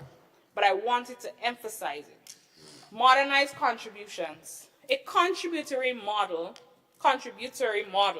reduces reliance on government budgets while fostering a culture of shared responsibility between employees and employers. The establishment of a Board of Trustees, Clause 11, with fiduciary duties ensures that the fund's management adheres to the high standards. That also sounds like a benefit to me. Madam President, not everything, when we think of benefits, is about the financial, the monetary part of it. Because there are other benefits to this bill besides what a person will get when they retire. And most importantly to me, something that was lost is the public confidence. By addressing long-standing concerns over mismanagement, this bill restores public faith in the sustainability and fairness of our pension bill. Madam President, as I mentioned before, I love research because I believe it is the way for us to understand where we are, where we came from, and where we can be. And as we deliberate on this bill, I believe it is instructive to consider international, not even regional, because most times we say when the bigger countries sneeze, we catch the flu. So I wanted to go very far to show how bigger countries with bigger populations are able to achieve this successfully. Madam President, there are international precedents where similar pension reforms have been successfully implemented. These examples provide valuable insights and reinforce the potential benefits of our proposed legislation. Sweden's notional defined contributions, they call it the NDC system. I don't know if that's a coincidence, but it is very successful. In the 1990s, Sweden transitioned to an NDC pension scheme, where contributions are recorded in individual accounts and benefits are calculated based on these notional accounts. This reform enhances sustainability and transparency of Sweden's pension system, effectively linking benefits to lifetime earnings and life expectancy. You know what happened from that, Madam President? Latvia's pension reform. Because of Sweden's implementation, they followed suit. Now, Latvia implemented a similar NDC system in the mid-1990s. The shift improved financial sustainability and incentivized accurate income reporting as pensions became directly tied to contributions. And there are three other countries that I came up with through my research. The Netherlands' robust pension system, Denmark's pension framework, and Iceland's pension models. And they all had a lesson for Grenada. These international examples highlighted key principles that our proposed pension reform embodies. 1, sustainability. Madam President, these governments around the world who has adopted this new pension scheme has realized that the defined benefit schemes is unsustainable. Madam President, when we have benefit schemes managed totally by the government, as we have witnessed in the past, the government can or may make a decision to not pay, as we have witnessed in the past, not by our administration. And we know which administration was in power when these things happened. When those injustices were served to the hard-working people of this country. Madam President, we do not want a repeat of that ever. By adopting a contributory model, we align benefits with contributions, ensuring the system's long-term viability. Transparency. The clear linkage between contributions and benefits enhances trust and encourages compliance. Those are some of the lessons I learned from the NDC model. The shared responsibility that comes with it. A balanced approach between public provisions and individual contributions fosters a sense of ownership and accountability among partnership. Madam President, honorable members, while no system is without challenges, the success observed in these countries demonstrates that a well-structured pension reform can lead to sustainable and equitable outcomes. To my dear colleague on the other side, I was concerned about the sustainability and equitable outcomes. Let us draw from the inspiration of these examples as we strive to enhance the financial security of our public servants through the Public Sector Employees Pension Fund Bill of 2024. And Madam President, as I conclude, I urge the honorable members, or remind us rather, that this legislative reform is bigger than us. It is a commitment to our public servants, the backbone of our nation, that their contributions and futures are safeguarded. This bill not only modernizes, and I'm going to stress it again in closing, this bill not only modernizes our pension system, but it also ensures that they align with constitutional guarantees, judicial precedents, and the evolving needs of our society. And you know, Madam President, I contemplated coming to present today with a placard around my neck, because the only reason I didn't do it is because I wanted to maintain the decorum of this House. Because, Madam President, it seems like the only way the opposition understands the plight of workers is through demonstration with placards. But, Madam President, I urge this esteemed House to support the passage of this bill, demonstrating to the people of Grenada that their government is committed to transparency, fairness, and the prudent management of public resources.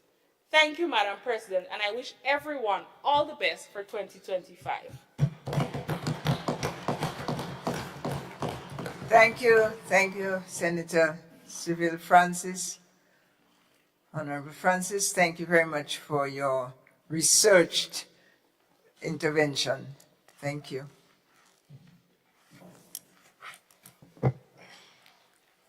I offer the floor to Senator Dwight Horsford. Senator, you have the floor.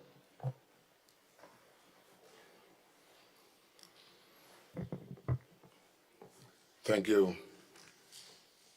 Madam President. While I'm on my feet, permit me to offer my greetings of the season and my best wishes for 2025 to your good self, Mr. Clark, staff of the Parliament, and my friends opposite. Madam President, I rise to join in the chorus of caution delivered by my colleagues on this side in our deliberations today in relation to this public sector pensions fund bill.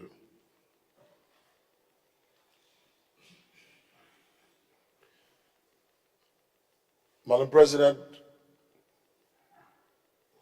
indeed, there will never ever be a perfect bill.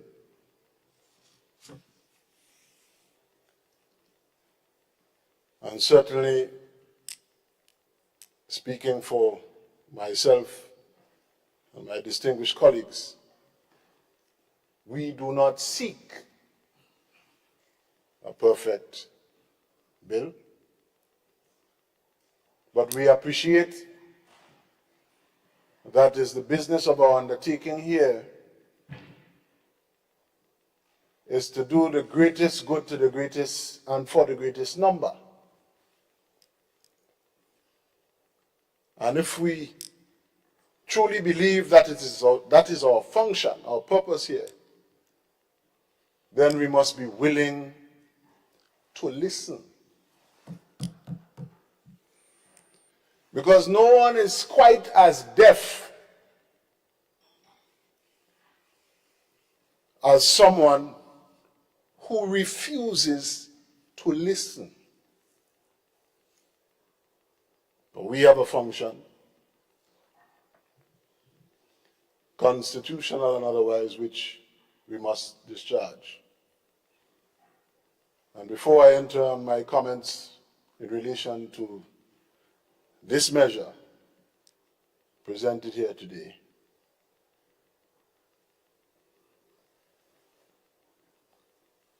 I want to say that I come from a household of a career civil servant.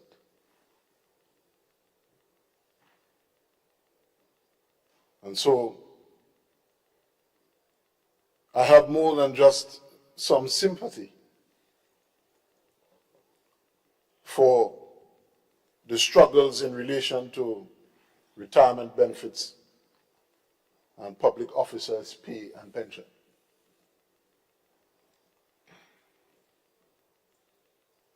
And so I begin with the recognition that this measure is a step in the direction of a solution.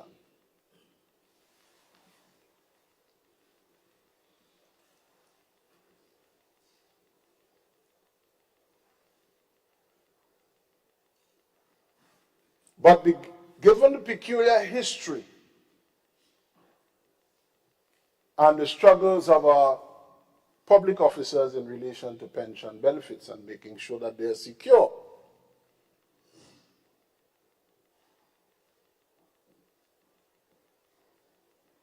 reform in relation to pensions must begin with a clean break.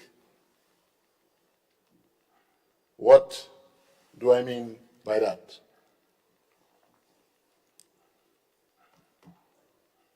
You see that clause 3, subsection 1?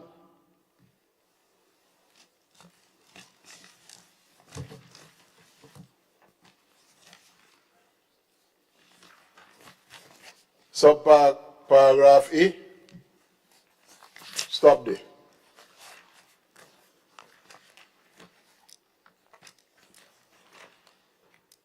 Okay, funny. Stop there. That's the clean break. Everything that follows after, which is there, is muddling and conflation. I'm going to send you back to court unnecessarily. Stop there. I understand very well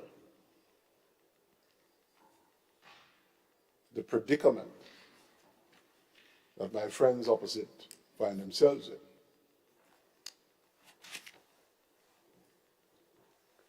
Because having ridden into town on a pension horse, you're now confronted with the real business of government and real questions of sustainability and ability to continue to fund this.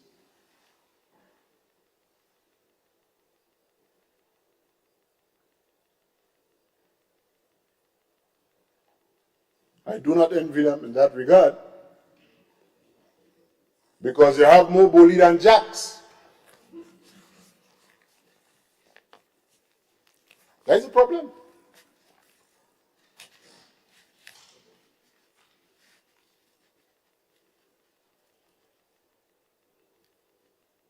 Now, I've heard some colleagues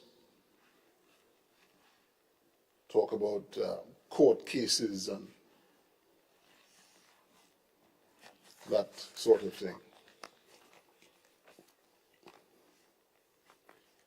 These are were important milestones achieved in the struggle of public officers to the point that we are now where politicians and legislators are forced to contrive a serious response, a serious solution moving forward. And I hope I'll be forgiven by saying a few things.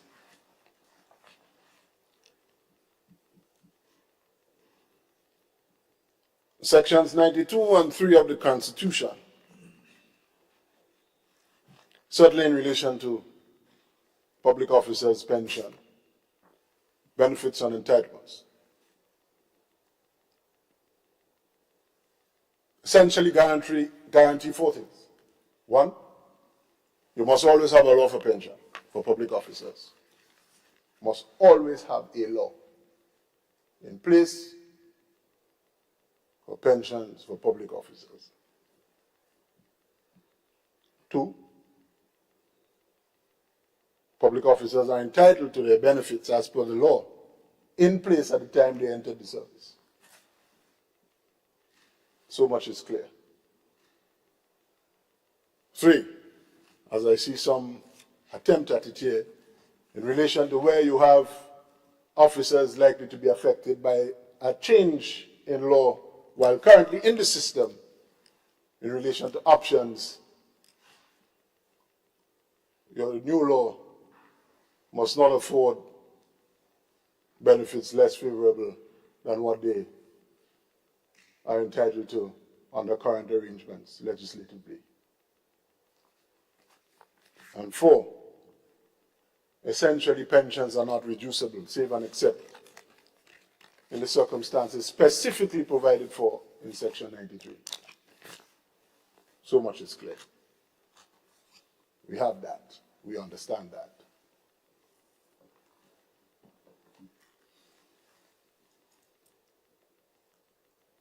The battle and the journey on the way to these doorsteps today and these measures attempted in terms of litigation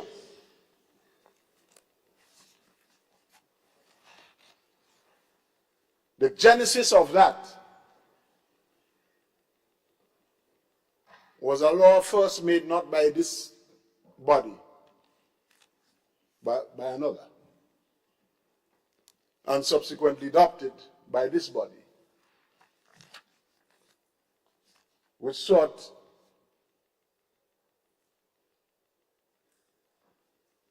to sever and end the non-contributory pension obligation of central government.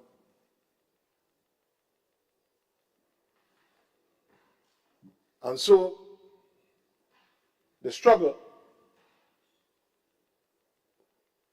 was against those provisions and their effect on a host of public officers who've worked all their lives in the civil service. And that is all that they have to look forward to. And so what the courts have done,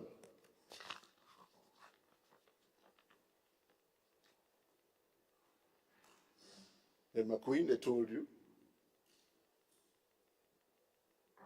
these disqualification provisions in relation to those persons who entered the service at a certain time are null and void, inoperative, can't work. Pay them.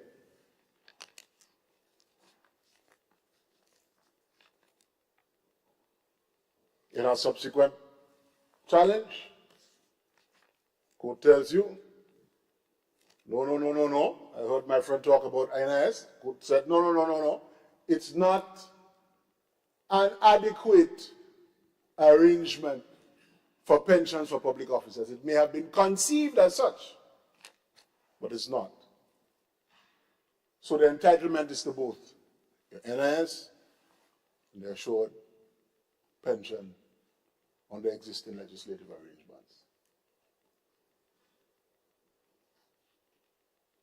The significance, in my respectful and humble submission, of what I heard my distinguished friend refer to as the Glasgow judgment,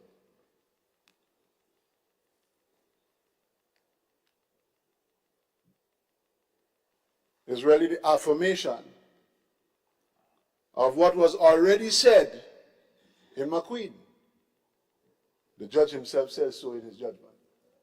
So I think he himself recognized that what he was doing in relation to the issue before him was not particularly remarkable. It was already said. Be that as it may,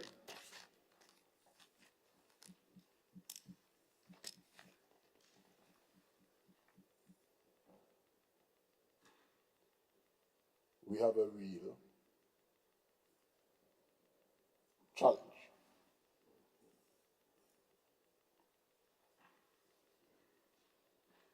But whilst it is a step in the right direction, Madam President,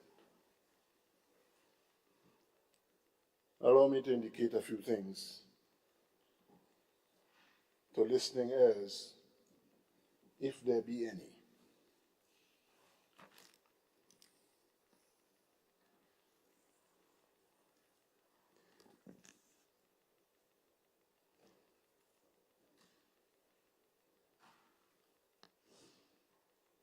Where we would descend into Hades is on these definitional semantics here. Public sector, employee, public officer, and phraseologies of exception and qualification, such as who are eligible to receive. We start from the center.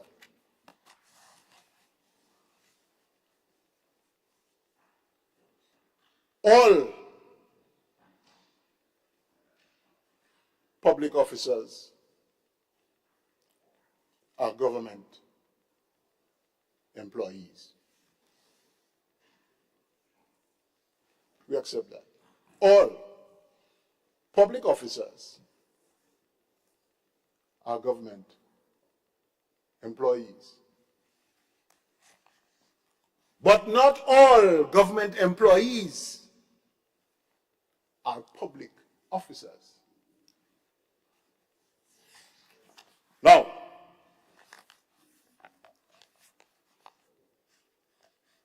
my multilingual friend says he accepts that. That's good, that's a good start.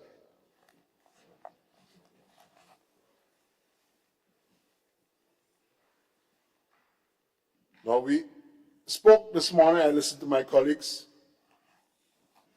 and there was some dance about contracts.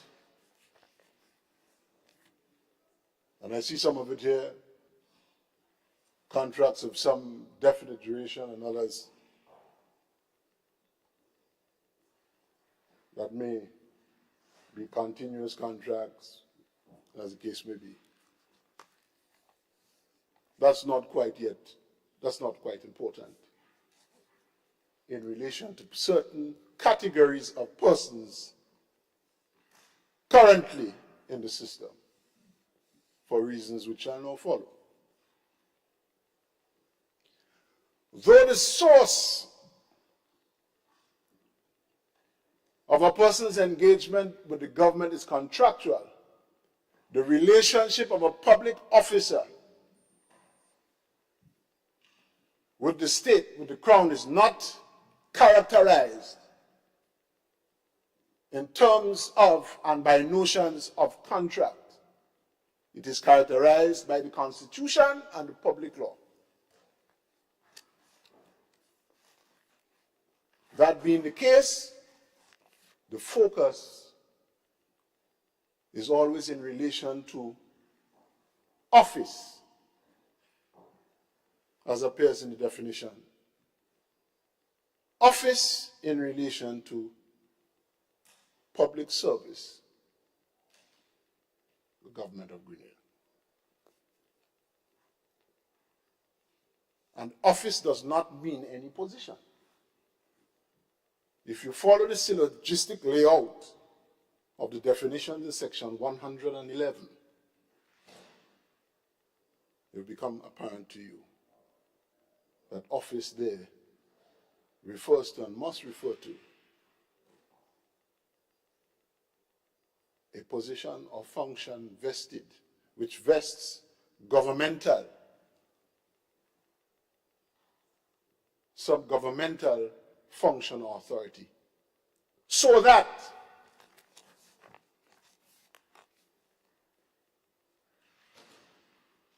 your van driver in the Ministry of Works, who has been there since 1997, would not answer the description of a public officer for the purposes of Section 111. That is where you descend into Hades. Listen. Listen. I mean, you don't have to be a KC to tell you that. Listen. That's where you descend into Hades. That's where you return to court. And I can see this happening before long.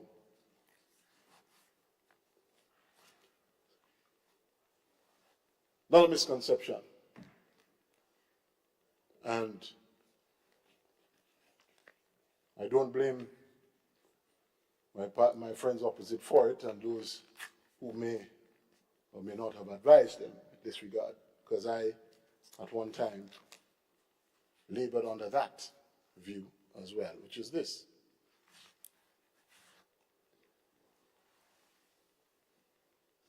The school of thought before, and I dare say it's a jurisprudential one, was that only persons holding a letter of appointment from the PSC answer the description of public officers under the Constitution. So you have a PSC letter, you're not a public officer, so you're going to get nothing. But little boys and girls, please be glad, because this bill is going to give you something, because if you fall into that category, you're not entitled to anything. Not so at all. Not so at all.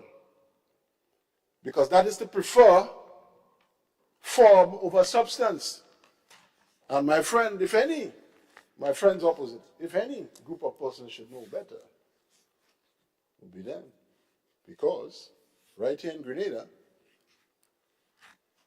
the Court of Appeal decided that in relation to constitutional protections of public officers, pension right is one.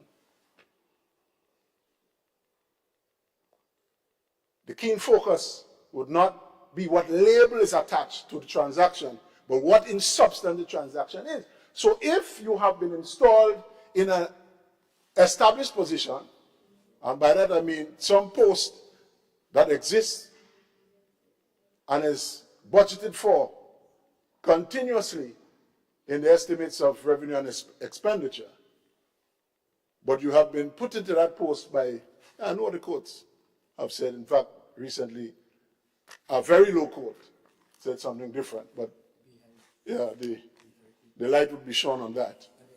The light would be shown on that very shortly. That you've been installed in that position, albeit by means of a contract arranged by executive fiat. But you continue in that position almost as civil servants do. Because you know civil servants, I said the source of their engagement is contract, you know. But it's not characterized and it's not governed in relation just by contract considerations. In other words, it is not merely an employer-employee situation. It's not merely that. Contract, albeit, may be the source of engagement. And even then, those on permanent establishment, their contract is described as one being a continuous contract, terminable by retirement or misbehavior. There are procedures for that. So that if you have an instance where someone has been installed in such a position, such an office, and have been there for quite some time, irrespective of the means by which they were put into that office, albeit they are not PSC letter. The substance of the transaction is that they are a public officer. The PSC is not the employer, it is the government. The PSC's role is to regulate the employment and to protect officers acting or holding those positions from political whims and fancies. We appreciate that. But never lose sight of who is the employer.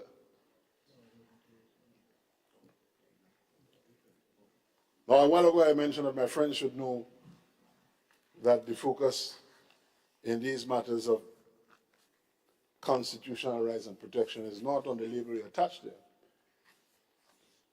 I know my very good friend, the AG, should know that as well. We have a famous decision that reverberated from Grenada across the Eastern Caribbean in the case of one Richard Duncan and the Attorney General. And the decision there was written by the same Chief Justice Byron that wrote the decision in McQueen.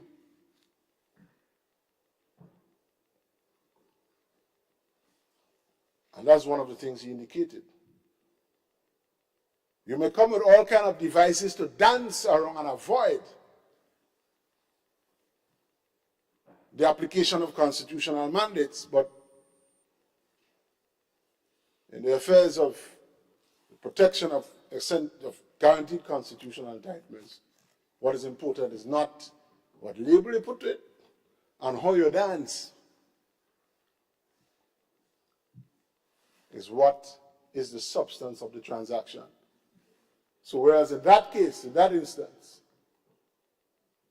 they claim to say, well, you know, you on leave till we call you, sort of arrangement. They say, no. That's an exclusion in post, which amounts to forceful retirement. So you are cut by 84.8. Indefinite leave amounts to that. So disabuse yourselves of this notion that the many, if not a host of such persons that don't have certain letters, but have been occupying offices, properly so-called and defined under the Constitution. Disabuse yourselves of thinking that you're not public officers who attract the protection. Well, we will soon see. We will soon see. Again, no one is as deaf as someone who is unwilling to listen.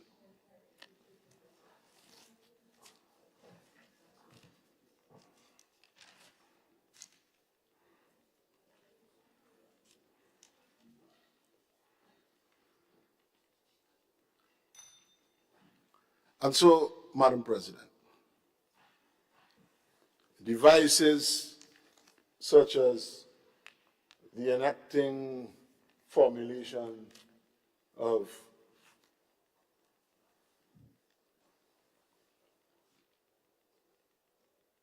eligible to receive and eligible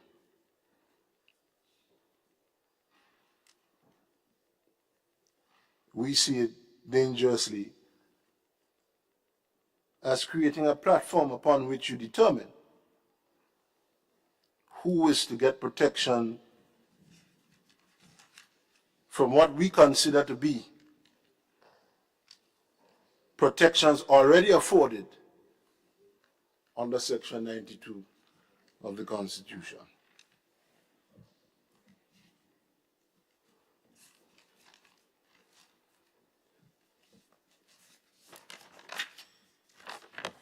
And I was concerned, particularly with the language, when I saw what was formulated in Clause 3(1), subparagraph C.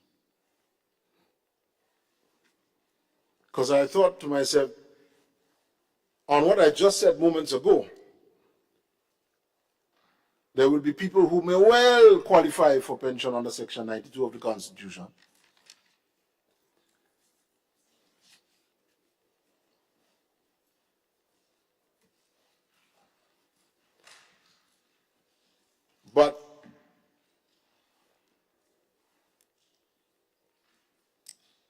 distinguishing mechanisms as drafted in what follows 3.1 and subclause 2, in as much as it does make it clear, as I say, muddling.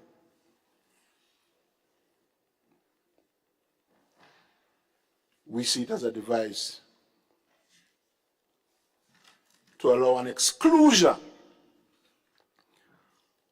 of otherwise eligible persons,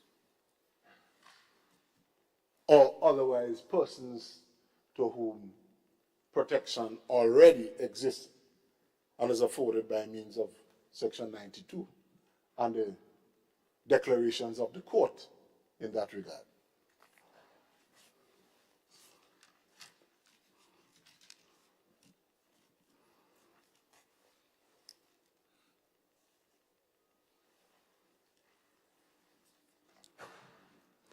So that, in short, this contract definition and this contract metric, if that is a metric, if you call it that, is being used to exclude persons from what we say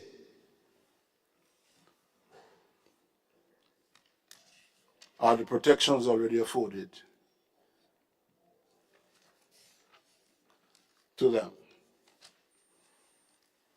Allow me to touch a few things briefly. My distinguished friend to my right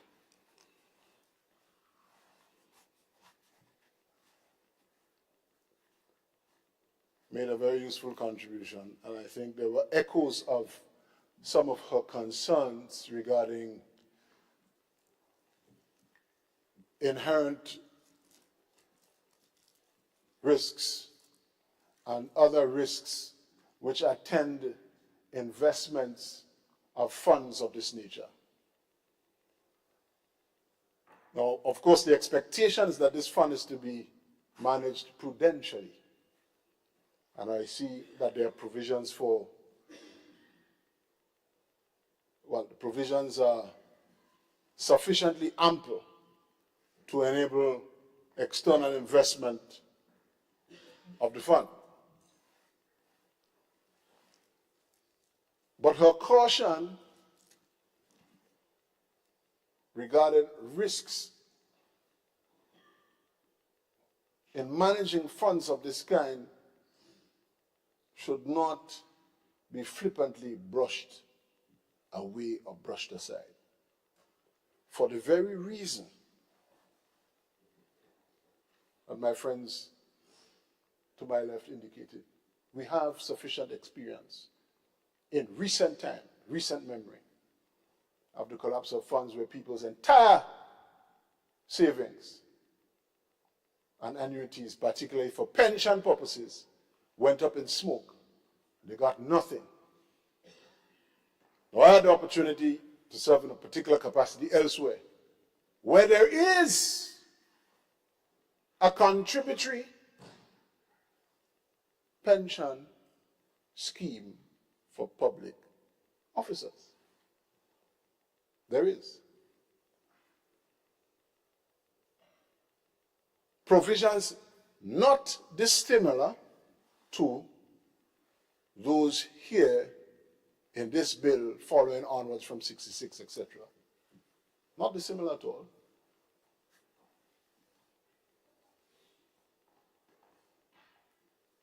But the striking feature of what they have provided is simply this: given that recent history of the collapse of these funds, where people were left empty-handed after several decades of work, that's all they were looking forward to, gone up in smoke.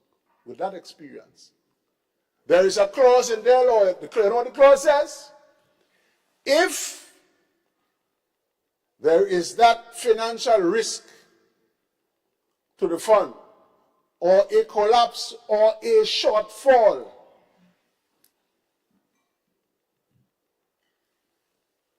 the consolidated fund picks up the slack and guarantees it, so that the public officer will have something to look forward to.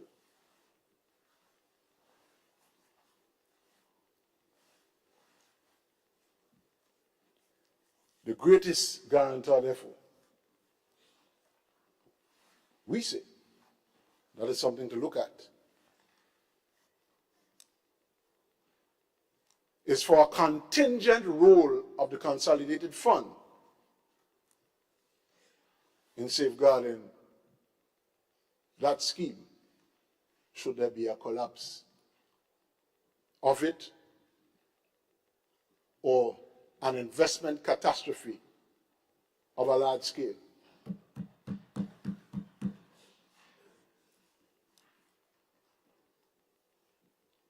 Because it will mean nothing to anybody, nothing at all, to talk about your mechanisms and your people of integrity sitting on boards and what the minister can and cannot do and rates of interest and all that sort.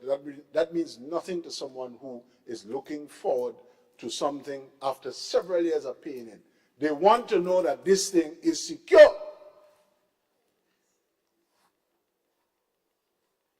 The greatest guarantor is if, and I would posit this,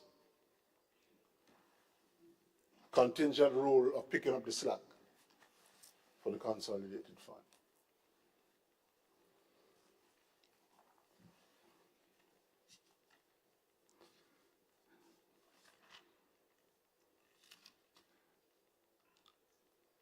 So in effect, Madam President, while it is good to take a step in the direction of tackling this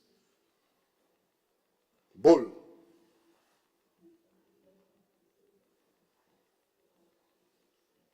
by looking at going forward what we must do, as I indicated, a clean break, because it is less litigious and cumbersome if after the passage of this bill, its application extends only to persons coming in during its operation.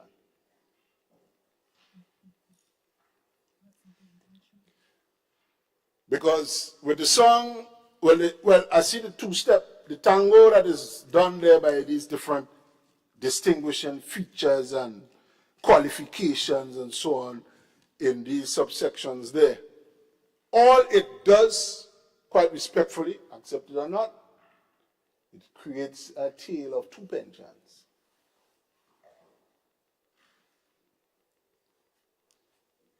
Now, I've heard, I think it may have been my distinguished friend, the good doctor, mentioned I'm not sure if the phraseology generation and inequity was what she used. I think that emanated from the party opposite. But I think there is a legitimate point to consider, certainly on the present arrangements that we have been complaining about. And it's not just us sitting here, serious professionals and legal professionals outside have indicated those things to you. So it is not partisan. This thing is not partisan. This thing is too important. Too important. That is why you have the commentary of serious professionals in the thing. Now, she does have a point, because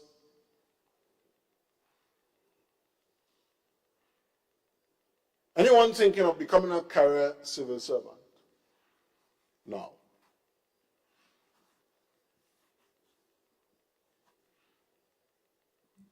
although it is hard fought and hard won, your benefits under this arrangement here are going to pale in comparison to what those currently in the service are entitled to after their battles. Going to pale.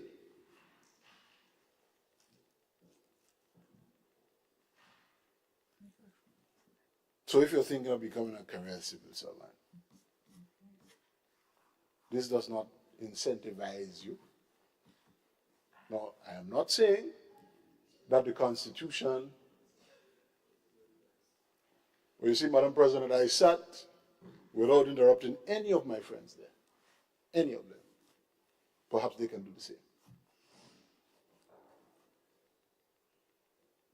I'm not saying, and no record would reflect, that we are saying that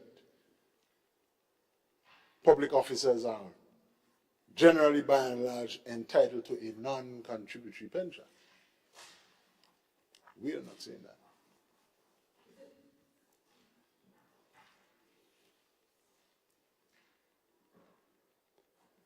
The consequence, the results of the battles that have been fought in relation to pension benefits and the disqualifications attempted by a previous act and the amendments in 2018, consequence is that they are entitled to benefits under the current Pension Act, which is non-contributory. That's a function of the act that exists. Hence the reason why you are passing an act now that allows for contributions. Constitution doesn't say you can't pass an act. And I will be the first to dispute anybody who suggests that you can't pass an act. Constitution frees the pension law for eternity. It doesn't say anything so. In fact, one of the reliable indicators, if you needed one in language, is in, I think, subclause 4 of one of them, I think it's section 92, where there's mention to funds that are not guaranteed by the consolidated fund. There's another fund.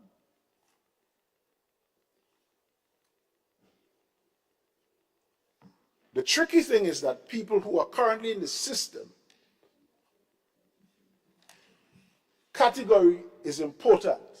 Category is important. That's why I started where I started this afternoon in relation to definitions regarding offices and public officer.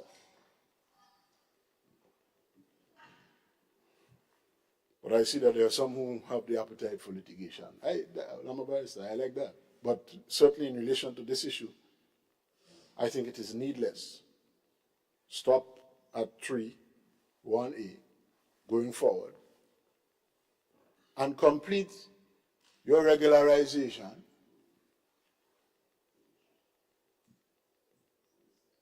so that those to whom commitments of regularization was made can come on and benefit like their colleagues, their peers in the system right now.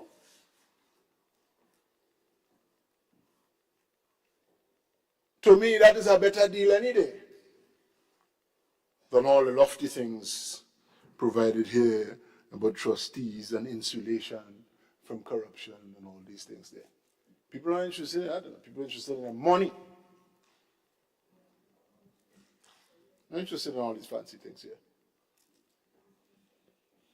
Of course, that is not to say, Madam President, that they are not good and not important. I did say it is a step in the direction of a solution, But you have to accept that in that interregnum, there are things to deal with here.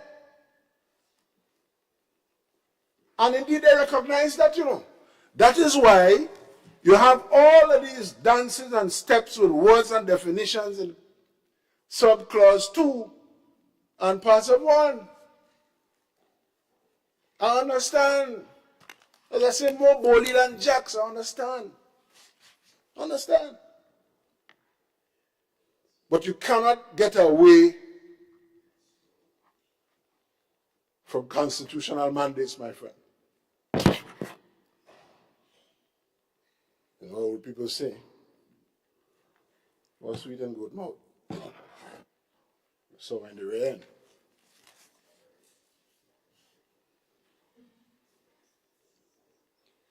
And so, Madam President,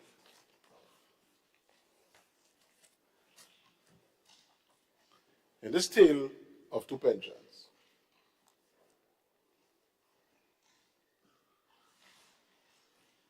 I understand all too well why there is a consistency in the cautionary requests made by colleagues on this side who represent and speak for varied and disparate interests.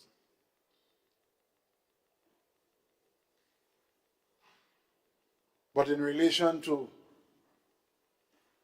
achieving the greatest good for the greatest number,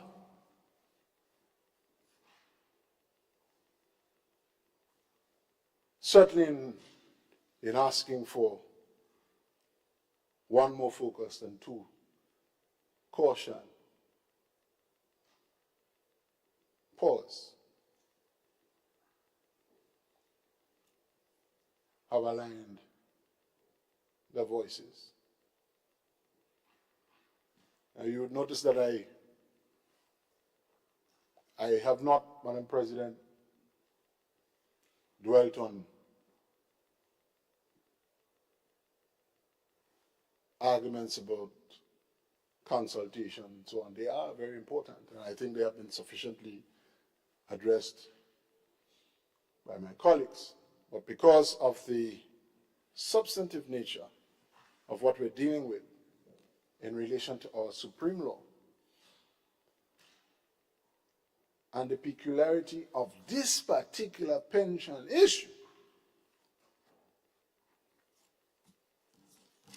I didn't want to repeat them. As I said, though important consultation may be, and there is value in many of the things that my colleague said regarding that approach. Because just as we here have different interests to which we must minister, I also understand the trade union movement, and although the common objective in relation to this matter is to achieve the fullest measure of protection and benefits to workers in the system, we must appreciate too that if you're going into a neighborhood to consult on an issue, you don't just consult a neighbor, you don't consult my neighbor alone, you have to consult the neighborhood. So I understand that, it makes a lot of sense. But for me, pride of place must be given to what has already been established legally in relation to these benefits and how you make a clean break going forward. Because my distinguished friend mentioned and referred to it as some sort of attempt of phasing out something. No, not with this. You can't phase out anything. I began by saying it has to be a clean break. The phasing out is where the litigation comes. The phasing out approach is where bacchanal and problems come. Clean break. Regularize. Make them permanent. And then make the clean break. Clean break. So that's where I began. Clean break. So, Madam President, with these observations,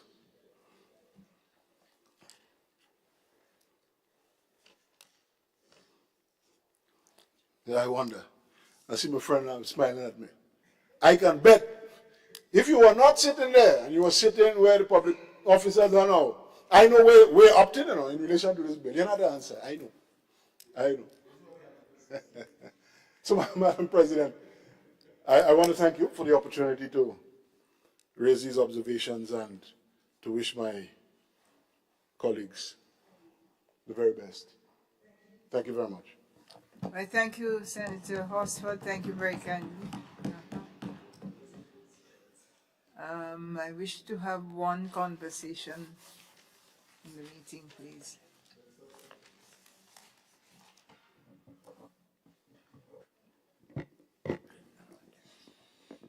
Senator David Andrew, you stand to be heard and you have the floor, sir. Yes.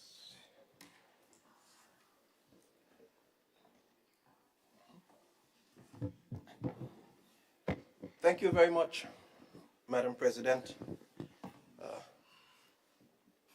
Let me greet all my colleagues in this honorable House as we discuss today what I believe is a very groundbreaking and transformative piece of legislation, probably within the last 40 years. Quickly, Madam President, before I debate what's here substantively, I mean, to respond to a couple of statements that were made by the last speaker, and it was echoed before. If we do not pass this bill today, the generational divide becomes a lot more crystallized. Because as we stand, there are some who will get and some who will not get.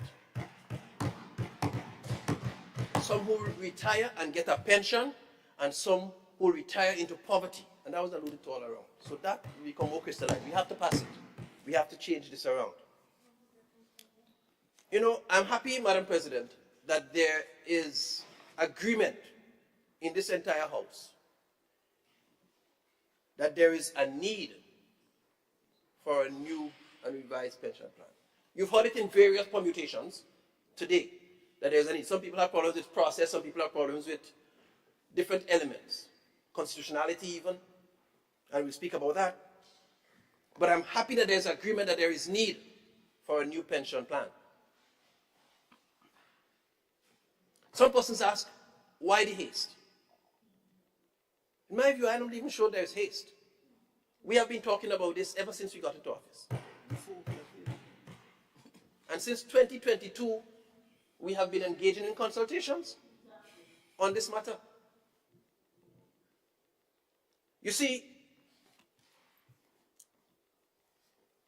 this government understands that in its current mandate, we don't have 20 years to do this. In the current mandate that this government has, we do not have 20 years to fix this problem. The organization that the honorable senators on the other side, Hosford and Charles, represent, they had that much time, and guess what? They still didn't do it.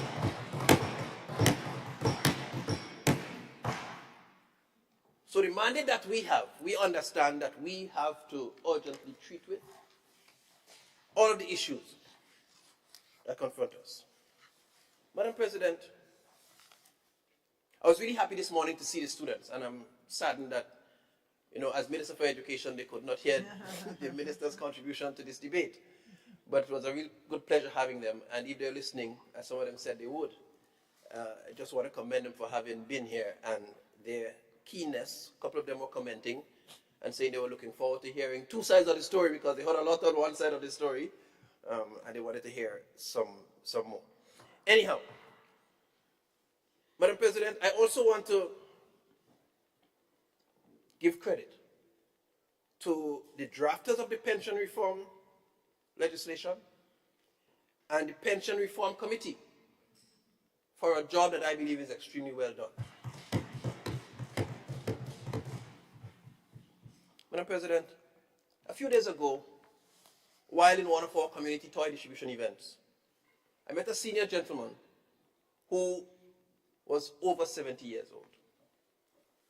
Told me all of his work history, all of his work life, and then he painfully lamented to me that he had nothing.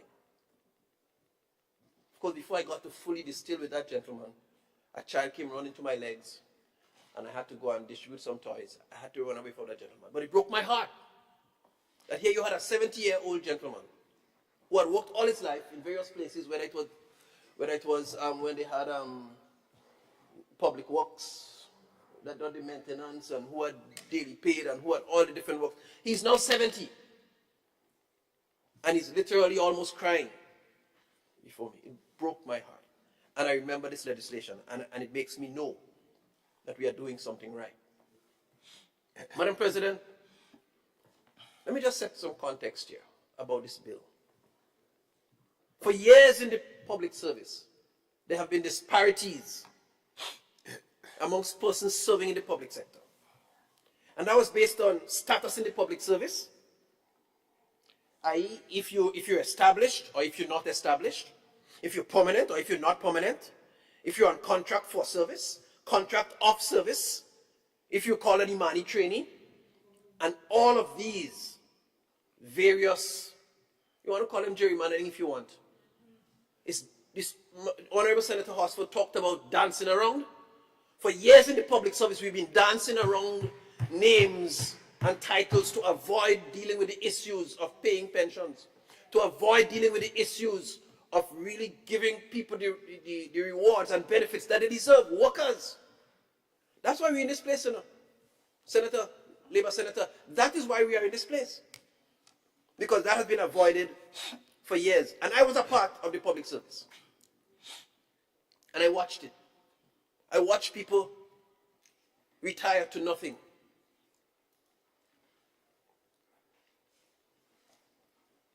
Some of them retired to no pensions. So we agree that there is need for a new pension scheme. As we speak, Madam President, and it was alluded to earlier, there are over 4,005 approximately workers within the public service who are not established, who are not regularized, and who, by the provision of the current enactments, are not catered to for the receipt of a pension benefit. That's almost half, if not a little more than the half. So when you talk about pension, you see, and I think somewhere in the argument, persons confused what happened with the former administration. Now you see the court judgment that said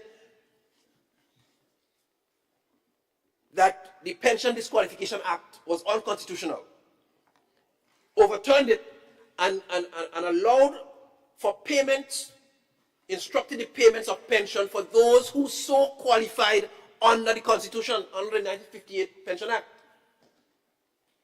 But it didn't say that for these people. And that is why for years we continue to have so many. That's why we had the parallel public service, you know. That's what that came about, to avoid all of these and to have numbers in keeping with the IMF, to have numbers. These people are not public officers, they're not established, they're on contract for service, they pay their own NIS, and we do all sorts of dances around to avoid the realities of those. So, Madam President, with these 4,500 workers who have no pension entitlement at this time, we have about 3 options. 1, we could keep the disparities, in which case some workers will continue to work to the maximum years and receive no pension and retire into poverty. Is that really an option in this day and age? No. 2, we can put all of the workers on established on the 1958 pension plan, significantly increase government pension obligations, leaving less fiscal space for capital investment, social spending, and sustainable development. And I heard Senator Andrew Lewis saying, bite the bullet. But you see, it's one thing to say, bite the bullet. When my colleague on the other side says, you need to listen, we do listen. But you see, it's who you listen to.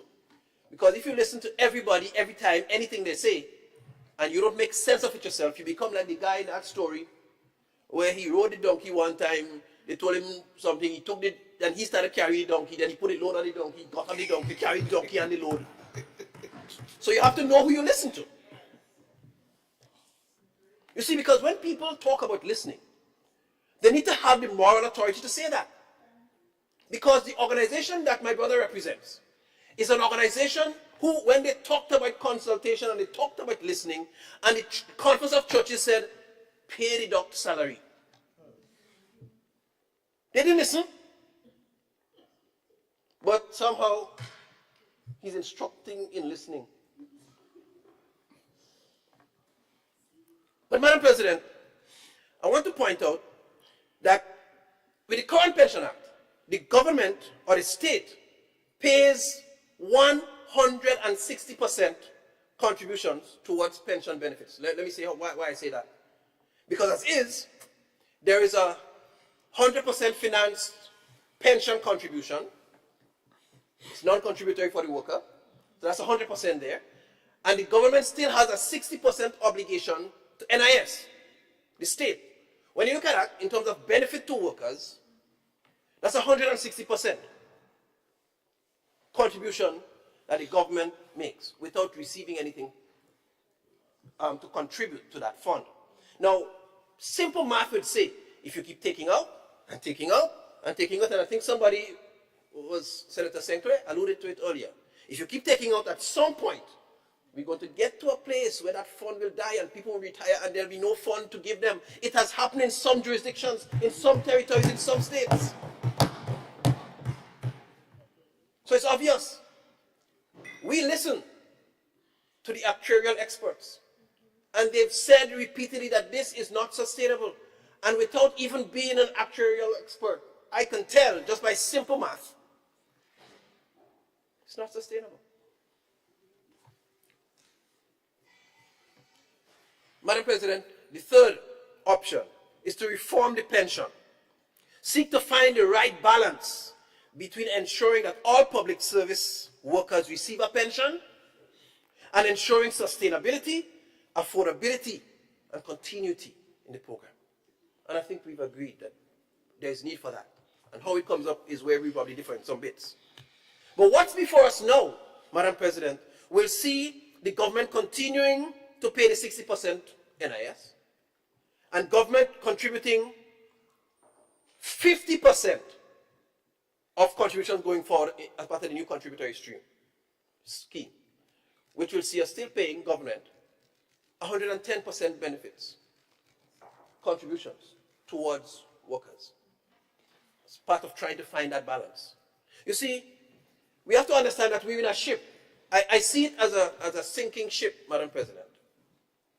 And we can all sit in the ship and say, all right, well, I'm at the top, I'm at the bow, I'm up on the flag mast, I'm up on the 9th floor, so probably I'm safe for a while.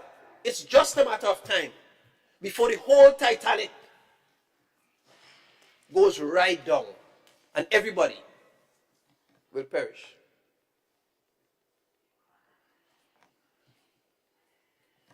Madam President, Clause 3, Part 1 of the bill speaks to who are the persons to whom the bill will apply. And the category 1 says all new public officers or public sector employees.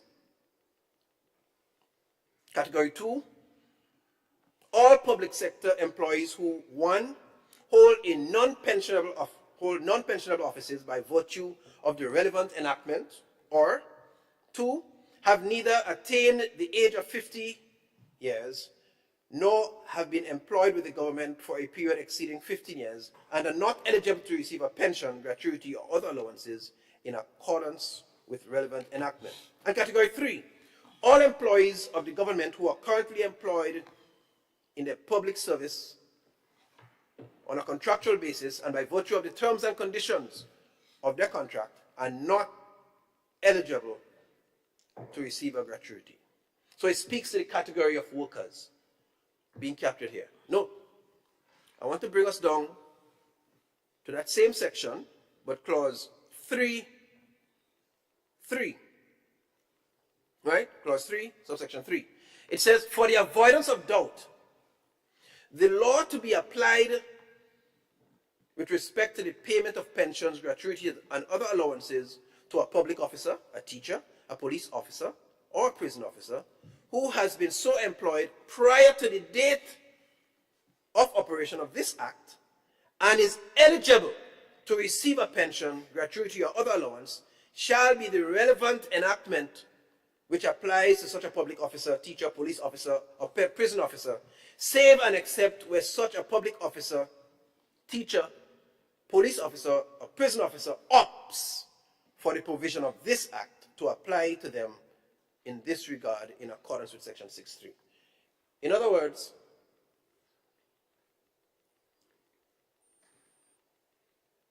the persons who are already entitled, and I heard that question being asked on the other side, They are persons who are constitutionally and already entitled to a pension.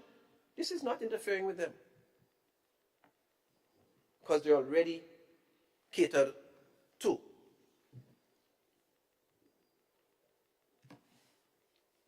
Madam President, a lot was said about the constitutionality of this pension bill. But I'm no lawyer. But Section 92 of the Constitution, the constitutional provision, it says pension laws and protection of pension rights. See, and I heard Senator Horsford reference the law to be applied with respect to any pension benefits that were granted to any person before this section comes into operation shall be the law that was in force at the date on which these benefits were granted, and any law in force at a later date that is not less favorable to that person, of course. But it goes on to say in Section 2, the law to be applied with respect to any pension benefits not being benefits to which subsection 1 of this section applies, shall, A, insofar as these benefits are wholly in respect of a period of service as a judge or public officer that commenced before the date upon which this section comes into operation, be the law that was in force on the date upon which this section comes into operation, and B, insofar as these benefits are wholly or partly in respect of a period of service as a judge or a public officer that commenced after this section comes into operation, be the law in force on the date on which that period of service commenced, or any law in force at a later date that is not less favorable than the person. So, Madam President, the Constitution allows, as was quite rightly alluded, that new acts can be made. It must not make persons who are already entitled end up in a less favorable position. And that's not being done here. Because we are putting something in place for persons who now do not have anything. Madam President, the Constitution, Section 84, talks about appointments and the office of public officers and the Public Service Commission. And it's important to note that this same Constitution that was referenced a little bit earlier by the learned lawyer on the other side, it gives the powers to the Public Service Commission to appoint and to determine who is and who is not a public officer. So I listened to all the fancy semantic language articulated. But Section 84, subsection 1 says, subject to the provision of Section 91 of this Constitution, the power to appoint persons to hold or act in offices in the public service, including the power to confirm appointments, the power to exercise disciplinary control over persons holding or acting in such offices, and the power to remove such persons from office, and the power to grant leave, shall vest in the Public Service Commission. In other words, Madam President, if the Public Service Commission did not appoint you and say you're a public officer, by this very Constitution, you are not. And that is why we've gerrymandered around this thing for all these years, giving them all different titles, letters of this, letters of that, contract for service, Imani trainees for years, with no public service appointment, because that is what gives them entitlement to be called a public servant and gives them the entitlement to the pension benefits that the Constitution affords. We are fixing that, Madam President. So I don't want the population to be fooled by maybe areas that could probably do with a change of word here, and some of the insinuations that were made and the extrapolations, and I wonder if, because we could go on a what if hunt, Madam President, about almost everything. I could sit here and wonder, what if something happens and a big stone roll down on my house? What if? I could go doing that whole day. I don't want our public to be misled. And so I want to make them understand that this is very constitutional, and what we are doing in no way violates the Constitution, and it preserves the rights of the workers. Further, you will see in one of the sections later that this government is so concerned that there is a section of this bill that speaks to past service contribution. So even the workers who call them Imani for all these years, call them contract for service workers for all these years, if they had 10, 15 years, whatever number of years, there is the past service contribution. So when they get drafted, Madam President, into this pension plan, the government is going to pay 100% of the contributions for those years. So they're not even losing those years of contributory benefits. Now that is commendable. So they're not losing benefits. Madam President, I want to talk briefly about the process of consultation. See,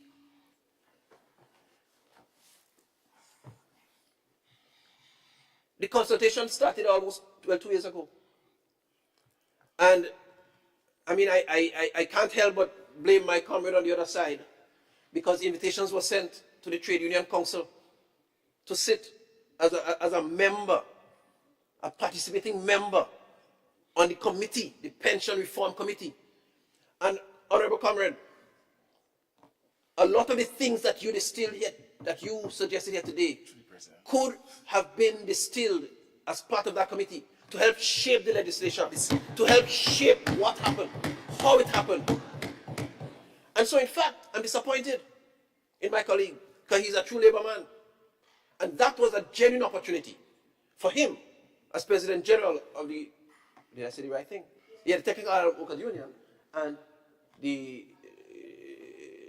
TUC, yes, President of the TUC, to genuinely represent the concerns of workers there and help shape the policy. But instead, there was no representation. Madam President, scores of invitations were sent to the President General for his representation, nomination on the committee, or his designate. Invitations were also sent. Not invitations, but meetings and consultations were also held with other union representatives. So I can clearly speak, Madam President. I can give you dates of when correspondences were sent to a number of trade union stakeholders, inviting meetings from the Public Workers Union to consultations in 2023 with all unions virtually, to consultations in person with the Public Workers Union in March 2024, to a request for consultation which was facilitated in August 2024. So apart from the Public Workers Union, there were other public organizations, Madam President. So we talk about consultation. There's a long slew of consultations that took place with several stakeholders across the nation. There was even one in St. Andrew. There was in Carriacou. They were in different spaces. I went to the one in St. Andrew at St. Andrew's Methodist. It was for public discourse and engagement, where everybody was invited. I know public sector workers were invited. The human resource management staff of the various ministries were consulted and invited. So there was robust consultation across all of the public sector stakeholders, the management team, PSs. There was consultation in Petit Martinique in person. And this went on, even TAM-CC, we consulted with TAM-CC, the PERC, the GFNCA, NTRC, the Grenada Tourism Authority, all of these statutory bodies,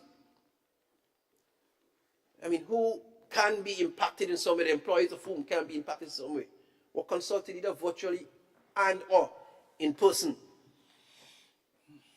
right? There was even consultation with GUT in person. So when I listen to all of the talk, Madam President, about lack of consultation, I wonder what's really the intent of that statement and how genuine it is. Maybe it's a matter of personality. Maybe it's a feel that, well, you didn't consult with me.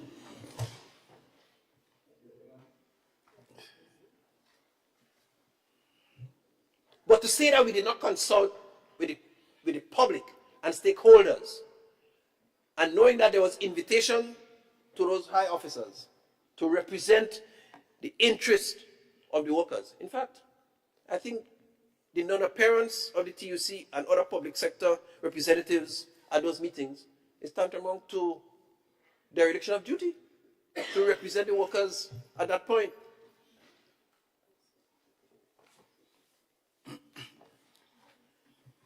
Madam President,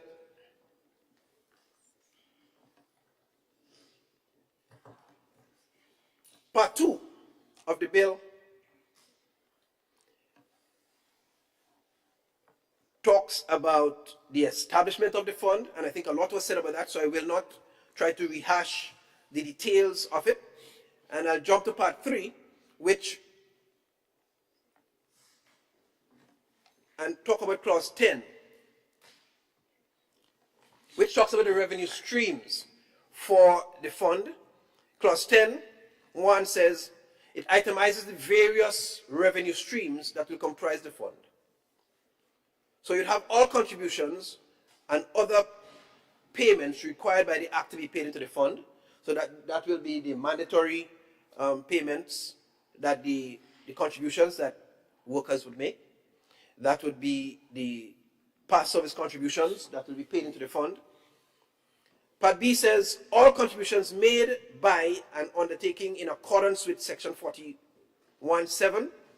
C, monies earned or arising from any investment acquired by or vested in the fund. All other sums which may in any manner become payable to and any property vested in the fund. Such other sums as may be appropriated by Parliament for the purposes of the fund. So there are various fund sources, and that will be so managed. Madam President,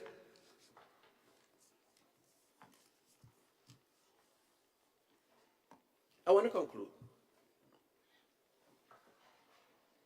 To continue this bill, Madam President, without passing this bill, is to continue the inequities in benefits, the disparities between sections of workers. And Madam President, that is not an option. That is not an option. To put all workers in a system where the state and taxpayers continue to pay 160%, that we have been told by the experts, the actuarial experts, is unsustainable, is nothing short of reckless, and certainly unsustainable. Therefore, Madam President, the pension reform is necessary and expedient. This fund will pay for past service contribution, so that workers will not lose their year's contributions. That's critical.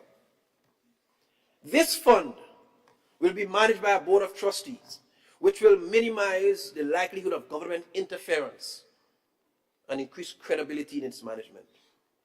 This fund, Madam President, will break the back of generational poverty and post-retirement poverty. This pension bill will do that. This pension bill, Madam President, is a step in the right direction. That was alluded to by almost all the speakers. If we do not pass this bill today, Madam President, the generational inequalities and inequities will continue and become more crystallized. Fully confident of the power and the potential to improve the livelihoods of people post-retirement and generations to come, I unreservedly recommend this bill to you, Madam President, and to this Honorable House for your full support. I thank you very much. I thank you, Senator Andrew, and thank you for recommending the bill to me.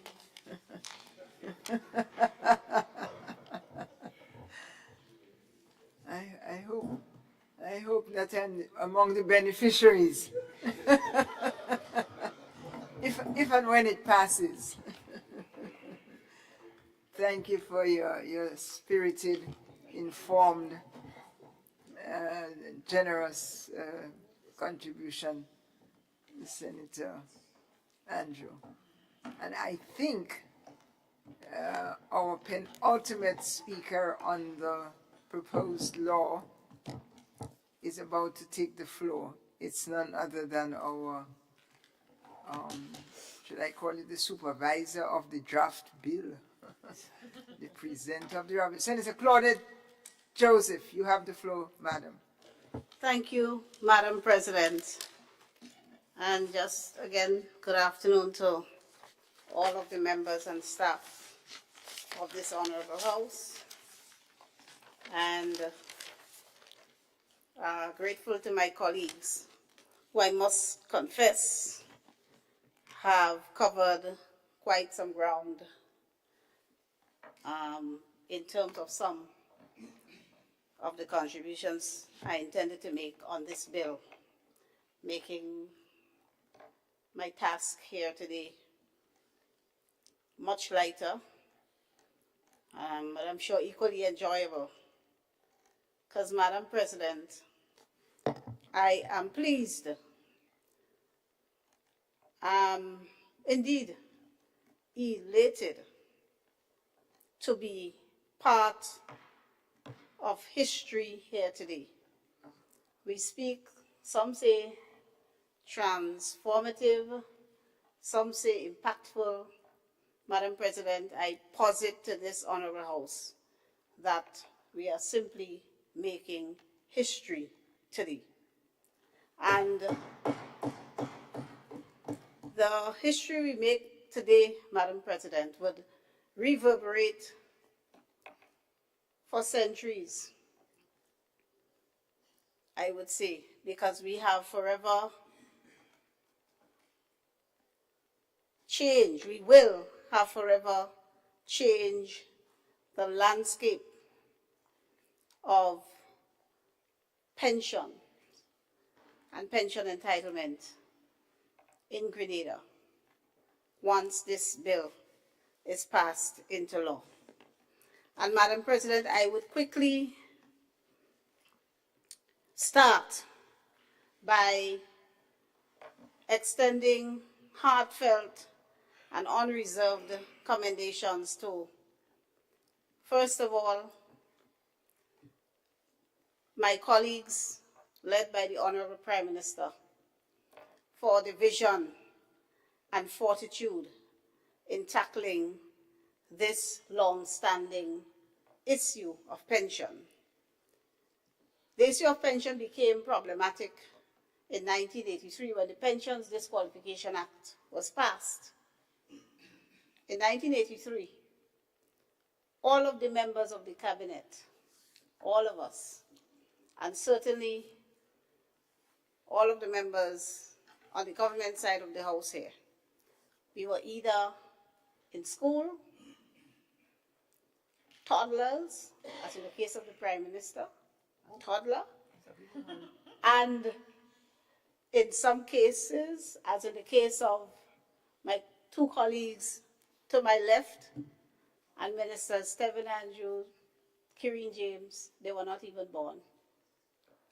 And here we are, rectifying a problem that was created when some of us were little school children, one or two were big ones.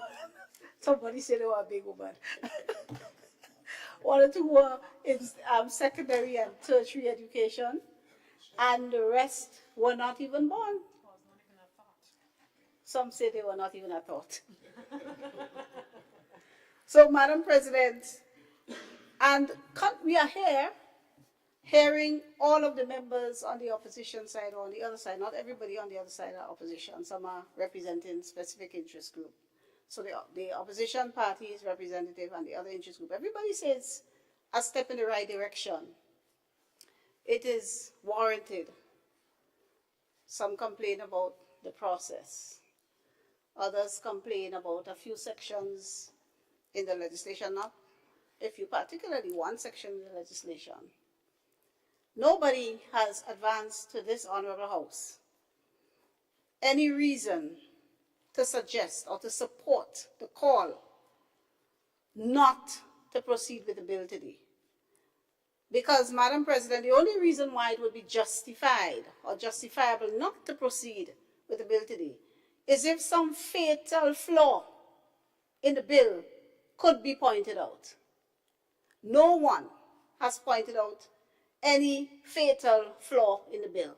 Certain people express a difference of opinion as to how particular sections might have been drafted. Well, if it turns out there is merit, we have this honorable House and the law house have the general power to amend laws so as to refine and to bring them into greater conformity with policies and even other legislation, including the Supreme Law. But nobody, Madam President, has advanced any argument that could convince us on this side to take this bill back to our colleagues and say, guys, we need to go back to the drawing board on this. Nobody has done that. And so, Madam President, I fully and wholeheartedly support the passage of this bill today. I give commendations and thank you to the Pension Review Committee, which was chaired by Dr. Curlin Gilchrist. And Dr. Gilchrist has been quietly listening to the proceedings all day. And we must recognize and ensure that his name is recorded in this historic Hansard. Because I have a feeling for years to come, people will be coming back for this Hansard. And I would also like to commend the other members of the Pension Review Reform Committee. We had Deputy PS in the Ministry of Finance, Ms. Siobhan Burton. We had Ms. Janine Bernard, who is one of our legislative drafters in the Office of the Attorney General. And we had one other person who is escaping me now. We have PS Lindona Marshall. She, well, we could rechristen PS the pension woman, you know. I think we could do that. She's really been a hard worker on this particular initiative of the government. And there's the actuarial scientist. I can't remember his name. That was the other person. Osborne, yes. Actuarial scientist. And this is not new to him. He's done it in the past. So we know we were in good hands. And in fact, he was consulted with and engaged somewhat by the previous administration. We recognize he's a professional, an expert in his field, and we engaged him. So I would dare say, I'm sure, had it been had the shoe been on the other foot and it was the other administration trying to do this, they would probably be coming with a bill almost identical to this, because they would have gotten the expert advice from the same person that we have gotten our advice from. So another reason why we know that we are on solid ground. And of course, we had the lead drafting consultant, Mrs. Petrona Seeley Brown. She's not based in Grenada, but she's no stranger to Grenada, as she worked here as a parliamentary counsel in the early 2000s and up to 2012, thereabouts. So she's well known to Grenada, one of the most sought after and respected legislative drafters in the Commonwealth. So when we hear other people who are not legislative drafters criticizing the drafting, I believe some of them may have a different view now that have put a name to the drafter, because they know her and her reputation precedes her. We're not saying she's perfect. None of us are. We're not saying the bill is perfect. As we all say, we agree that you would never find perfection. That's why you have the power to come back and amend and refine. So, Madam President, so with respect to the comment made by the representative of the employees in this honorable house about the three firms who have commented on this. I have listened. I have engaged colleagues, as I always do. And I repeat, so far, there is nothing that would cause us to want to pull back this bill. The bill itself does not in any respect breach the Constitution. We made sure of that. And in fact, some aspects of the bill mirrors the Constitution. We were careful about that. The suggestion that there cannot be two parallel schemes running at the same time runs contrary to what the Constitution itself contemplates. And I do not want to make disparaging remarks about my learned friends, and they are indeed my friends. But I would say, let's put it this way. They either know or ought to know what Section 92 of the Constitution says. And they know or ought to know that in passing this legislation, while at the same time having the Pension Act of 1958 apply to public officers who are already confirmed in the service, yes, by the Public Service Commission, that's the law, as recently stated in the Bihari case. So while having the two parallel schemes run is entirely in conformity with the Constitution. Let me just tell you what Section 92, subsection 3 of the Constitution says, Supreme Law of the Land, where, subsection 3 of 92, where a person is entitled to exercise an option as to which of two or more laws shall apply in his case, the law for which he opts shall, for the purpose of this section, be deemed to be more favorable to him than the other law or laws. So Section 92 of the Constitution, which enshrines the right to pension, also contemplates that there may be in force simultaneously two or more pension laws. And there may be as well an option on the part of public officers to choose which one would apply to them. And once they choose, that one is more favorable. That's what the Constitution said at Section 92(3). And in this bill, Madam President, at Section 3, subsection 5 or 6, I think it is, the workers are given, the existing workers who are appointed already in the public service, they are given an option as contemplated by 92(3) to choose. They have 12 months to choose which of the two schemes, which will be running parallel side by side, will apply to them. And once they choose, that's the law. That's most favorable. Right? So, Madam President, we have taken care to ensure that the rights of our workers, because there's no denying it now. Since independence, we have been the most worker-friendly administration.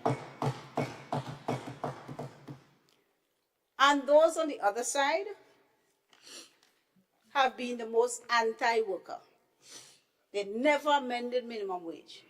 From local to international, in all the 23 years in office, they never adjusted the minimum wage. 25 years passed before Grenada could have gone to the ILO conference, the international conference that treats with workers. So I have no doubt, and the workers of this country are clear, they're not fooled. They know who has been on their side all this time, and they know it is this administration, taking steps that others said were impossible or will cost almost $500 million, which turned out to be a lie. So, Madam President, again, Section 92 of the Constitution contemplates, I hear a proposition coming from the other side, that we should have the funds paid by the employees covered under this legislation into the consolidated fund. Well, first of all, you can't take people's money, people's pension money, and pay it in the consolidated fund. The consolidated fund is one big lion's den, and when it goes in there, anything can happen. That's one. But secondly, Madam President, back to the Supreme Law. Section 92(4) contemplates a contributory or a non-contributory scheme, different variations or permutations of pension, and it also contemplates depositing pension funds into funds other than the consolidated fund, into accounts other than the consolidated fund, because it says all pension benefits shall, except to the extent that they are charged upon and duly paid out of some other fund, be a charge on the consolidated fund.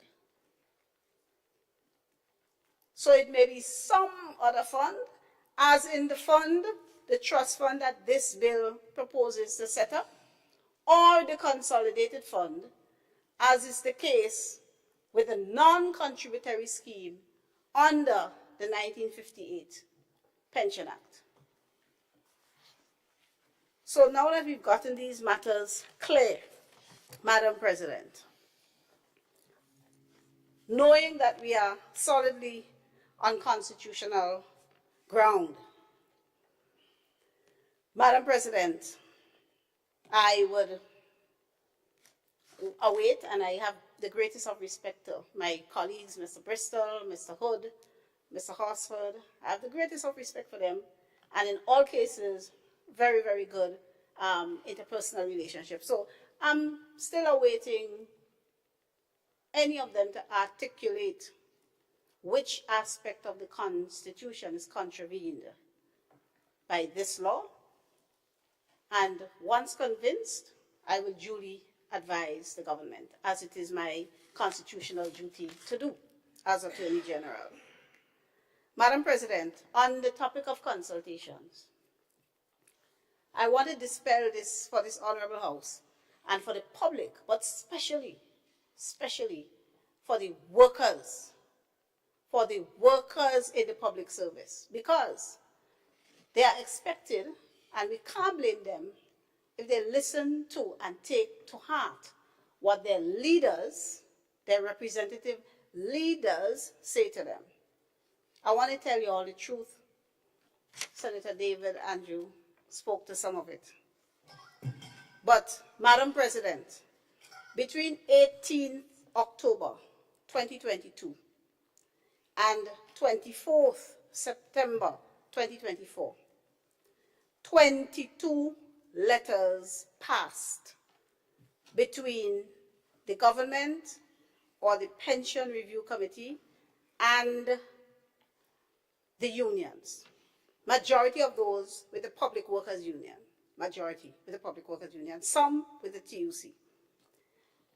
And the first two of these letters, one dated 18th October 2022 from Permanent Secretary in the Ministry of Finance, Mr. Mike Sylvester, to the President of the TUC, and another dated 18th November 2022 from the Chairman of the Pension Reform Committee, Dr. Curlin Gilchrist, to the President of the TUC. Those are the two first letters.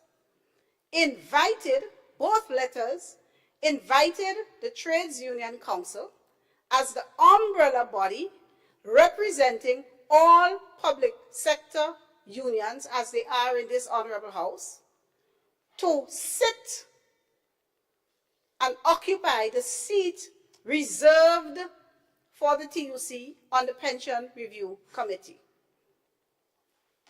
That seat was not taken up for varied reasons. The first reason advanced was that an assurance was demanded that whatever pension reform is undertaken will not upset or in any way interfere with the ruling of Justice Glasgow. And at the time, the understanding was that the ruling of Justice Glasgow should apply to everybody who is regularized, because this bill is not standalone, it's alongside regularization. So if you want the Justice Glasgow ruling to apply to everybody, including those who are to be regularized, and you're not talking pension reform.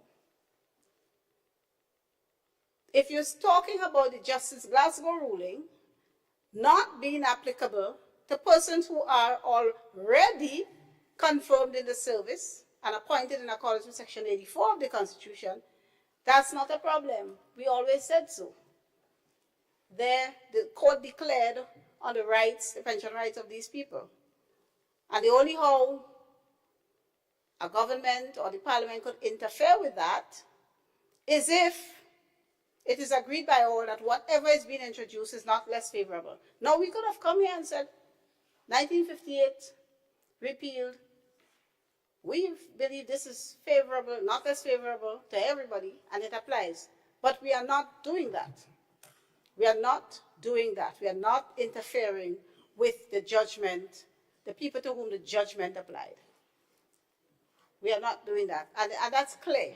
A clear reading of the judgment, a consultation with your legal counsel would have told you clearly that whatever government is doing can't interfere with Justice Glasgow unless the workers agreed that anything new is less favorable.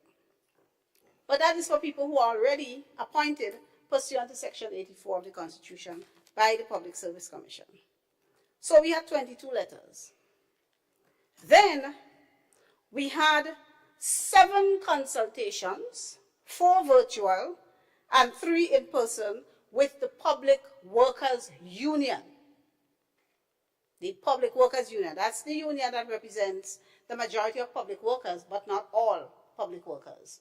And that is why in the first place, the TUC was invited to take up the seat, recognizing that the PWU, although it represents the majority of the workers, it does not represent all.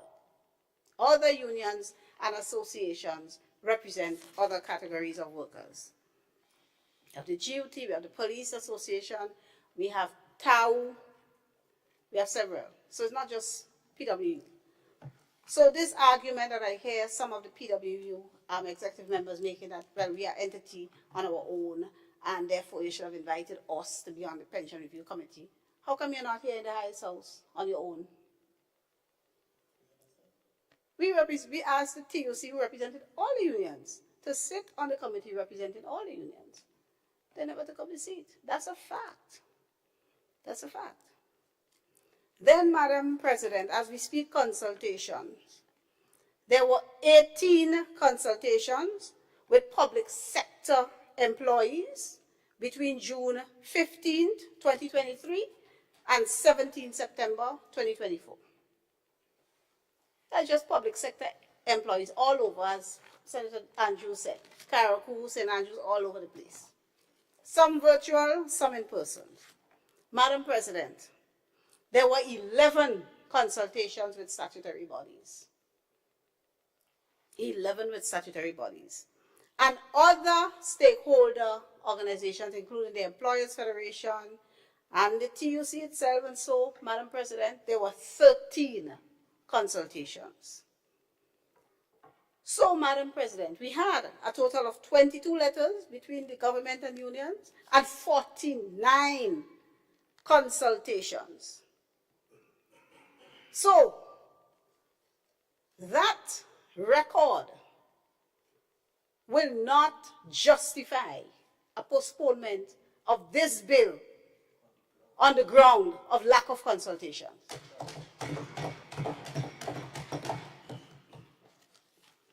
Madam President, most of my colleagues have gone through the bill and various sections. Madam President, I would like to just briefly mention the section that has drawn a lot of attention, Section 3 of the bill. And that is the section that speaks to the persons to whom the Act would apply, the scope and application of the Act. Madam President,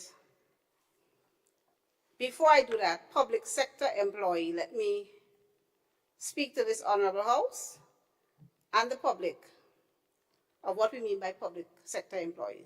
Now, let me say straight up, the Constitution does not contain or define the term public sector employee. It speaks to public officer. Madam President, but this Act, remember, this Act is intended to apply not just to public officers, but to workers in statutory bodies as well. And the wider vision is ultimately for this Act to apply to persons even in the private sector.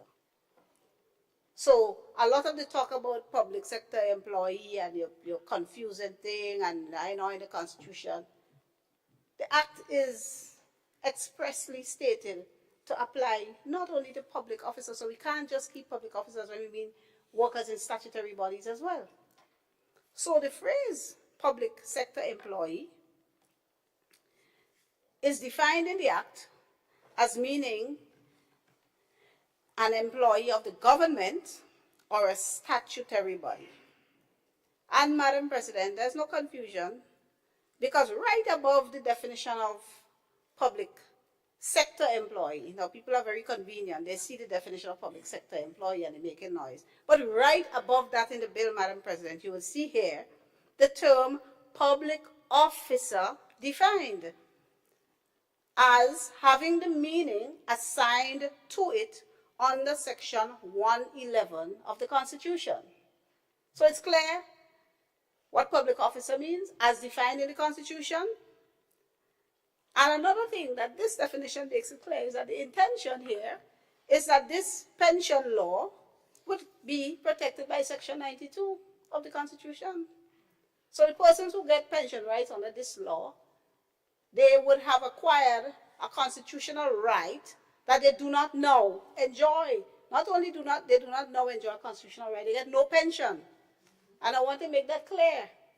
The alternative, you're saying postpone this, that, the alternative, nothing versus a pension under this Act. And Madam President, it will not take a rocket scientist for us to determine which the public worker who now does not enjoy a pension would prefer. You don't need rocket science for that. And if as the learned Senator Horsford on the other side suggested that somehow everybody who works with the government, who's a government employee, is somehow entitled to a pension under Section 92, even if they don't have the PSC appointment.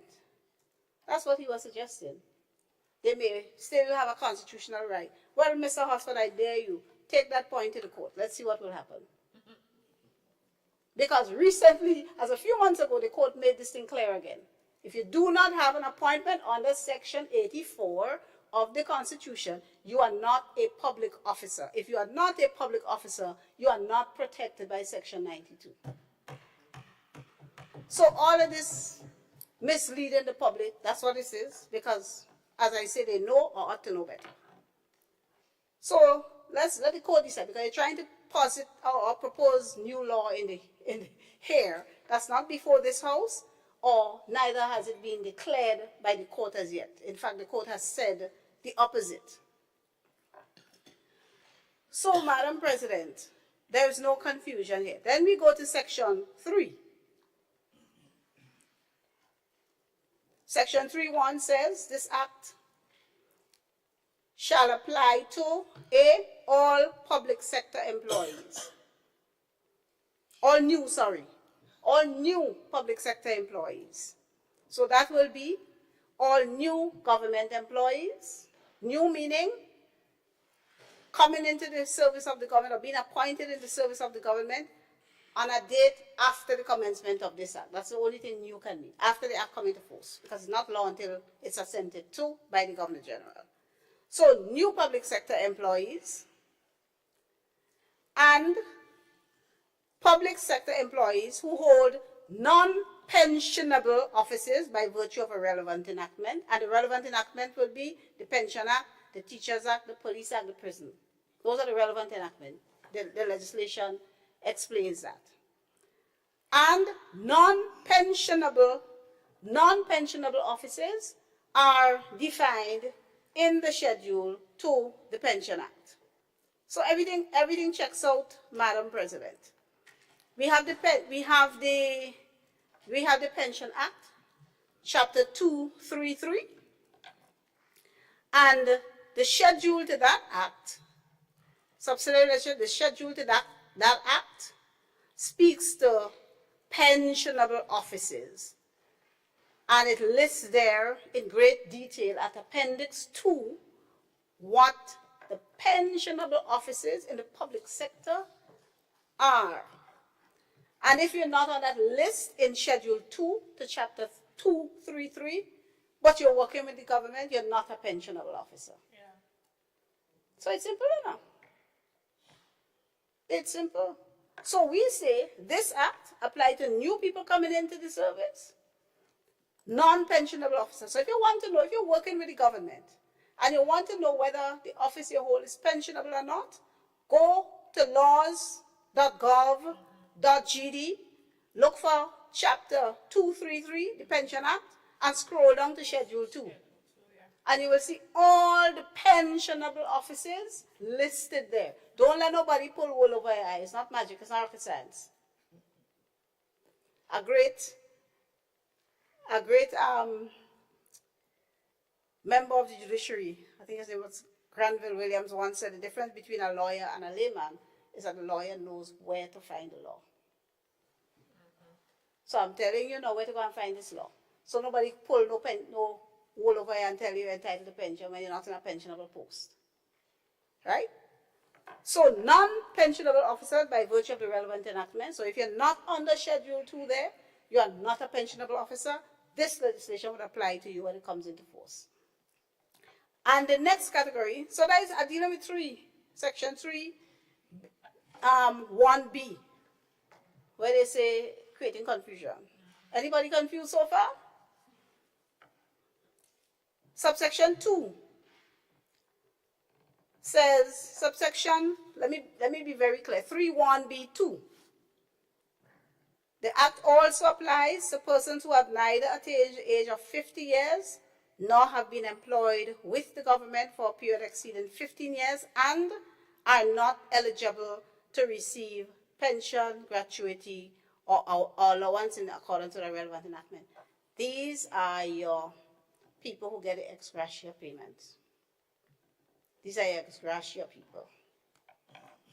If they are over 50 and have worked for over 15 years, they will remain entitled to the ex gratia under the current legislation.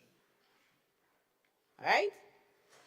And then C says all employees of government who are currently employed in the public service on a contractual basis and by virtue of the terms of their contracts, they are not entitled to a gratuity. As it stands now, because of the lack of care and consideration that the previous administration had for workers, nobody in the public service now getting gratuity. None of the contract workers are getting gratuity because at some point they removed the gratuity element from the contracts. So nobody are getting gratuity. So contract workers, this act will apply to you by virtue of Section 3(1)(c). So there are four main categories of workers to whom this law will apply. New public sector employees, that will include statutory bodies who come under the legislation. Public sector employees who hold non-pensionable offices. And if you want to know if your office is pensionable or not, go to the schedule in chapter 233. If you ex gratia, one of those persons, the daily paid and so will get the ex gratia. At the end, they're not pensionable because they are non-pensionable. They're not pensionable, they will get an ex gratia payment. If you're one of those and you are under 50 and in the service for less than 15 years, you will go over. Right? And then C, contract workers. So these are the people to whom this section, the law will apply. And then, for clarity, subsection 2 speaks to persons who are not covered by the legislation. If you are employed in the public service on a contract basis, whether fixed term or otherwise, and by virtue of the terms and conditions of your contract, you're getting a gratuity already, because you can't get pension on gratuity. Under contractual arrangement. Let me clarify that. Under contractual arrangement, it will not apply to you. So you have a 2-year contract and then you have a gratuity at the end of the contract, you wouldn't automatically fall under this. Employees of the government who are employed in the public service for a period exceeding 15 years and over 50, that's the ex gratia people who are over 50 years and they have been in the service, you will continue as you are and get your gratuity when you exit. Temporary employees and persons who are under secondment from statutory bodies or agencies. And then we go on to say, this is here, subsection 3 now. Section 3, subsection 3 makes it clear that persons who already enjoy pension benefits, who are pensionable officers, this law does not apply to you. That's all section 3.3 says. And so, Madam President, I thought I would take the time, because I hear a lot being said about this section 3. And the drafting getting a lot of criticism and so. So I thought I would clarify it. Just explaining it there, it doesn't sound confusing to me. It's very clear. So, Madam President,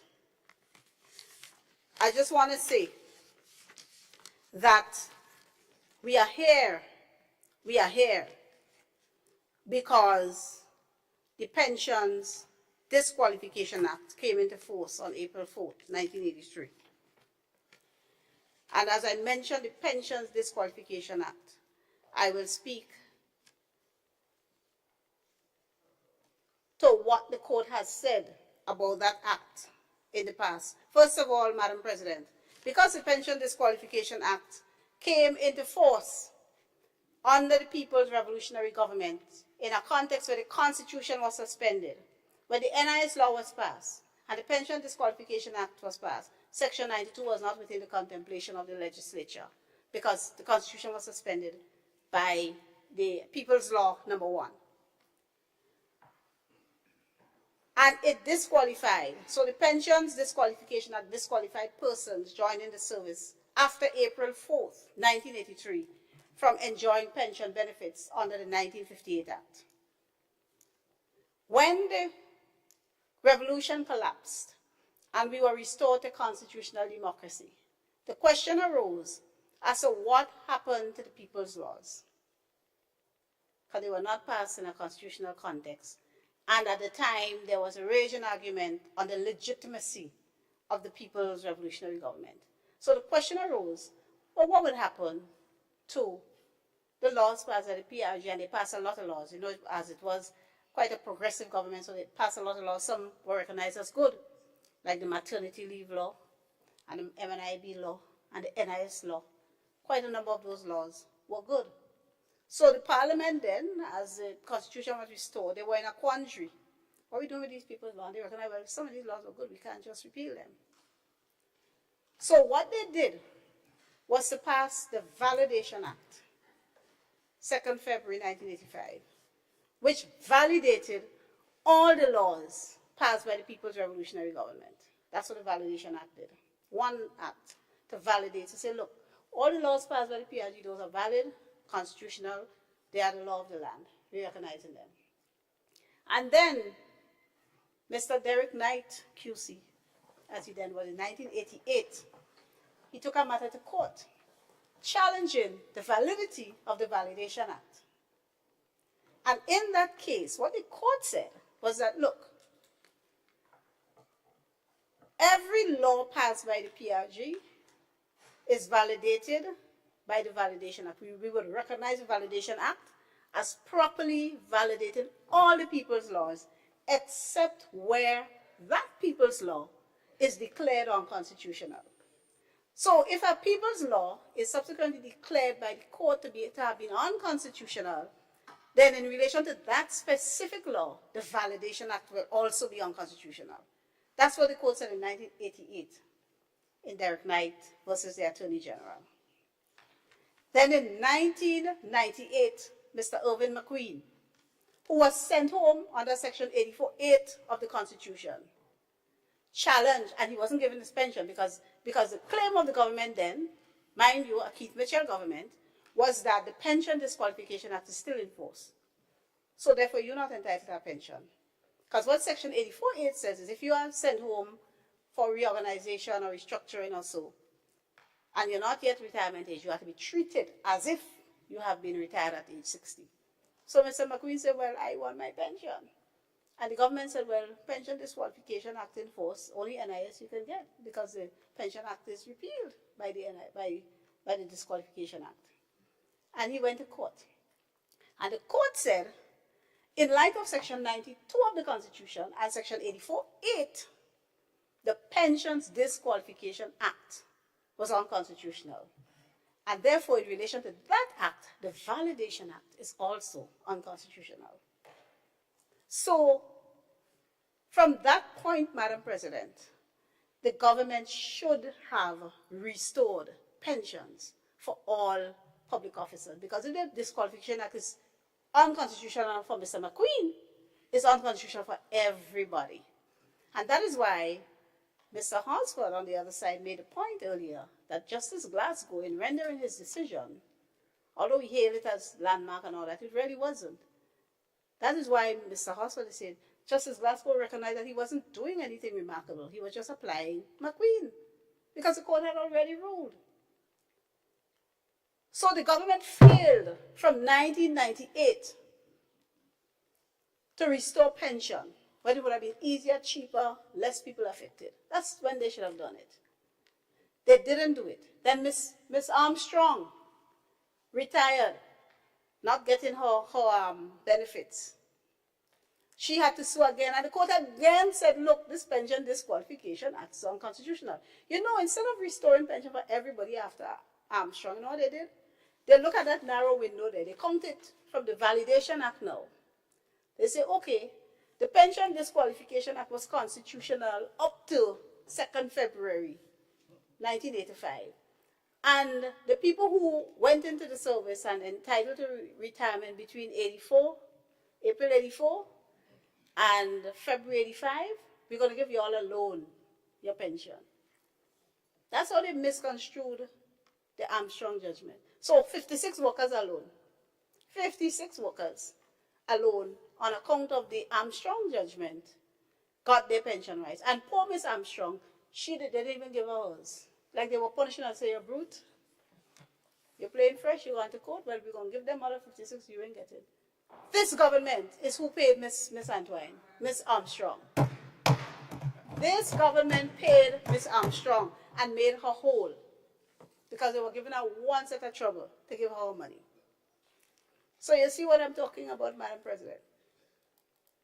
When the issue came up again, because the unions in 2018 were negotiating, they got the 56 workers with Ms. Armstrong, when really it should be everybody. and they were still trying to negotiate. And they were on the verge of negotiating their rights, their constitutional right under Section 92 away. That's what they were doing.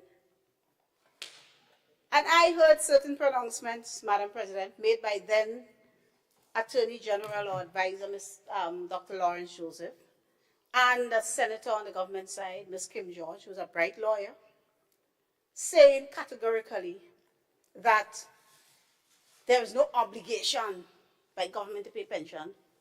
And that stirred me because you know, when certain people speak, the public listen, because you know you're learned and you're expected to be straight and honest with the people. So when I hear, I say, but this is madness. How could you be asserting so categorically in the face of Section 92 that workers don't have a pension right, when it's guaranteed, it's enshrined, deeply enshrined in the Constitution? To change 92, you have to have a referendum. So the right to pension is deeply enshrined in the Constitution. So then I started speaking and said, no, these guys are wrong. Because Section 92, I wrote a few articles, I appeared on a few programs, and the unions quietly reached out to me. And I wouldn't give the long story. The short version of the long story is that, based on my intervention, Madam President, they took the matter back to court with the unions as the claimants. Because I said to them, don't go with that individual. You see what they did with McQueen? You shouldn't have to go to court after McQueen. You still have to, Armstrong still have to go. So let the union sue. Let the union sue, representing all workers now. No government could say it's an individual and we just obeying the court in relation to an individual. That's how the unions got back to court. I even recommended Mr. Bristol. Because you know how Grenada is, Madam President. By then I was already in frontline politics. I ran already. I didn't want it to be politicized. So I quietly said, go to somebody like Mr. Bristol. I'm sure he would help you. And he did. And he did it pro bono. And I would thank Mr. Bristol for that. And the other lawyers who supported him. So that's how we got. And I give this background, Madam President, to say that I'm standing here today as part of a government genuine about workers' rights. Genuine about workers' rights. Genuine about fixing this 40-year-old problem where workers are literally retiring into poverty. And as a minister charged with the responsibility for workers and also for advising the government. So in a sense, I kind of take a little offense when I hear people saying, you know, knowing the background, and some of them who making the comments, they know my personal involvement in this matter. They know. And I'm here, Labour Minister and Attorney General, advising the government. You think I would advise government to do anything unconstitutional or anti-worker? No, so I give that background to say to the workers of Grenada, you're in good hands. You're in good hands, and not all the time your union leaders speak, they're telling you the truth. I've been frank. Not all the time. And not all the time, they are clearly, maybe not intentionally, but not all the time, they are correct in their approach. Not all the time, their approach is in your best interest. You are speaking to a government that called all union leaders into the cabinet room 8 days after we were sworn in. None of us had been in a cabinet before. First time all of us in a cabinet, and we called all the union leaders 8 days after we were sworn in. We were sworn on the 1st of July. We sat with the unions on the 9th, and we said we want to fix this pension issue. First of all, we're going to deal with retroactive pension. All the people who owed already in breach of the court judgment from McQueen come up, we're going to start with paying them and making them whole. Here is how we plan to do it. This is a plan. Go and study it and come back and tell us if you guys are okay with it. That's 8 days after election. Right? So when we say, come, let's sit down and talk pension reform, we ain't trying to trick you. We ain't playing games. We're serious about sitting down and talking pension reform. And if you don't want to sit down and talk pension reform, we, government, as an employer, has an obligation to do right by its workers. We have to treat our workers right. And we would rather be treating the workers right, holding the union's hand side by side, in feeling as though we're in the same struggle for the workers, especially in this case, the public workers, than having to say, okay, well, you're not coming, well, we're going to do what we have to do anyway for our employees. That's a position we were put in. Come on the pension review committee, you can come, but that's not going to stop us. The fact that you did not take your seat on the pension review committee would not stop the government from doing what is right by the workers. And which is, to a certain extent, what happened here in the initial stages. But as I said to this Honorable House, there was a lot of consultations subsequent. So it's not like there was none at all. So, Madam President, and I just want to make it clear, any other dispensation will not pay the pension. The previous government demonstrated that they had no intention of paying the pension by their conduct. And the former Attorney General, Sir Lawrence Joseph, published an opinion a few days ago. I sent it to this Honorable House, asking that it be circulated so all members could see. Because this is a guy who was advising the previous administration. And he's still saying Justice Glasgow was wrong, and had it not been for the elections, they would have appealed. In that opinion, published a few days ago, Christmas Eve or whenever, right? He actually said that. So when we say, had it not been for the election, right, they would have appealed and still have the unions dragging through the courts on this issue, all the way up to the Privy Council. We're not joking. He confirmed it. And he went on to even say, recommending to yours truly, as the current Attorney General, you could still try to appeal, you know. You could go to court and say that the matter was sensitive, and that there's a reason, because of course the time for appealing long gone, and the weight of the law. Yes, he said I could make a special case, because of course the law in relation to time for appealing, when you miss your time for appealing, you have to come good to get an extension. And in that opinion, the former advisor, the advisor of the previous administration, saying to me as Attorney General, make a try, instead of paying the workers this new, they're coming with this new bill, go back to court and appeal this Glasgow judgment. And I know you're out of time, but make a special case. And the Court of Appeal might listen to you. Well, I know that's a joke. You're not talking to this AG. That's not happening. Because what we're doing is right for the workers. So if, and let's face it, in Grenada is two dispensations, either them or us. So workers, listen well. And decide if you want back then. Yeah, because they're saying even now, and accusing Justice Glasgow of bias. In that opinion, the former Attorney General accused Justice Glasgow of bias, saying Justice Glasgow was self-serving in that he himself would be entitled to a pension. How insulting, how reprehensible to accuse the judge of bias. So, y'all workers of Grenada, Madam President, through you, workers of Grenada, as the people say on the block, y'all better know what time it is. Because another chance is given to the other dispensation, they're going to try to repeal this act. But they vex, we are fixing a 40-year-old problem that Grandpa couldn't fix in 23 years. So we are just right. We are honestly and genuinely trying to do what is right. And we regret that the unions didn't take their seat and make the direct contribution. But we did the best. And we say any deficiencies identified can be fixed by subsequent amendment. Because for all the reasons I've already given, we have no good reason to delay this bill today. And here's another consequence, workers. Here's another consequence, Madam President, of delaying this bill.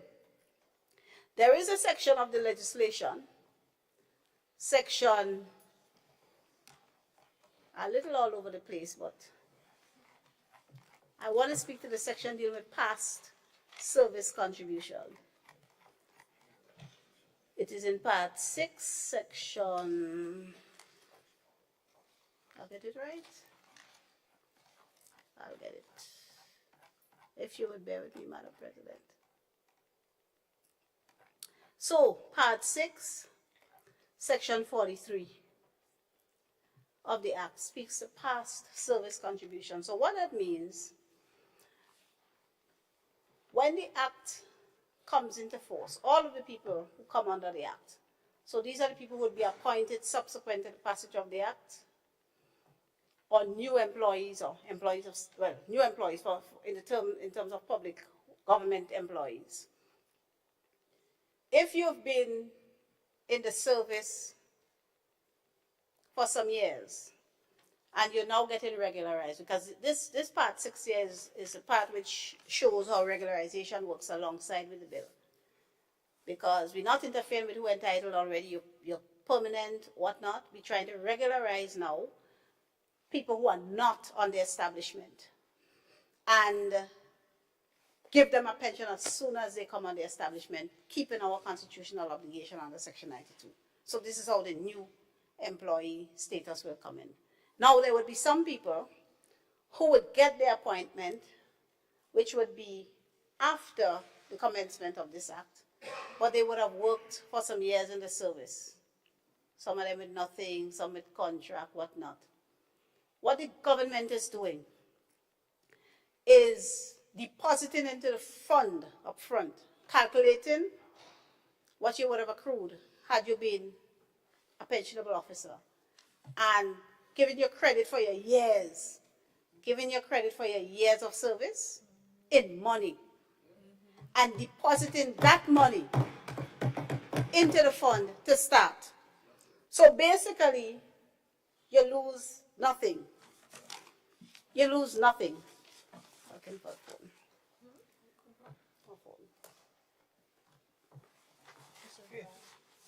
The red one. Yeah, okay, yeah. And Madam President, I just want to share a little bit of the figures in terms of what government is doing in relation to this past service contribution. Because it's not small change, right? Some talking about biting bullet and just, what? Clean break and starting. Why didn't tell Grandpa clean break? And starting, they didn't want to spend the money on the workers. They don't want to spend any money on the workers, right? So, past service contribution, they estimate in terms of what, when the pension fund comes into operation shortly, $11.3 million, one time. That's on top of the 75.1 we already paid in retroactive pension. And what we are paying going forward on a monthly basis. $11.3 million in past service contribution, so that people ain't losing their years in terms of pension.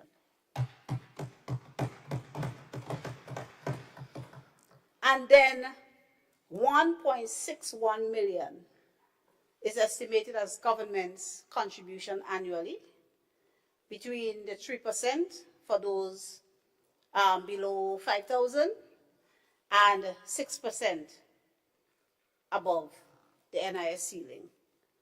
So we are not talking. We're not just talking.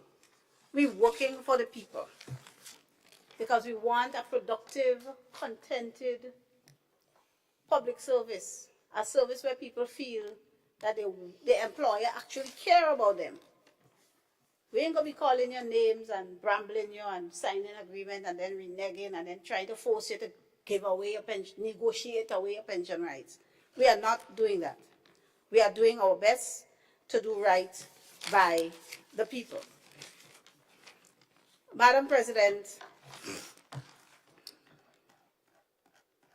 let me just scroll back so that I can highlight some very salient aspects of this bill for this Honorable House and the workers of the public service in Grenada. Hold on, I think I went too far. I want to highlight certain aspects in Part 5, Madam President. Right.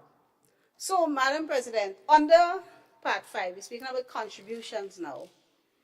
The employer makes a mandatory monthly contribution into the fund at 3% of the salary of the workers who are under 5,000, the worker also makes a mandatory contribution of 3% on the $5,000 and 6% for the excess.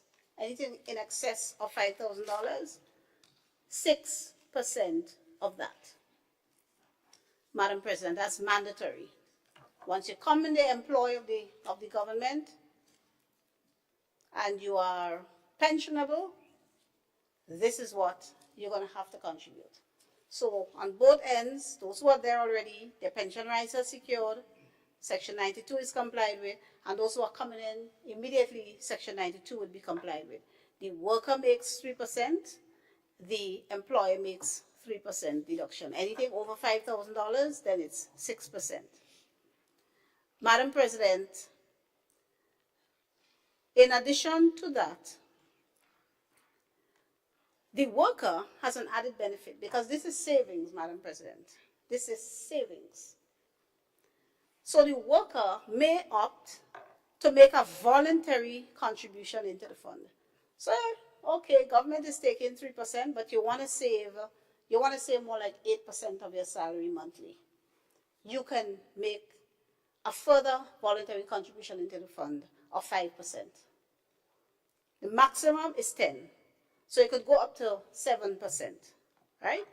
The maximum contribution, 10%.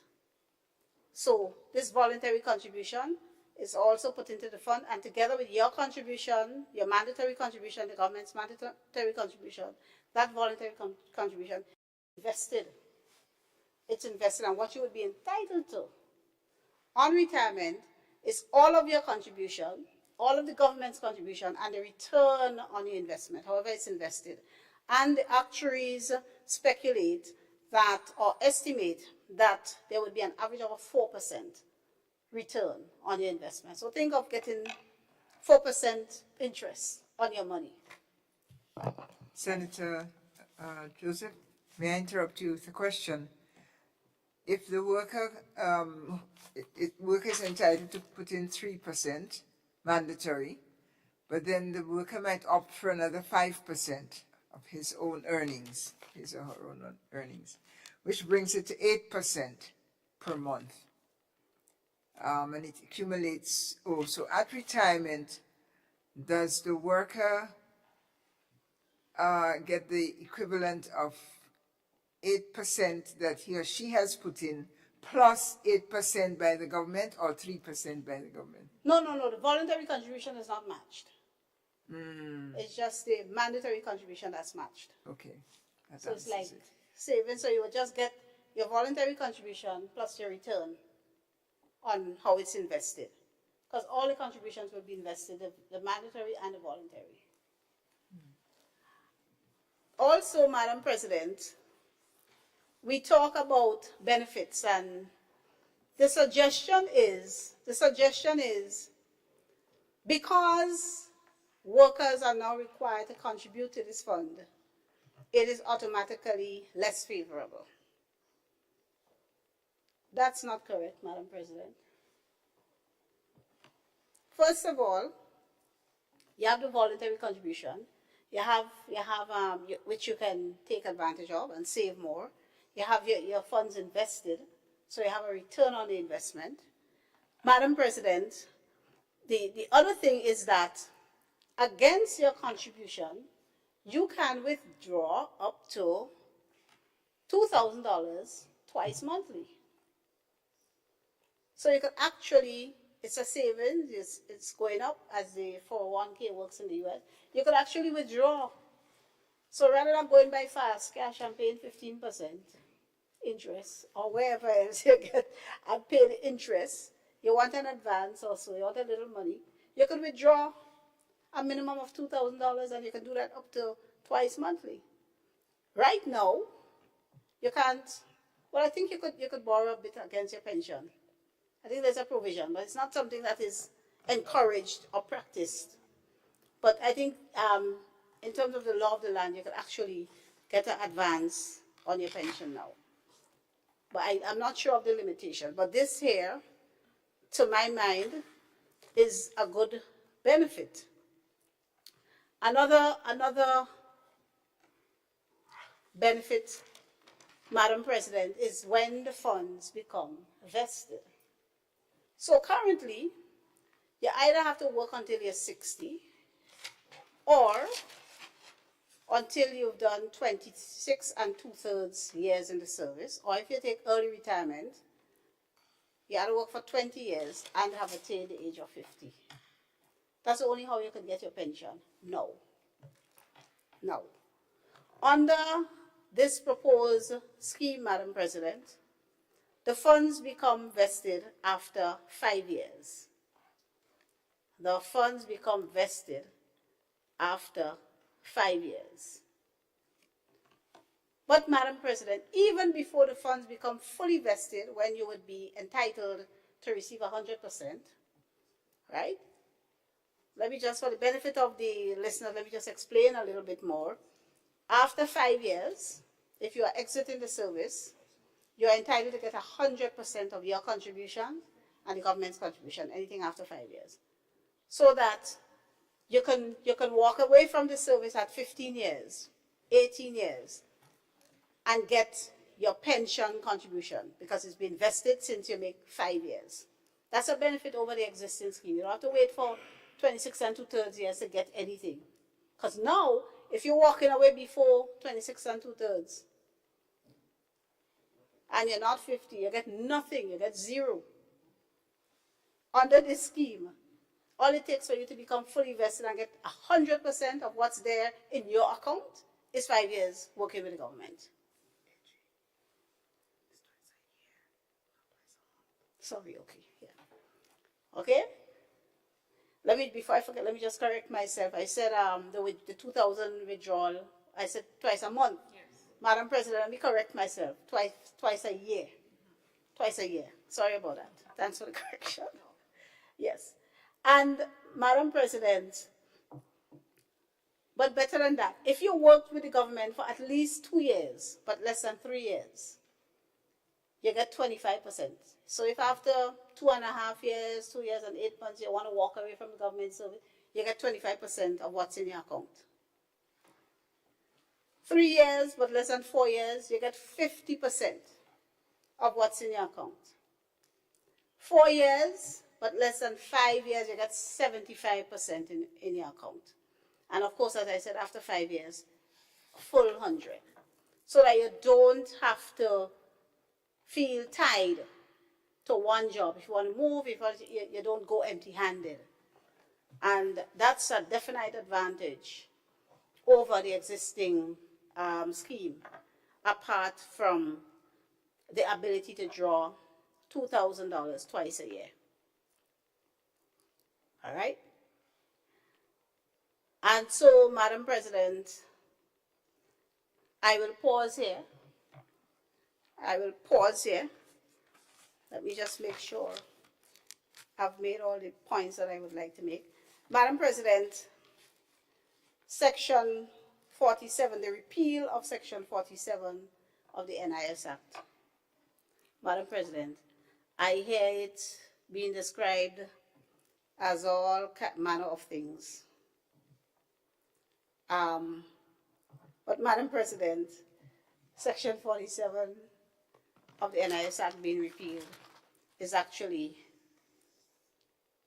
a blessing and a benefit, because Section 47 of the NIS Act had enshrined in it by amendment, subsequent amendment, that the Pension Disqualification Act is a law. So that's the section that included the provisions of the Pension Disqualification Act. And that's why we had to definitively repeal it, because the Constitution, the courts has already declared the unconstitutionality of the Pension Disqualification Act. So that's all we were doing when we repealed that section there, because it enshrined the provisions of the Pension Disqualification Act. So again, there's this kind of suspicion on government's part. I just want workers and their representatives to appreciate that You're not dealing with tricksters. We're not playing games. We're not going to sneak up anything on you or pull no fast one on you. So that's why Section 47 of the NIS Act had to be repealed. Madam President, I believe that I have covered all of the matters that I intended to, unless there's anything else. No. So, Madam President, with all of that said, I will, well, before I commend the bill, I would also want to speak to Section 59 of the Act quickly, Madam President, because, you know, there's a lot of concern, a lot of speculation, and so I just want to allay the fears and the concerns. Section 59 speaks to the board providing information to the member or the person who's invested in the fund. And so, Madam President, Section 59 provides that the board shall provide in writing to each member, so that's each worker who is under this fund, or a person specified by that person, in the case of the death of the member, information including a handbook summarizing the provisions of the fund. So all information relating to the fund is mandated to be provided to the members. And annually an annual statement showing the aggregate amount contained in the member's contribution account. So each member has an account, and the aggregate amount is shown. So that aggregate meaning your contribution, government's contribution, and the sum you have as a return on the investment, right? Aggregate amount contained in the voluntary contribution account, right? So that will include, if you're making a voluntary contribution, your contribution and how much interest or so that investment has yielded, and also the aggregate amount contained in the employer's contribution, the aggregate amount contained in the past service, because remember you have that account set there when you come in, you get your past service. If you transition, you also get your past service. So that statement that you are entitled to as an individual member annually will show all these things. A statement of benefit on retirement, so it will show you what benefits you will get if you were to retire at the date of the statement. A statement of the vested benefits at registration, and a death benefit statement at the time of death of the member or person specified, and any other information as may be prescribed, because remember, we are to do regulations for this legislation, and the regulations may prescribe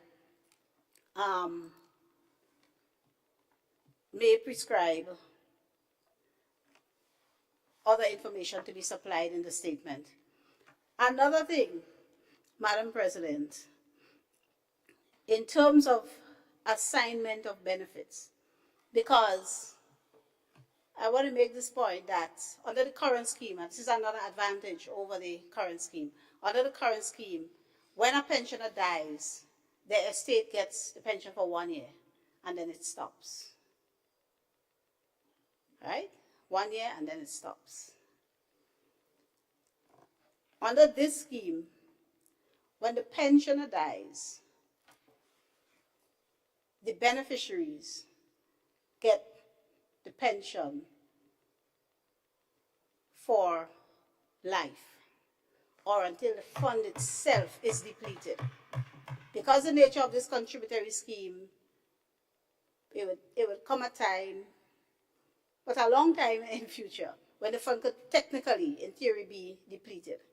So once there's sums to the credit of the deceased, the beneficiary will get. So that's a big advantage over the existing scheme. 1 year versus for life. It goes on and you get paid. All right? Then the fund itself is protected. We have built-in protections to the fund.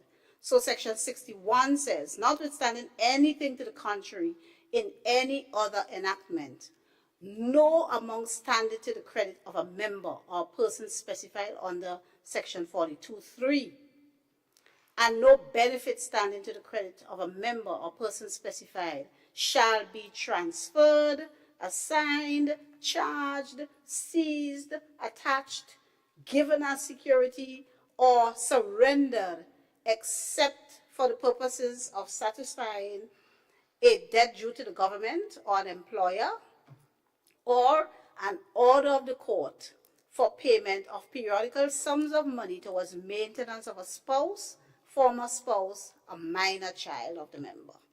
So if you owe any other debt, if you have any kind of other debt, this fund is protected. This law says no debtor could come after these funds, except if it's a debt due to the government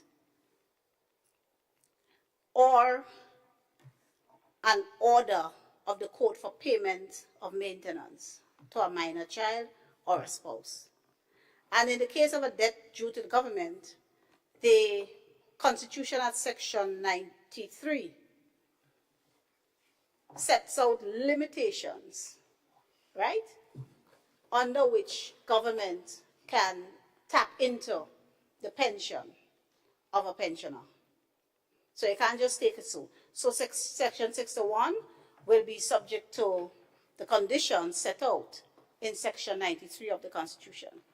The PSC has to agree, and there's a whole process. So you can't just, even the government can't just go and tap into the fund, because the section 93 has to be complied with. And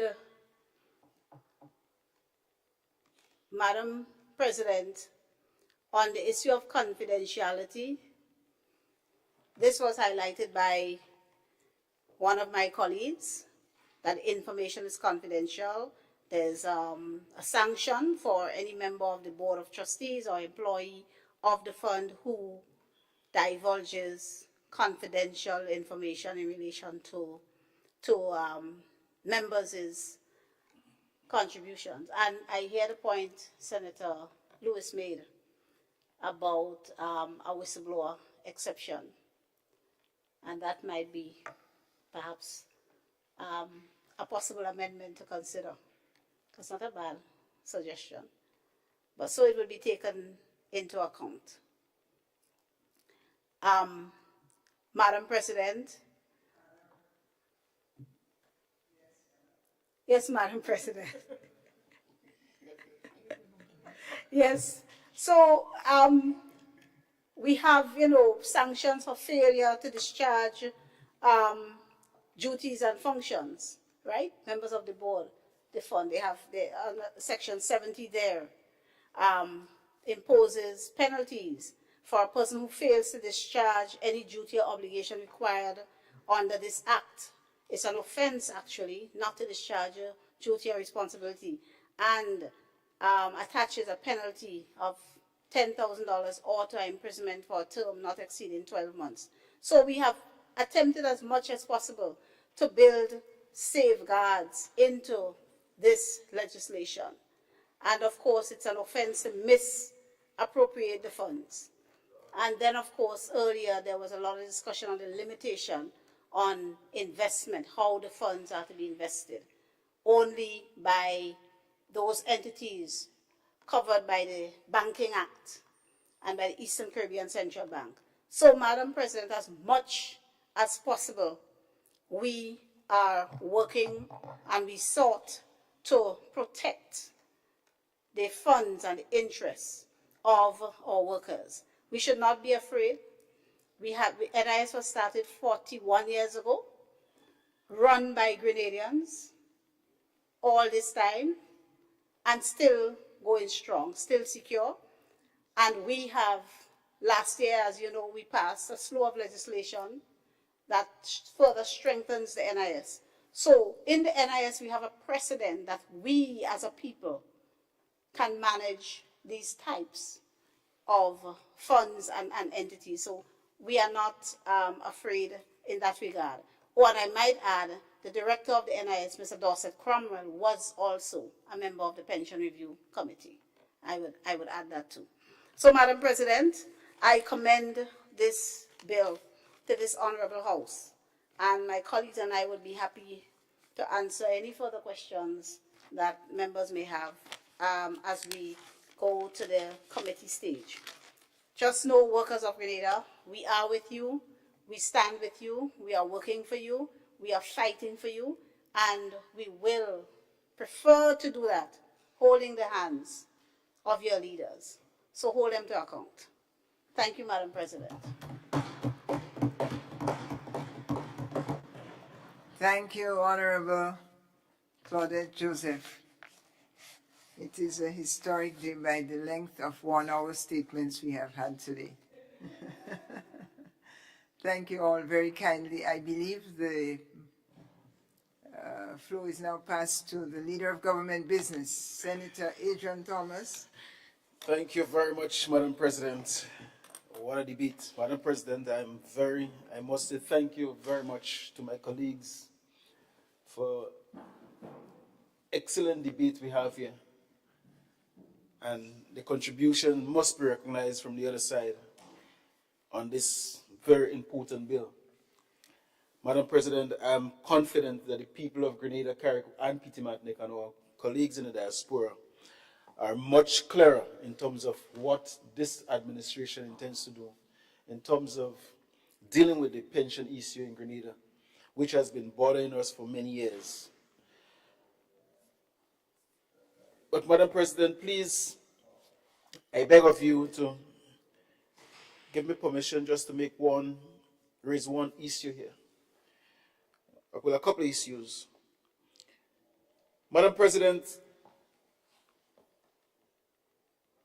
while I welcome the concerns of my colleagues, it is becoming a trend now, ever so often, and I must commend them for that. But at the same time, every time we bring a bill to this House, I'm happy to hear the kind of support that we get from the other side. Even though the support is being lined with a barrage of but and but and but. But Madam President, what I will like, and I want to encourage my colleagues, that whenever situations like that arise, please, an alternative would be nice, so that at least we can think of something else.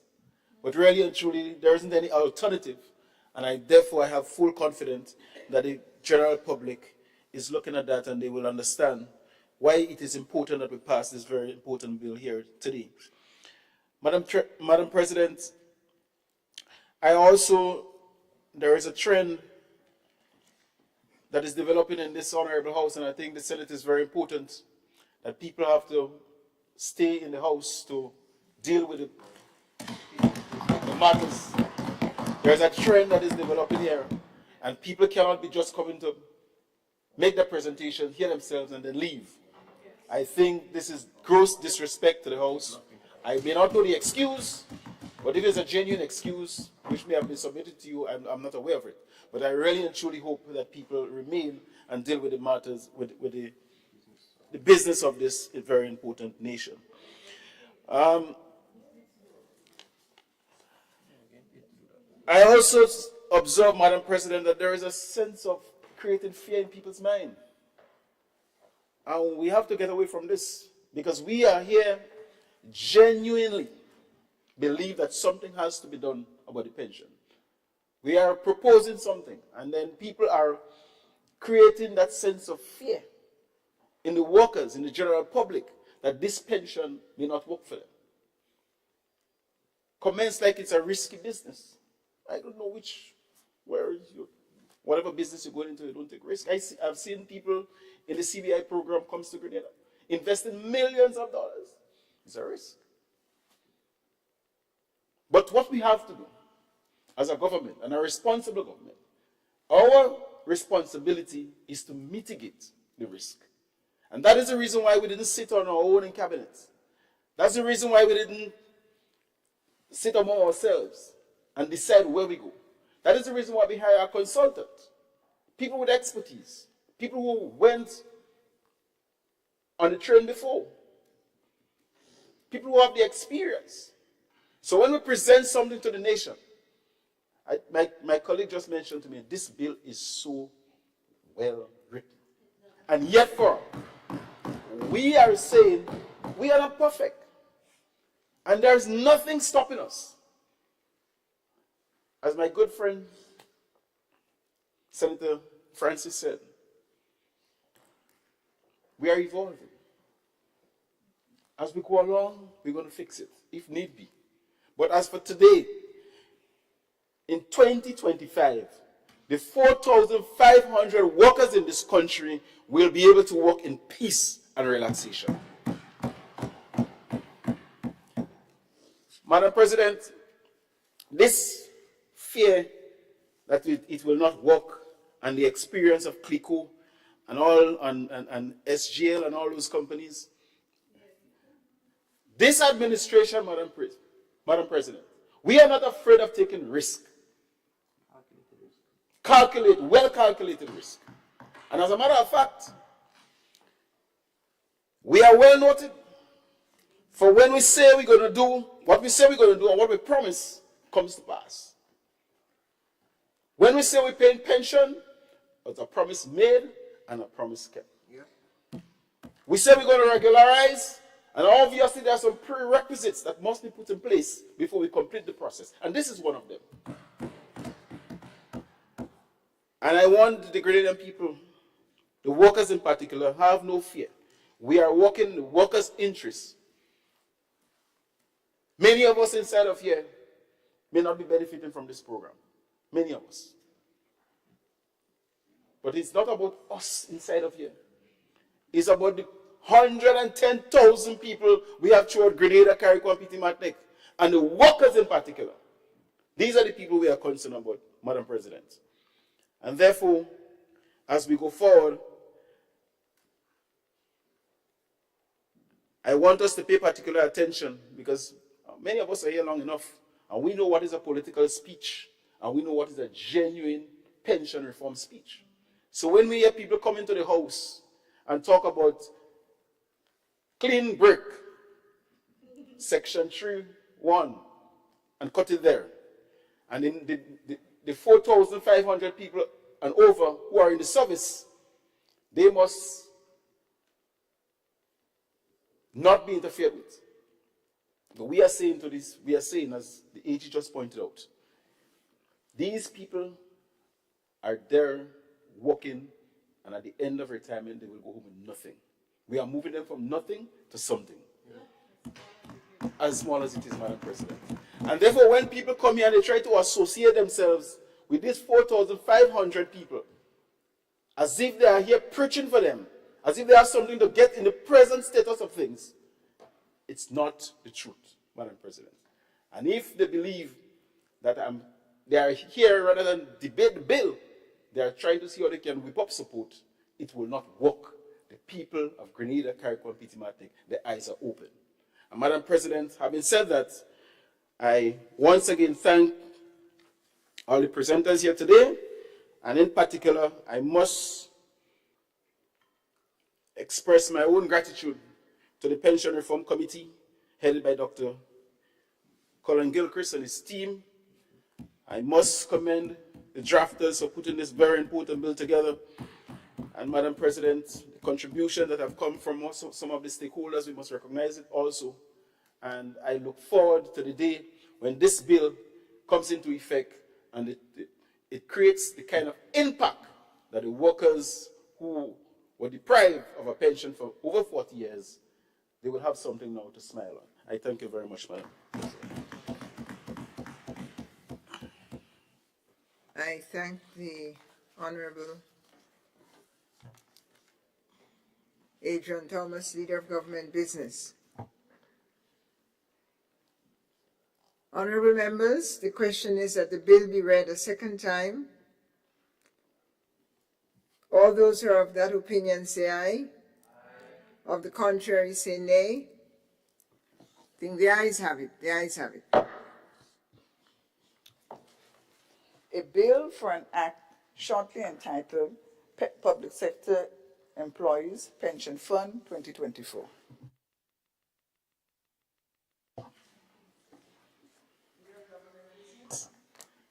Madam President, I beg to move that the Senate resolve itself into a committee of the whole Senate to consider the bill part by part. Honorable Senators, the question is that this Honorable House resolves itself into a committee of the whole Senate to consider the bill clause by clause, in this case part by part. Thank you. All those who are of that opinion say aye. Of the contrary view say nay. Ayes have it.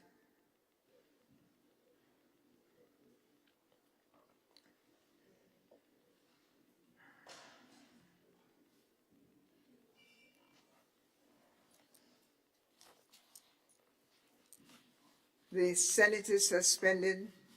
Committee of the Whole is in session.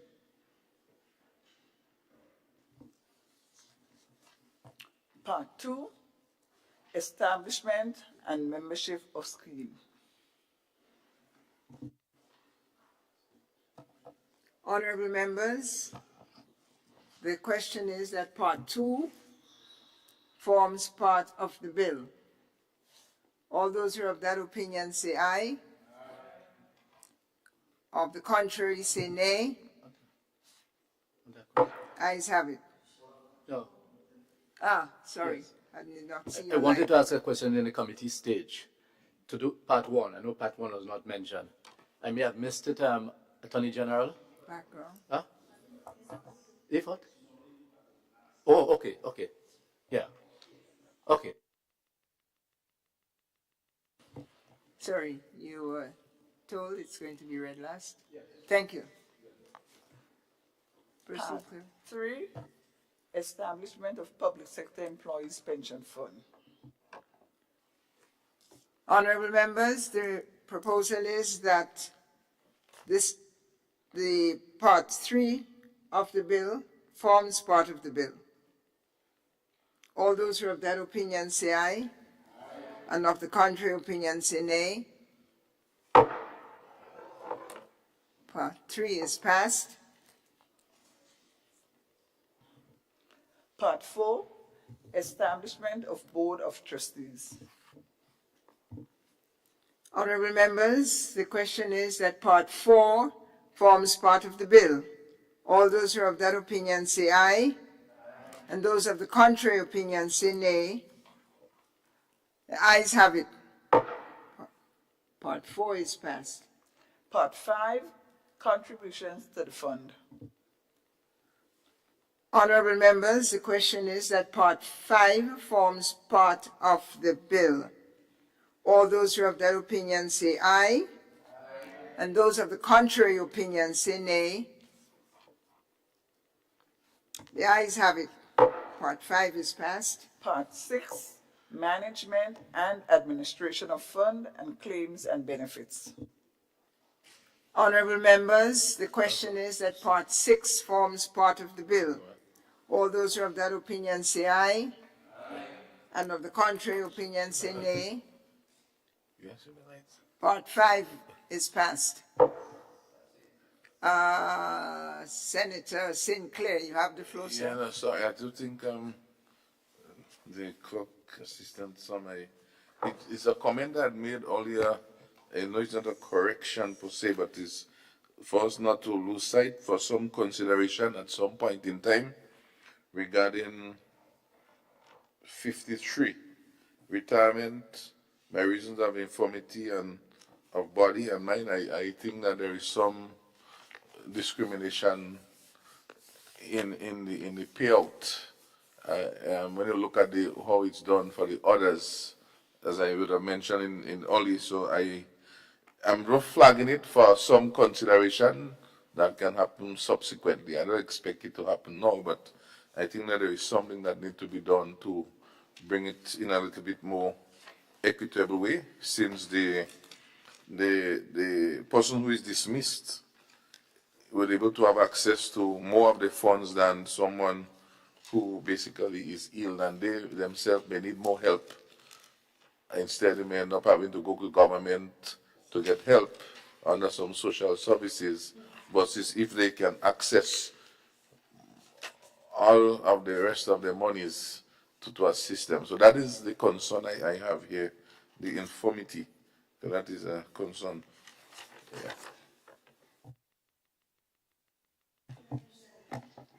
Thank you, Senator. This is clause 53 in part 6.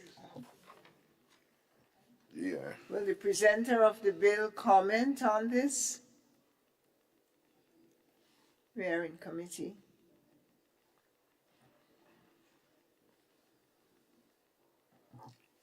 Senator Adrian Thomas. Noted, Madam President. And at the same time, I would like to make a comment.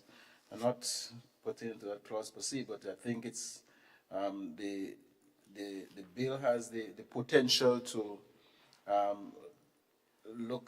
accommodate some of the statutory bodies, and I want to encourage my dear friend, Senator, that it might be a good thing for some of the statutory bodies in the farming business to consider being part of this historical moment in regards to joining that pension plan. Thank you. Contemplated that mentally, and no, I did, and it's a good thought coming on this morning. That is because I wonder, as you on this little government business, why I know some of the other statutory bodies may have their own plans. So I'm wondering if we're just starting off with these and the others can be invited to add to the schedule. So that was some consideration that was in my mind, not just whether the agriculture sector, but just other bodies that might be interested. So I think that should be a call for other persons to join. So they can, eh? Okay. Okay, Madam. Senator Andre Lewis. Thank you. Thanks, Leader of Government Business, for addressing these statutory bodies. To the Attorney General, you might be able to help me here. What happens to workers in statutory bodies? Because I know the Schedule 3 listed about 2 or 3, right? Because some of our members have indicated, based on the age, they are not interested in joining the plan. It is making it mandatory. The terms and conditions of employment, right? That was not one of the terms and conditions of employment. What would happen, for instance, if a worker says, look, see me, I don't want to contribute to that. I have just a few more years to go. You following me?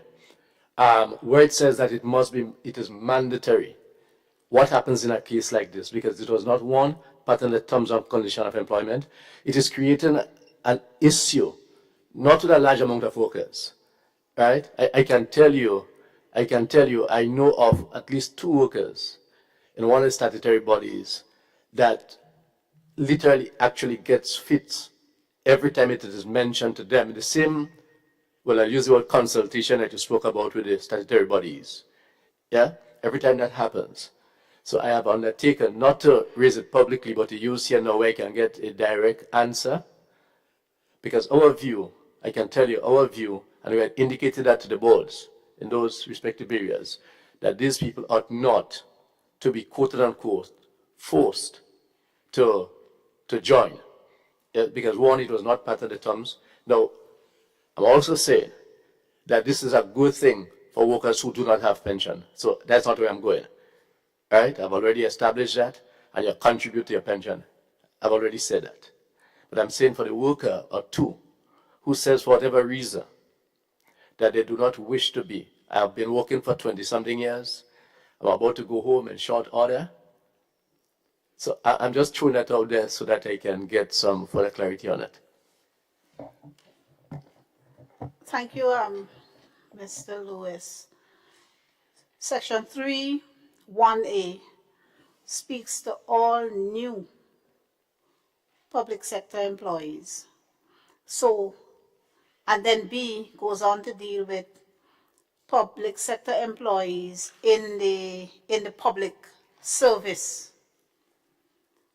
It does not extend to statutory bodies persons in statutory bodies who are already working. So it speaks to new. Okay. So if you look at 31B, right? And 31C, the employees of statutory bodies would not fall under any of the description there. Because in the case of statutory bodies, there's no such thing as pensionable and non-pensionable officers as defined by a relevant enactment. So that's not them. They are neither B2, right? Have attained the age of 50 and so on. That's not them, because they're not covered by a relevant enactment. Because the relevant enactment, remember the relevant enactments are specified. And then C, that's not them either, because they are not employees of the government who are currently employed in the public service on contract. So really, the statutory bodies, they only fall under A, which speaks to new employees. Yeah, thanks, because the places I spoke about, they have been informed by management that according to the government, and people use government loosely, so I'm not saying, I'm just repeating, says that it is mandatory. As a matter of fact, forms were given to them, right, to start indicating, in other words, they have no choice. So I'm glad about that. So I can safely say, as we have told them, that that's not to apply to them in a compulsory manner. Thanks.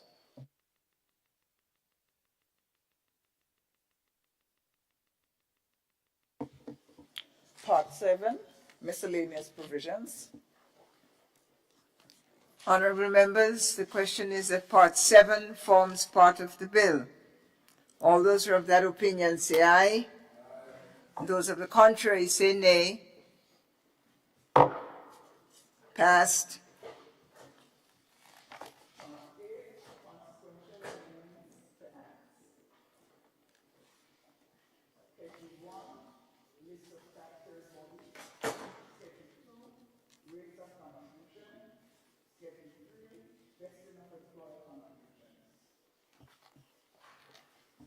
Honourable members, the question is that Part 8, Schedule 1, Schedules 2, and Schedule 3 form part of the bill. All those who are of that opinion say aye. Of the contrary, say nay. Passed.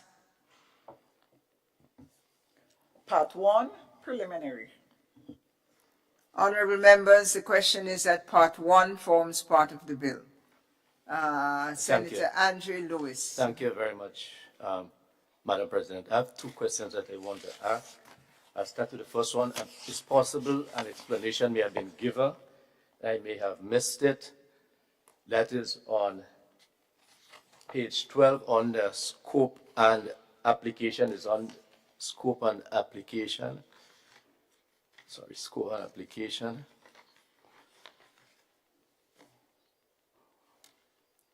I am speaking here now, seeking an explanation for 3, subsection 1, B, Roman numerals 2. If I can get an explanation for, clarification, it says subject to the provision of this section, as from the date of operations of this act, the provision of this act shall apply to, and then it says, Roman numeral 2, have neither attained the age of 50 years or been, etc. How could I get a clarification on that? I think you may have addressed it. No, but remember we are not on the part 1.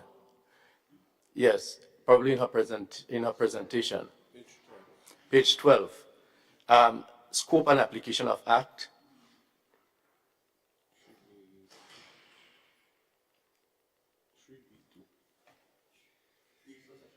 Yeah.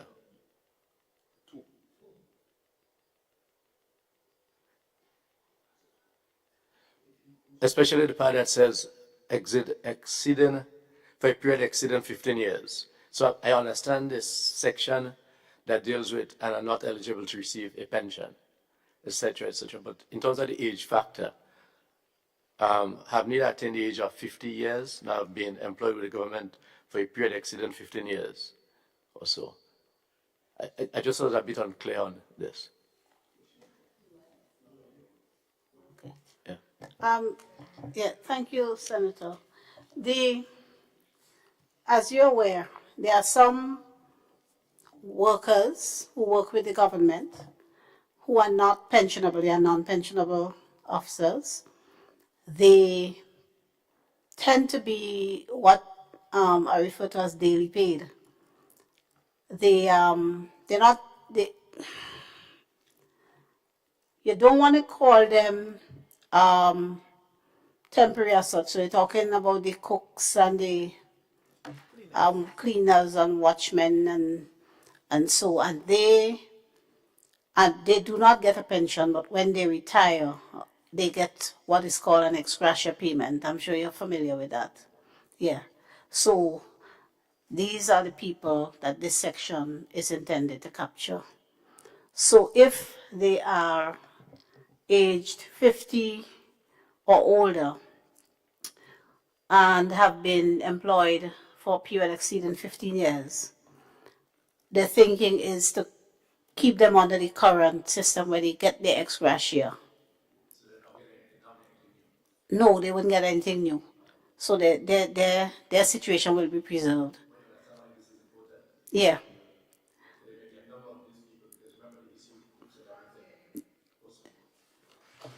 Yes, I'm saying that, and even outside of here, I certainly will get in further contact with you to get some more clarity. I hear you, but to be able to bring it across to the people who will approach us, because as we speak, everyone will feel that they are entitled to for the past service benefits, regardless of the age. Are you following me? And I wouldn't say that. I wouldn't speak about the pension horse. I'm saying no, but it's a real issue, because years ago, not too long ago, in our recent dispensation, the aspect of the cooks and others were a big issue. And they would be expecting, there's an expectation as a worker that they'll be treated similarly, regardless of, yes? But here, so thanks for the explanation. I certainly may need to reach out to you at some stage to get it, yes. So thanks for that. Okay. Thank you, Senators. No, but I'm not finished here. Oh, Because, please continue then. No, because we are on the part one. The aspect of the past service benefit, which is highly commendable. Has any consideration been given for people who are no longer in the service? Yes. Retired a year ago. Yes. Recognizing that which we are trying to fix. Has any consideration been given for that?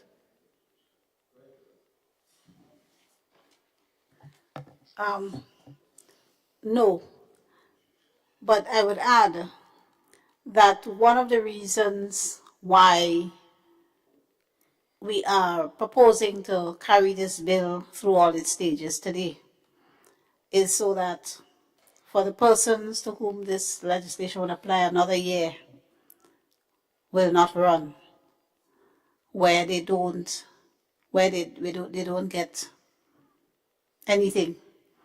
So, for example, if the act comes into effect on 1st January, they get the past service contribution will be calculated up to now, up to December, and that will be deposited immediately. A delay in passing the legislation means a delay for the pensioner accruing benefits.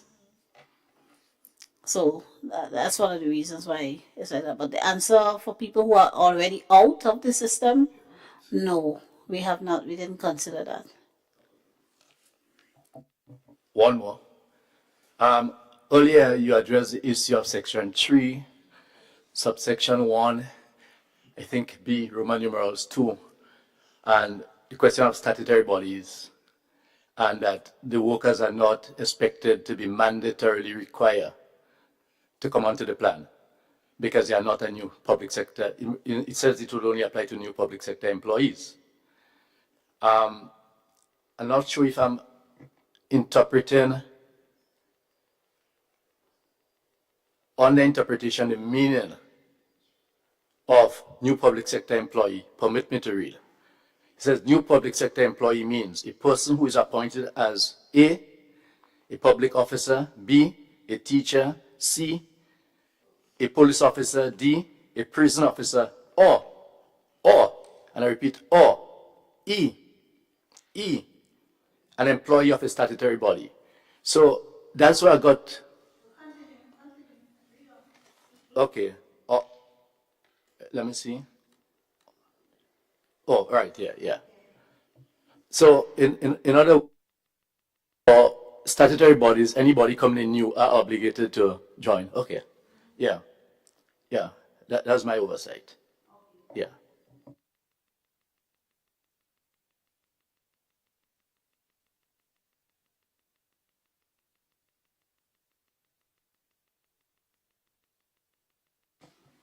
Are you satisfied, Senator Lewis?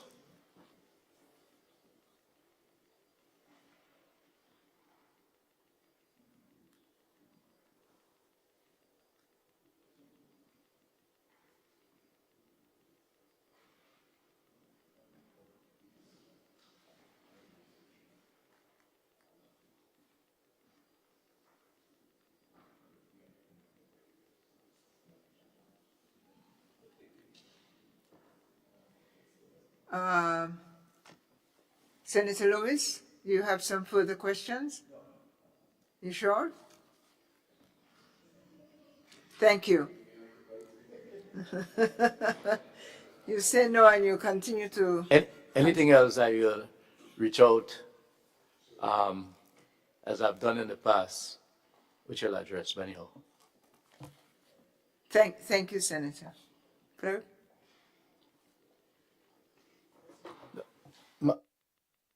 Sorry. AG, when you get a chance, it will not be rectified now. Under the definition, under the aspect of allowances that be taxed, there ought to be an exemption for taxation under allowances that is for that you can tax allowances that is part of your financial payments. But if it is allowances for expenses, yes, then it ought not to be, reimbursement. But there is a part of it that deals with allowances. I can always point that out to you. Yes, that shows everyone. It says that allowances are without making that definition. Yeah. Leader of Government Business?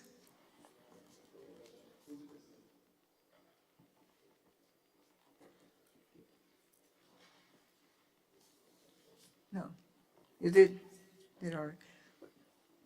Honorable members, the question is that the Senate resumes and the chair reports progress on the bill to the Senate. All those who have that opinion say aye. Of the contrary opinion, say nay. Ayes have it.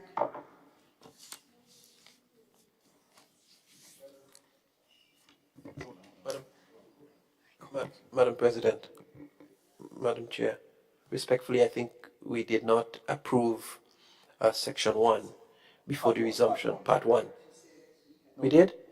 No, but she didn't pose the question to the House. Yeah, she didn't pose the question to the House. So let's go back. Correct.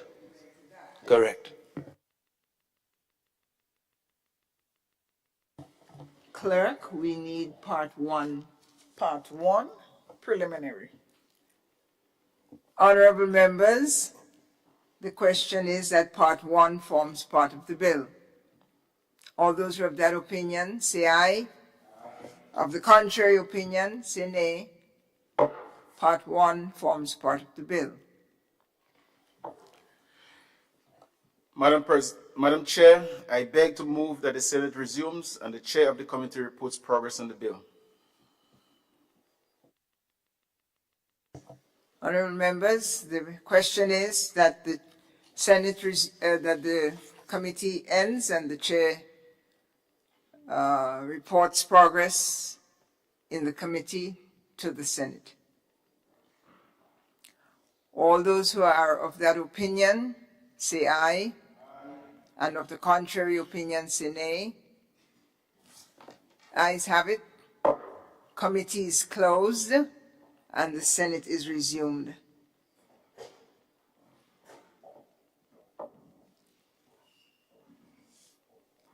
Honourable members, I have to report that the bill was considered by a committee of the whole, Senate, and passed.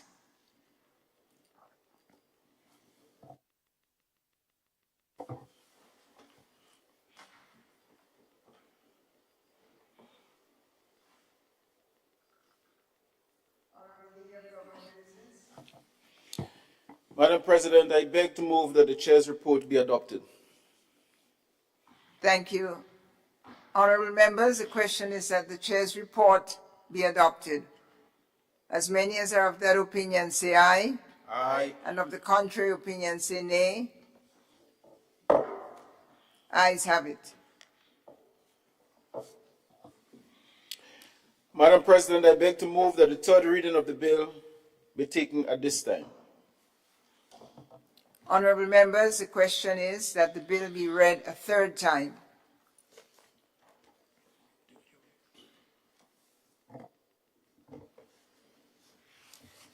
A bill for an act shortly entitled Public Sector Employees Pension Fund 2024.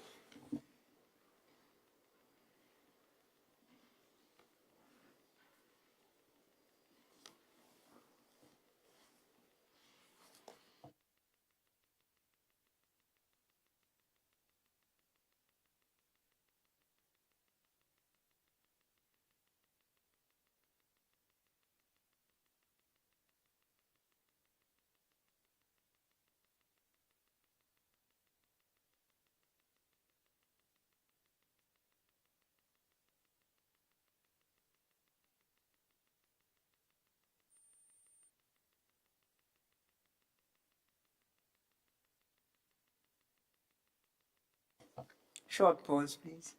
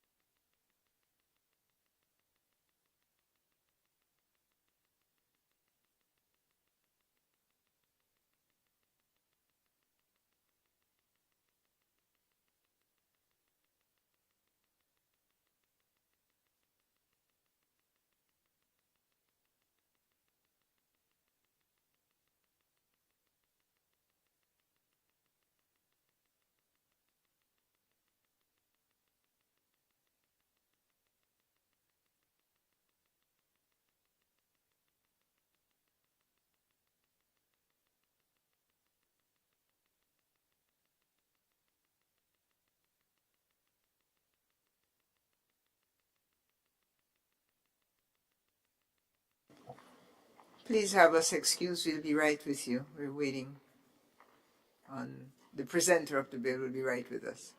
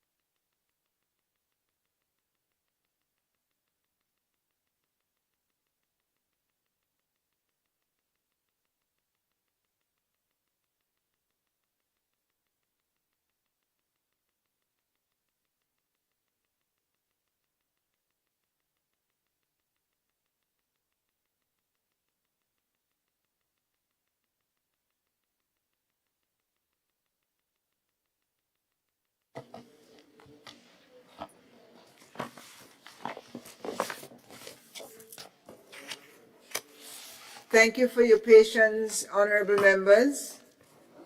I give the floor to Senator Claudette Joseph. Thank you, Madam President. And my apologies. Madam President, I beg to introduce for first reading a bill for an act shortly entitled the Eastern Caribbean Supreme Court Judicial Officers Pension Bill 2024.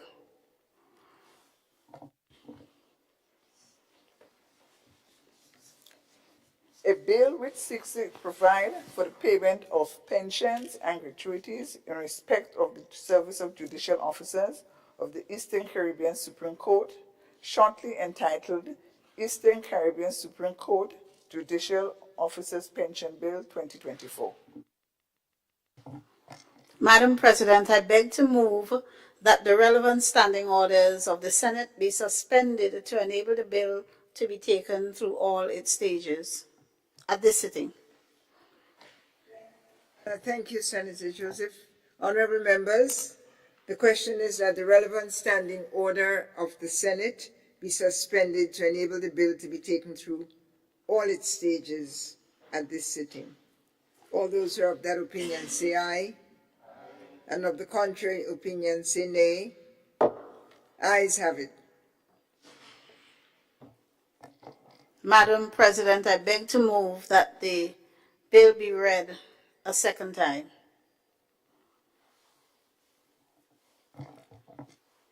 Madam President, could I have the podium, please?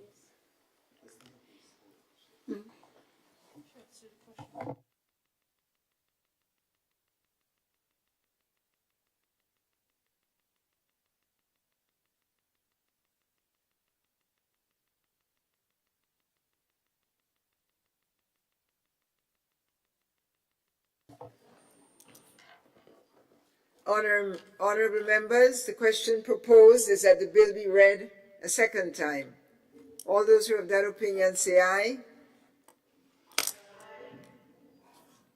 Those of the contrary opinion say nay. The ayes have it. Madam President,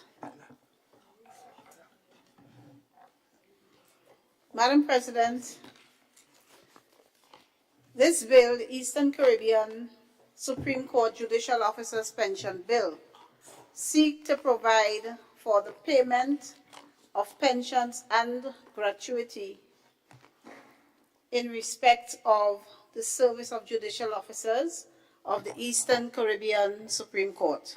Madam President, to put matters in context, this is a bill that is a piece of harmonized legislation, meaning that it has been passed already in all of the member states of the OECS, Organization of Eastern Caribbean States. Madam President, this Honorable House will note that in terms of our judiciary in the Eastern Caribbean, we have one court, and that is the Eastern Caribbean Supreme Court. And that one court serves nine jurisdictions, the OECS together with Montserrat, British Virgin Islands, and Anguilla. Madam President, the matter of revising the pension scheme for judges has been on the cards for a while. At present, the payment of pension is covered by the Supreme Court of Grenada and the West Indies Associated States Act. There's an order there which speaks to judges' rates and pensions. And this is the law pursuant to which current pensions are paid. I'll make the point to Madam President that judges are covered by Section 92 of our Constitution so that their pension rights are guaranteed. This bill is important, notwithstanding that it will only apply to a very small number of persons. We have less than 20 judges in the Eastern Caribbean Supreme Court, probably just a little over 20 when you add the justices of the Court of Appeal.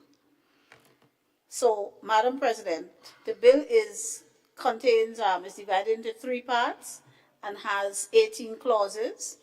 Part 1 provides for the preliminary provisions and contains clauses 1 to 4. Clause 1 provides for the short title and commencements of the bill. Clause 2 provides for the interpretation of certain terms used in the bill. Clause 3 applies to judicial officers, that is the Chief Justice of the Court of Appeal, Justice of Appeal, a High Court Judge, Master, and of the Eastern Caribbean Supreme Court, who are assigned by the Chief Justice to Grenada for pension purposes. By Clause 4 of the bill, it makes it binding on the Crown, so as to comply with Section 92 of the Constitution. I would mention to Madam President that one of the reasons why we need to pass this bill, and it has been passed in all of the other jurisdictions, we are actually the last jurisdiction to bring this bill to the Parliament. It should have been here about 4 years ago. It's one of those things I met languishing when I took over. And the masters of the Eastern Caribbean Supreme Court, who were not a creature known to our statute and courts at the time when the judges' pension order came into effect in 1967, the masters came into effect 2000, 2003 thereabout. So there's no provision made in the law for masters of the court to be pensionable officers, even though they are judicial officers. So Part 2 of the bill makes provision for pensions and gratuities payable in respect of the service of judicial officers. Part 5 provides for, Clause 5 provides that the pension and gratuities payable under the bill would be charged and paid out of the consolidated fund. Clause 6 provides that the circumstances under which pension may be granted to a judicial officer. And I want to pause here to just make the comment in relation to the payment of pension for judicial officers being a charge on the consolidated fund. We hear comments, which I would call political comments, being made that, well, look, you're introducing a contributory pension scheme for public officers, but here you have a bill for the judges to have their pension be a charge on a consolidated fund. As I said, Section 92 applies to judges. And considering this is a harmonized bit of legislation, this is the identical law that would apply in all the other jurisdictions. So wherever the judge sits and retires, the law should apply equally. So we can't have a situation in Grenada, to answer the concern raised, we can't have a situation in Grenada where we have a contributory pension scheme for the judges and St. Lucia, St. Vincent, Dominica, Montserrat, everybody else has this bit of legislation. That will infringe. One, it will infringe Section 92 because the existing pension law is non-contributory for judges. And if we try to make it any other way in this dispensation, it will definitely be less favorable.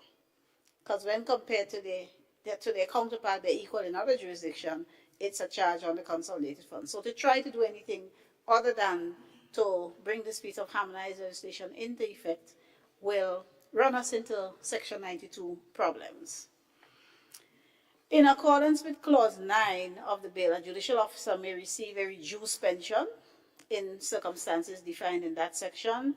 The payment of a pension to a spouse of a judicial officer and the payment of pensions generally are provided for in clauses 10 and 11 of the bill. Clause 12 provides for increased pension.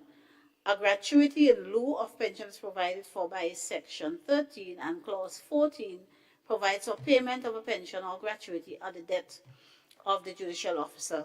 Clause 15 of the bill prohibits a pension or gratuity from being assignable or transferable. By Part 3 of the bill, certain miscellaneous provisions are provided for. Clause 16 provides for the making of regulations. Clause 17 of the bill, by Clause 17 of the bill, the Supreme Court of Grenada and the West Indies Associated States rates of pension for judicial officers that will be repealed because the new schema will come into operation. Under Clause 18, the Supreme Court of Grenada and the West Indies Associated Rates of Pension Judges Act will continue to apply, right? So we have the regulations that will be repealed and the new regulations will come into force because they are vastly different. And then Clause,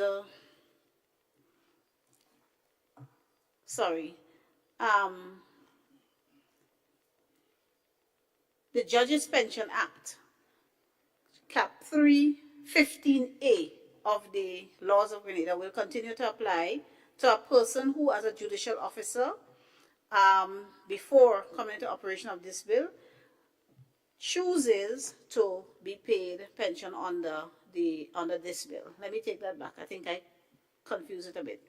Similar to the bill we just passed, Madam President, the judicial officer who is currently pensionable under the current regime, when this act comes into force, they will have the option to choose between the two. And the one they choose will be deemed more favorable as provided for by Section 93(3) of the Constitution.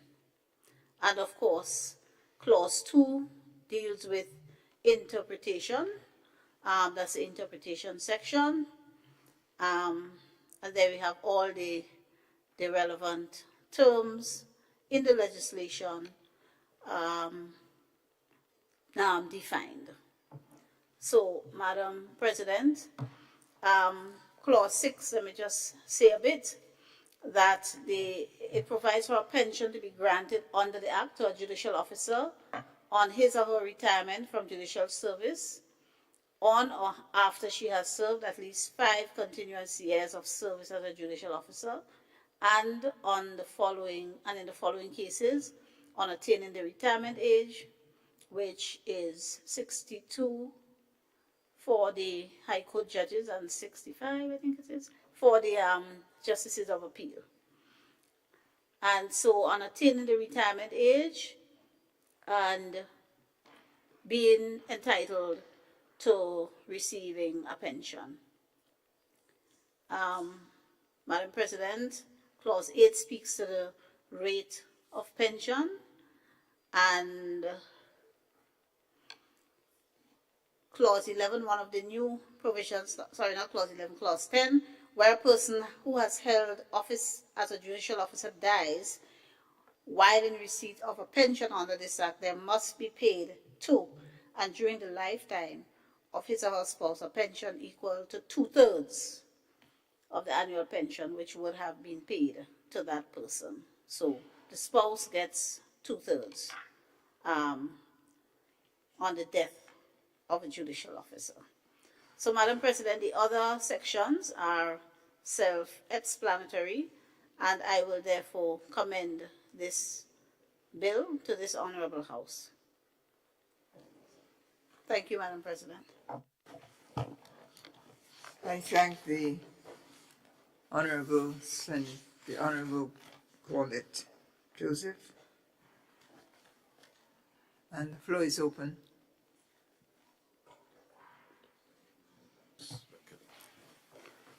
Thank you, Madam President. Not much of a contribution, but I think our member, presenter of the bill, Senator Joseph, explains the context. It's always good to get the background and the context because the bill as presented doesn't really say this. I could see it's dealing with harmonization. I think that's one OECS context, and if we move it to this new pension program, and judges hopping all over the place, it makes the matter complex. So I understand the context of the regionalization of some of these bills, and so I just wanted to comment on it and not leave it slide and have no comment as if, well, maybe I'm thinking. But I fully comprehend matters pertaining to this, and I wouldn't really have nothing more to say on it. Yeah, yeah, no, I think it's clear. It's clear. Okay, thank you. Thank you. It is a historic day. Thank you, Senator Sinclair. Senator Andrew Lewis. Thank you. Thank you very much, Madam President. And AG, thanks for the taking on this matter head on in terms of the explanation that you give. I want to reassure you and the public, so there may be some truth to what you have indicated in terms of political comments. But I've come across workers that has absolutely nothing to do with politics. I understand on your side anything that can seem to color certain comments in terms of politics. And I know you're not speaking about workers, but I want to assure you, because we are discussing now the aspect of contributory pension for public officers, and at the same time, because we have circulated the bill, at the same time, a bill is coming at the same time for judges, the high and mighty. That's how it has been seen. The high and mighty. But regardless of how many people, but each worker is looking at themselves. The government obviously will be looking at the thousands of workers. But when a worker looks at a matter that he's contributing to, so it has been raised. So I'm glad that you took it on right now by addressing it.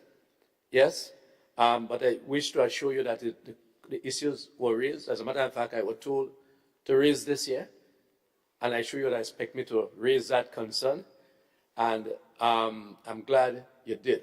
So at least the listening public and myself can explain to the workers that it is a harmonized bill, and it will be a bit tacky if you serve in one jurisdiction. There's some different application. And probably that could be the forerunner, or one of the forerunners, for the free movement of workers, as we seek to harmonize things as social security and benefits throughout the region. So I am seeing the positive from out of this, certainly in the Grenada context, because it is already harmonized. So it is now the turn for workers' benefits to be able to be harmonized, whatever it is, once you work through the region. So thank you for the explanation. Thank you, Senator Lewis.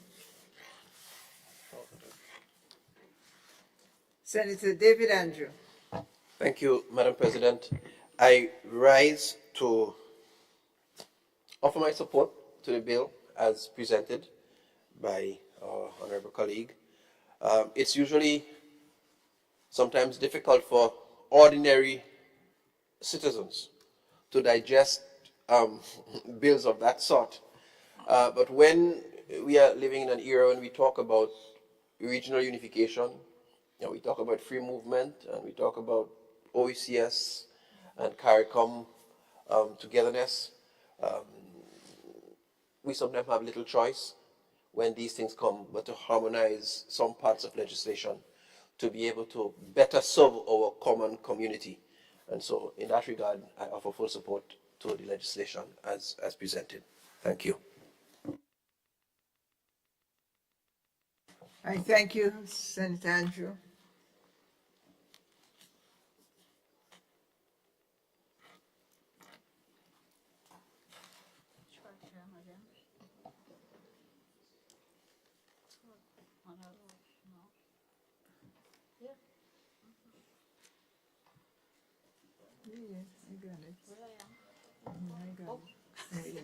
Senator Joseph.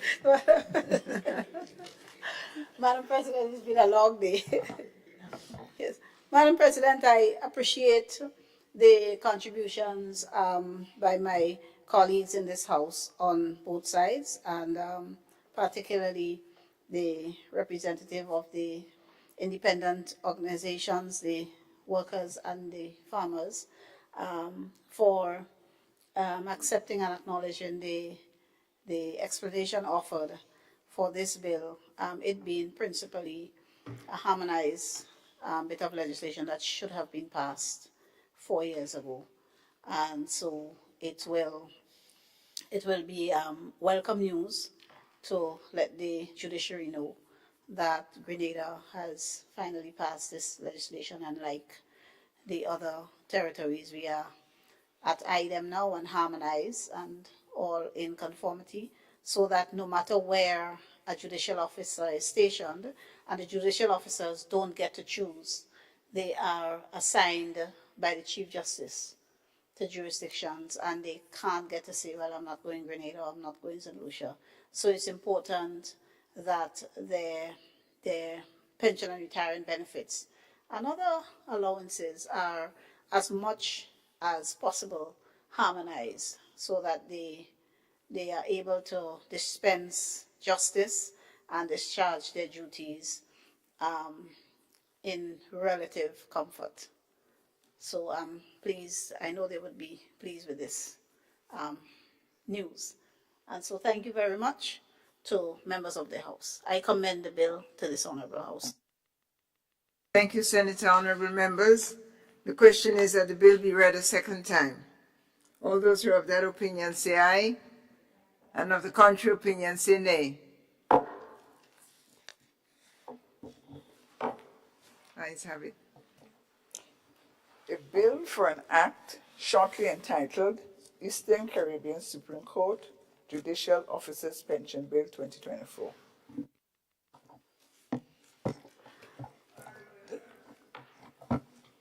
Claudette Joseph. Madam President, I beg to move that the Senate resolves itself into a committee of the whole Senate to consider the bill clause by clause, part by part. Thank you, Senator. Honorable members, the question is that the House resolves itself into a committee of the whole of the Senate to consider the bill part by part. All those who are of that opinion say aye, and of the contrary opinion say nay. Ayes have it.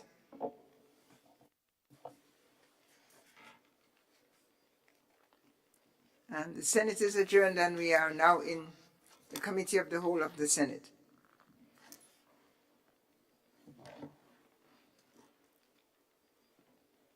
Part 2, Pensions and Gratuities.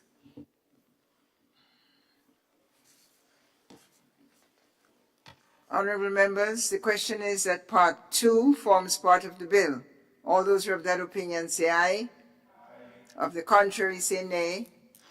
Ayes have it. Part 3, Miscellaneous. Honorable members, the question is that Part 3 forms part of the bill. All those who are of that opinion say aye, and all those who have the contrary opinion say nay. The ayes have it. Part 1, Preliminary. Honorable members, the question is that Part 1 forms part of the bill. All those who have that opinion say aye, and of the contrary opinion say nay. Ayes have it. Part 1 forms part of the bill. Madam President, I beg to move that the Senate resumes and the chair of the committee reports progress on the bill. Thank you, Senator. Honorable members, the question is that the Senate resumes and the chair reports to the committee on progress on the bill. All those who have that opinion say aye, and of the contrary say nay.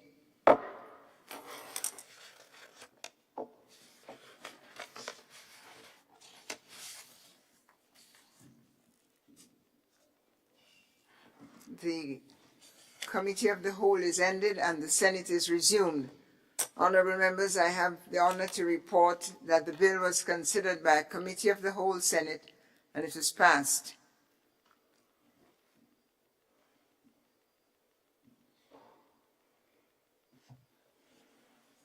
Um, Senator Joseph. Madam President, I beg to move that the chair's report be adopted.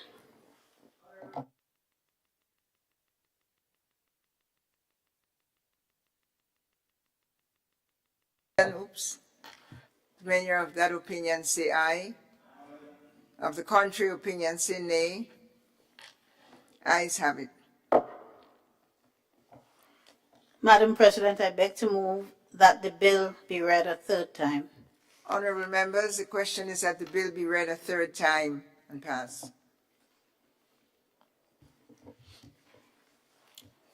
A bill for an act shortly entitled Eastern Caribbean Supreme Court Judicial Officers Pension Bill 2024.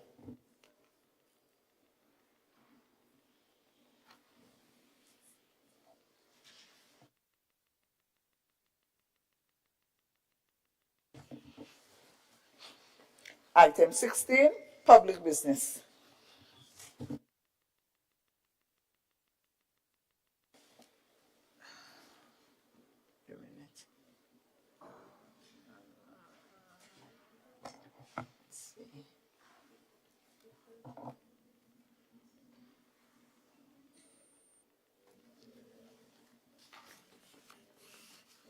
Before we proceed to public business, one closing comment on the passage of bills.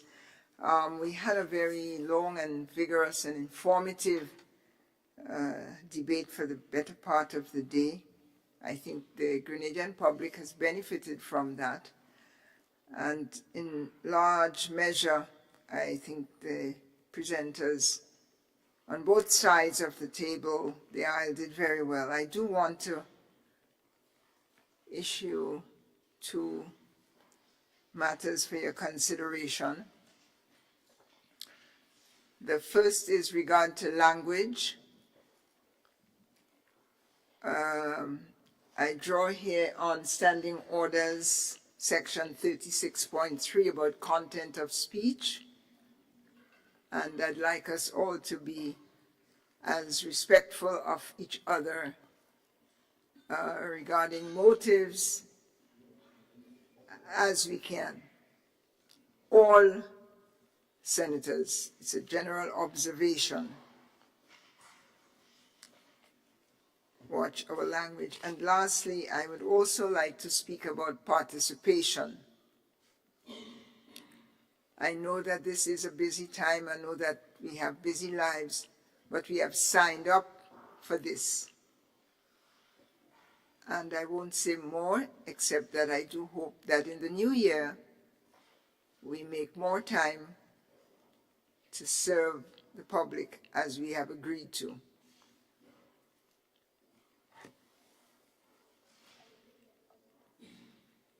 And lastly, let me wish you all a very merry,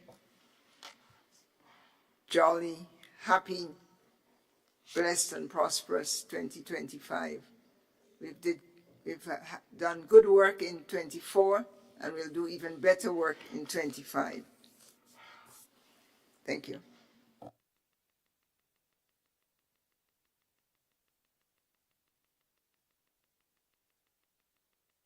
Item 17, adjournment.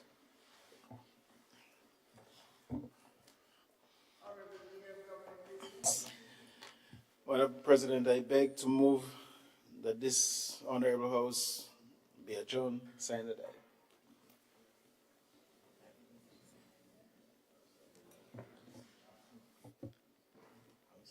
Senator David Andrew. So, Madam President, I stand at the adjournment simply to take the opportunity. To take the opportunity to hope that every one of my colleagues here on the other side, as well as this side, has had a very enjoyable Christmas season. All the staff at the Parliament building, and even persons listening, and to wish each of you a very successful, rewarding 2025 filled with health, well-being, and success, and good return on everything you undertake. In Jesus' name.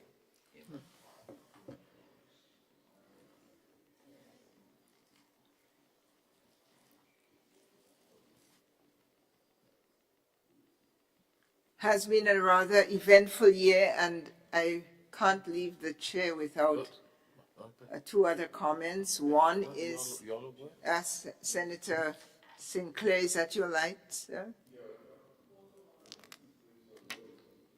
All right, then I saw Senator Sinclair first. Proceed. No problem. And the thing about it, anyways, in the cricket match, you realize what is going on, Madam President. Like I'm going one down. One down, one down. That's a very strong position. Okay, so I want to take this opportunity, Madam President, to firstly thank Almighty God for having myself and all of us and all my farmers, fishers, etc., for standing up to the time in 2024. It's been very eventful 2024, particularly bearing in mind the weather condition and climate change, it has impacted them, us, and also having to rebuild to ensure that we have food in this country. You know, the farmers are they're resilient, notwithstanding all of the challenges, notwithstanding everything, they still stand up to that obligation. And nationally, you know, we have to find ways to be more resilient.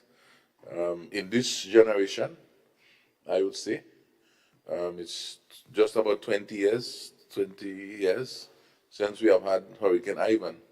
Most of us, when I checked the time of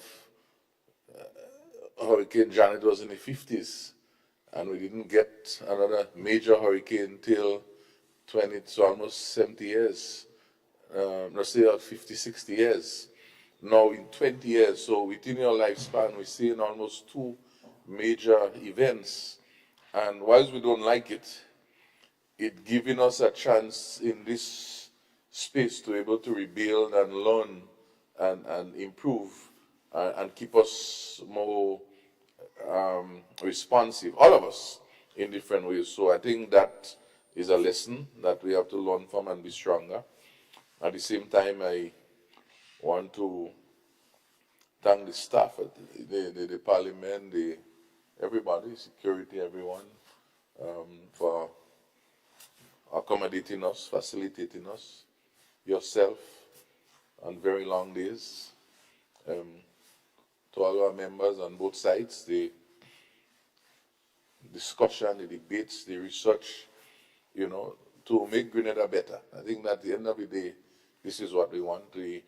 Some people might feel we come here to waste time and we're only talking, but at the end of the day, the things that we do here, we all take it serious to be able to make Grenada better, to have a better life. And so what I want to see in 2025 is where more persons, particularly with the parliament, can come in. We need to find ways that how we have the children today come in and be part, see, witness. You know, I was speaking to Dr. Coy during the lunch, and he was so amazed with being so up close and seeing. He was really astounded, you know. And so it says that we need more persons to come in and feel part of our democracy. I think this is something that should try as a Senate to try and embark on in 2025. Of course, we want to tell all our farmers, everyone in the food system, let us be ready for 2025. Let us go out there notwithstanding everything. I want to wish them and their family. Things will be better, but to make things better, we have to put in the work. You know, we have to make the commitment. You know, no task is too daunting. We have to take it one day at a time, but we shall overcome. And that's the message I want to leave with us for 2025. I thank you. I thank you, Senator Sinclair, and I thank you for your stewardship and your journeyship throughout the year amid your own personal tragedies and your continuing sense of deep commitment to your constituents, farmers and fishers. Thank you for your contributions all year long. Senator Civil Francis. Thank you, Madam President. I believe it would be very remiss of me if I not utilize this opportunity to wish everyone within the hearing of my voice, my colleagues on both sides of the House, the staff of the Division of Youth and by extension the Ministry of Youth and Sports, and the staff of Parliament. You all have made my journey for the last 4 months, 5 months, an easy transition, I must admit. Thank you for the confidence that you have,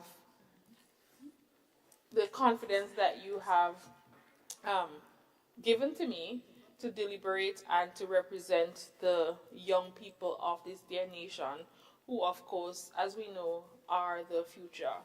I wish to see everyone back here in 2025 safe as we conduct the nation's business to the best of our ability and in the highest standard that we can. And also, it is my wish to see us continue to maintain the decorum of this honorable House.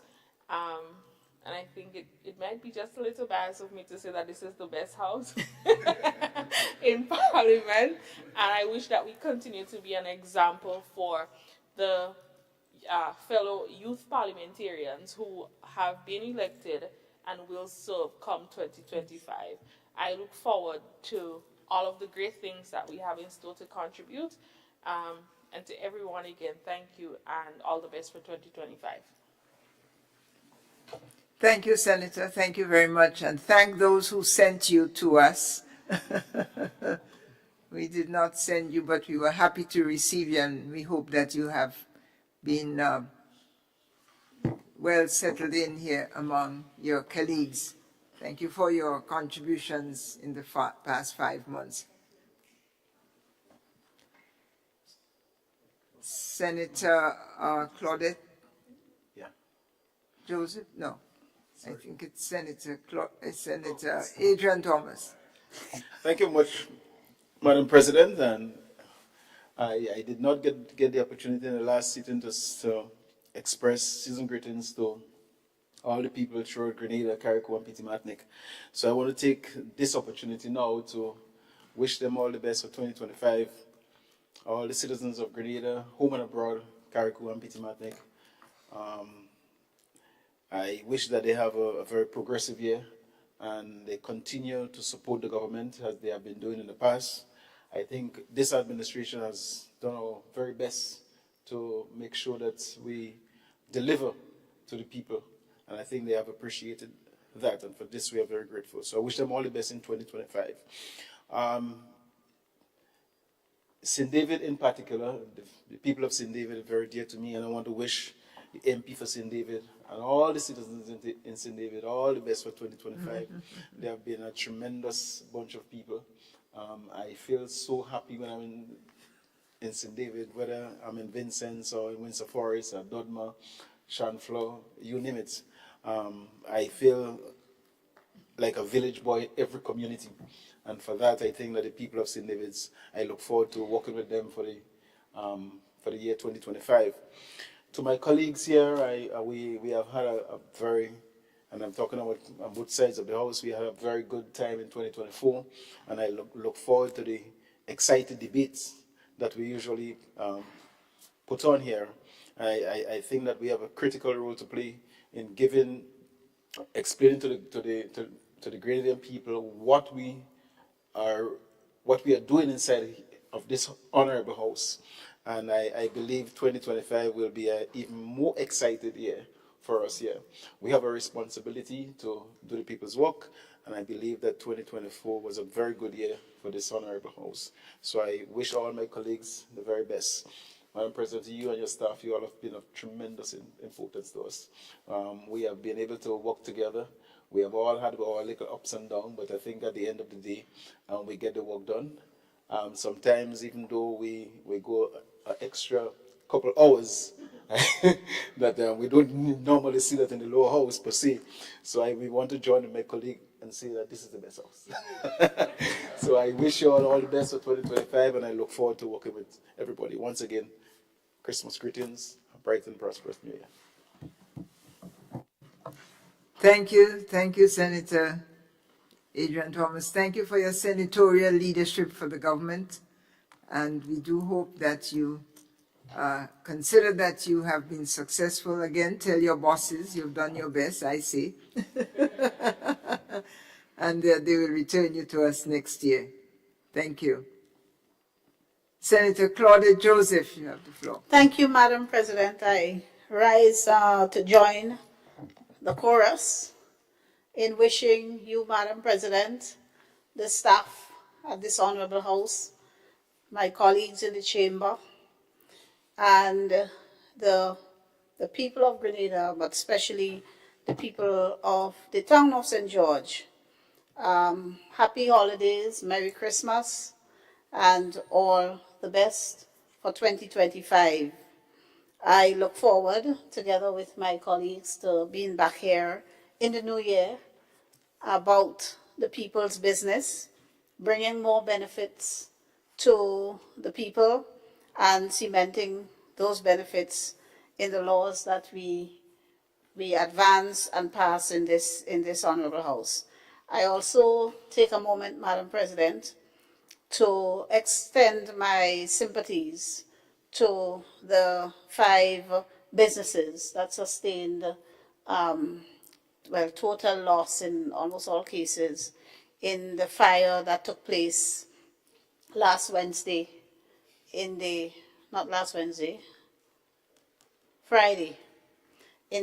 town of St. George. Wednesday was Christmas, right?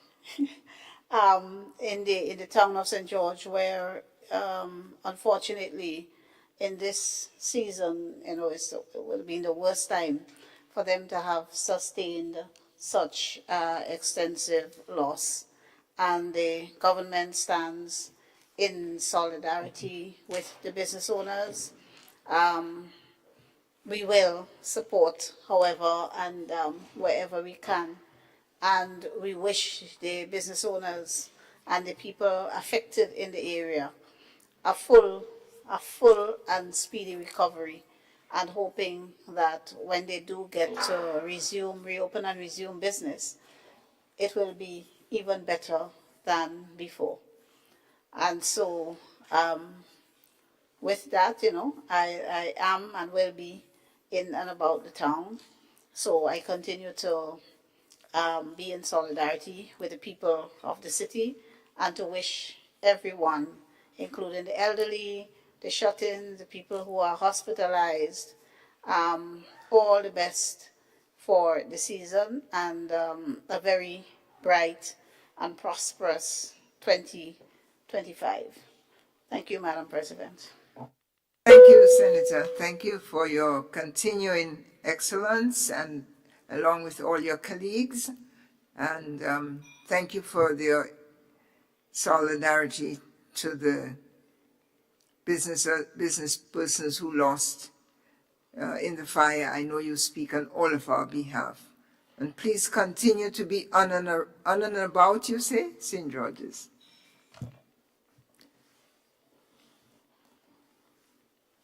Senator Andre Lewis. Thank you very much, Madam President. Before I joined the chorus, and it may be a good thing because I'm not known for the ability to sing. Yes. Repeat that, I can't hear you. I was asked. I can't hear you, please repeat. Oh, sorry. That's it. Before I joined the chorus, I have 2 things to raise. Maybe a good thing because I'm not known for the ability to sing. Yes. So I can't harmonize or anything like that. Other people may be good at that. I've been asked to raise the following for clarity purposes. One of the former leaders of the union, based on something that was said in the other place, wanted me to clarify that the dispute with the pension in 2017 or thereabouts, 2017, 2018, did not come about because the unions walked away. It came about because the then administration reneged and was not truthful to what took place, and that's a fact. Yes? In other words, it have been said there's the unions. So I just wanted to clarify that. So that is responded to. On the question of the gratuity, the issue and the breakdown, and I think the whole of Grenada who are wrong ought to remember that. So I don't know it could be said. Well, I shouldn't say I don't know it could be said because we know how those things go sometimes. Secondly, AG, thanks for what you said you have done in the background, and I know that there were some writings, and it was not you alone, there were other people writing. There was a lot of debates at that time. As a matter of fact, new thought processes came out, right? I remember you refining some of your positions as we were going along, and I'm saying we, and I'm doing this because I also want to give credit, without calling names, to those others who would have helped. Because remember, there are different moving parts, and there are different moving parts. So for instance, as I said, I'm not going to go into names, but I've just identified yourself.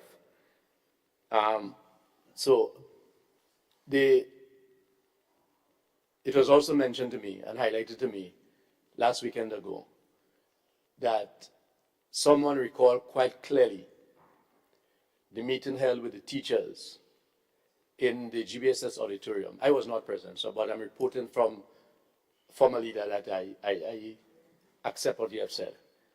And it was important when the teachers, because we're always concerned, as you would know, as you said, things can be dragged out in court.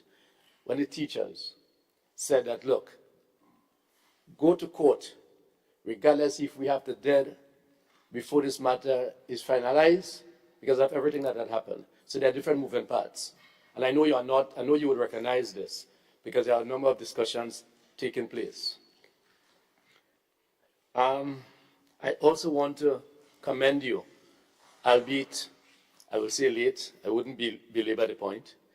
And I also know that you spoke before Senator Andrew, my good friend, for basically saying that you were aware that we wanted certain, that's the TUC, and Labour wanted certain commitments in relation to the Glasgow judgment. Yes? And I feel certain that had it been before 2022, and if I engage colleagues like yourself and others, we may have been advised to seek certain assurances. We may disagree on what the content should be, but even if it comes only today, right? For just mentioning that, I mean, I'm glad for the chance encounter that took place outside probably about 5 hours ago, and I remain committed to what I said in the manner in which I deal with certain issues, right? I just wanted to put this on record.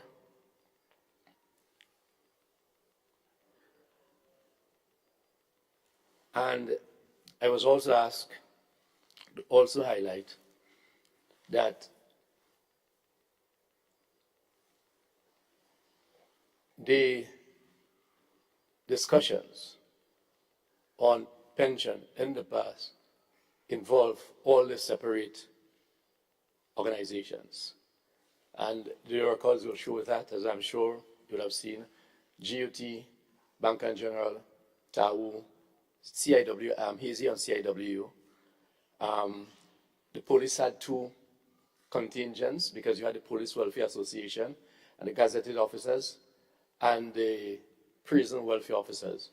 And we are all together, not as a separate or single entity. That's just placing that there for whatever context, because everything have context. Everything have context. And it is sometimes where things have been said, all the details are not given.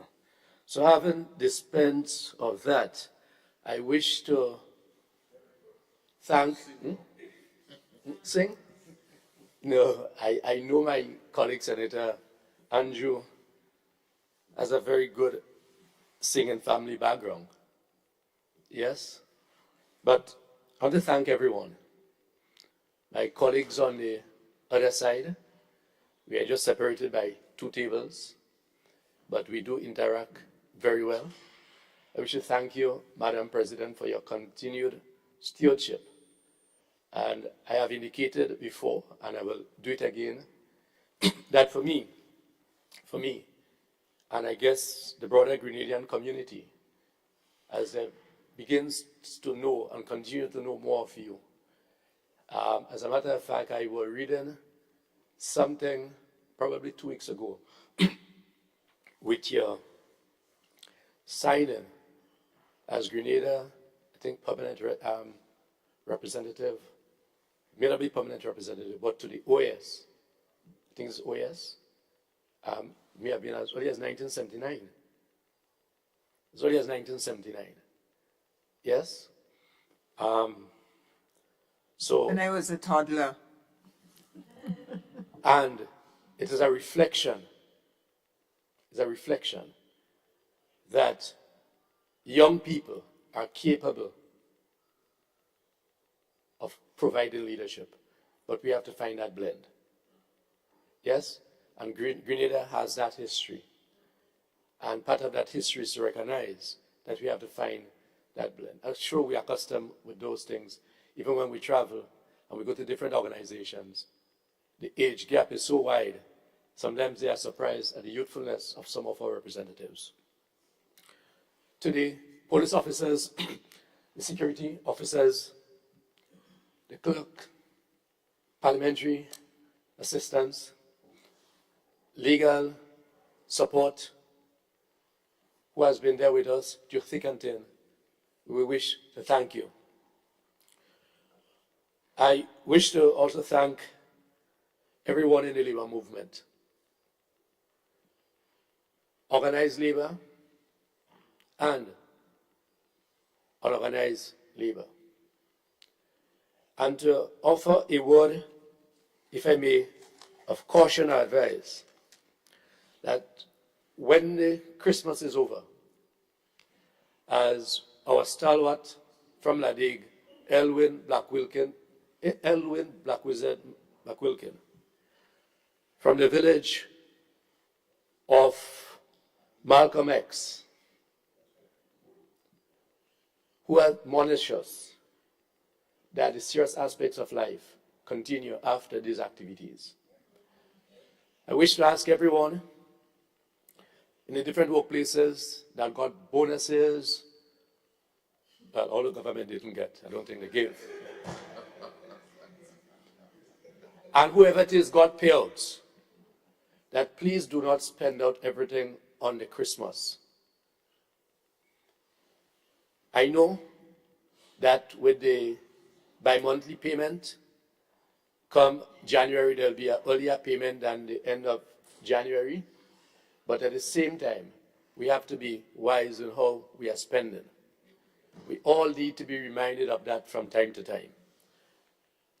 Go easy on the consumption of alcohol, which is something I will come to the House at some stage, because the labor movement is intended in having a national discussion on the impact and influence on alcohol on the wider community. Right? It happens at the workplaces, at the schools. It's something we need to address collectively. And I use this opportunity to ask us to be careful. I do not believe it is because of social media I'm seeing so many reports of accidents. I believe because there are more accidents. I do not know the root causes, but please let us be careful. Please let us be careful. So I wish everyone all the very best. I know the Christmas has passed, but we are heading into the New Year's. And sometimes people feel that let me do everything that I'm accustomed doing before the New Year comes. But let us be mindful that the New Year, the only difference is that it is the 1st of January 2025, but it's part of our ongoing life. So let us all be careful, take care of each other, and I look forward to the continued engagement, useful engagement in this, the upper house. All the very best, everyone, for 2025 to you and your family. Thank you very much. Thank you, Senator Andrew Lewis. Thank you very much. Senator Gloria Thomas, is this your light? You have the floor, Senator. Yes. Thank you, Madam President. I just rise to join my other colleagues in wishing you, the staff, and everyone here all the best for the rest of the season. It has been a good year for us here in the Senate, and I trust that with 2025, we will do even better. I just want to also extend thanks and appreciation to the staff at the Ministry of Housing, Social Development, Community Development, and Gender Affairs for very productive and well-deserved work for the last year. I also want to extend greetings to the people of St. Andrews Northwest and to reassure them that I'm there for them. I'll continue to provide services for them, and we will continue to work to develop that constituency. To the parents, I want to encourage parents to supervise your children during this festive season. Ensure that you know where they are and provide guidance and leadership for them. Spend money wisely and ensure that you have enough remaining for when school opens.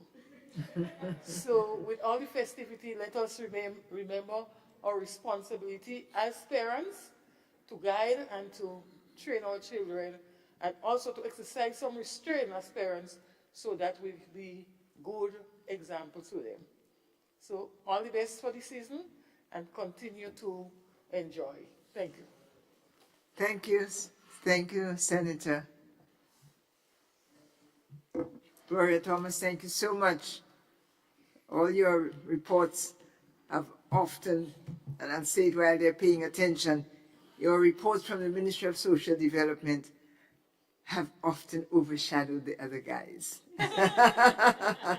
Social development is really the core of our nation in many ways, not minimizing finance and education and roads and agriculture, but you've really been a good steward for the people's well-being. Thank you for your reports and your work. Pass the floor to Senator Quince Britton. Madam President, thank you. As it was in the beginning, so shall it be in the end. I rise earlier on to give my greetings from the St. Mark constituency. Madam President, I'd just like to take the opportunity to thank you and the staff and join with the sentiments expressed to our fellow colleagues. Thank you very much. It was a very challenging year, I must say, in every respect.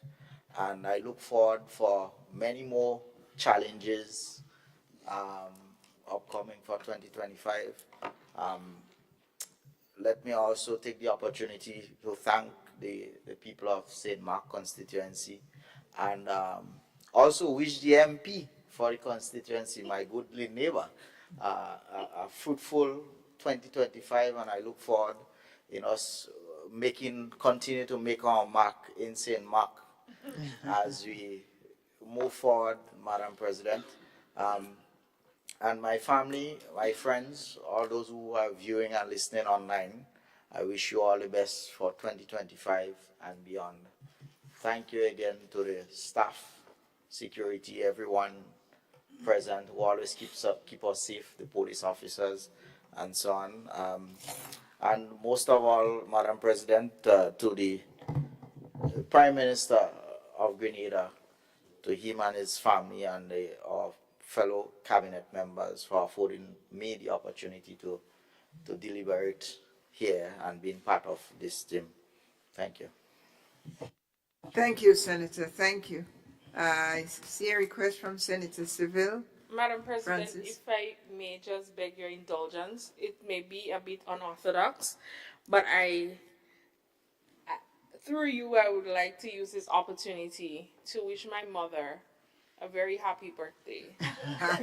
I know this will mean the world to her, and I if you would recall, during my maiden speech, I did give a lot of credit and commendation for her being a pivotal pillar in my life and where I am now, and the prayers that she has offered to me, and continue. So I look forward to longevity on her behalf, so that I can continue to get those prayers. and they really do keep me going. So I know she looks at every opportunity she gets where I am being seen publicly.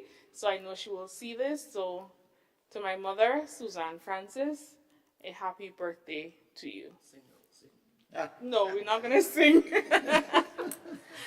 Happy birthday, Mrs. Francis, Susan Francis, and there's always a space for greeting one's loved one in the Senate.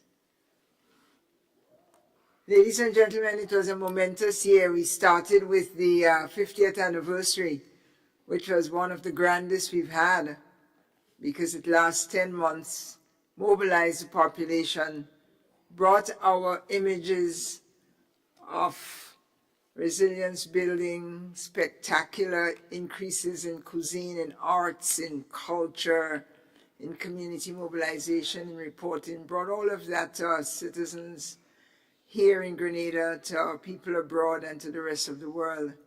So it was bookended at the start with this 50th anniversary, and I would say it's ended now with this historic day, to borrow your phrase, concerning the passage of the Pension Act that will allow 4,000 plus persons to no longer retire into poverty.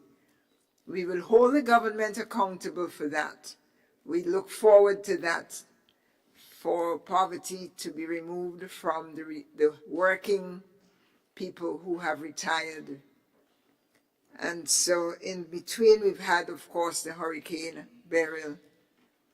And we want to continue to support the people of Grenada, Northern Grenada, people of Carriacou, Petit Martinique, for all the efforts they're making, and to thank all those who've supported them.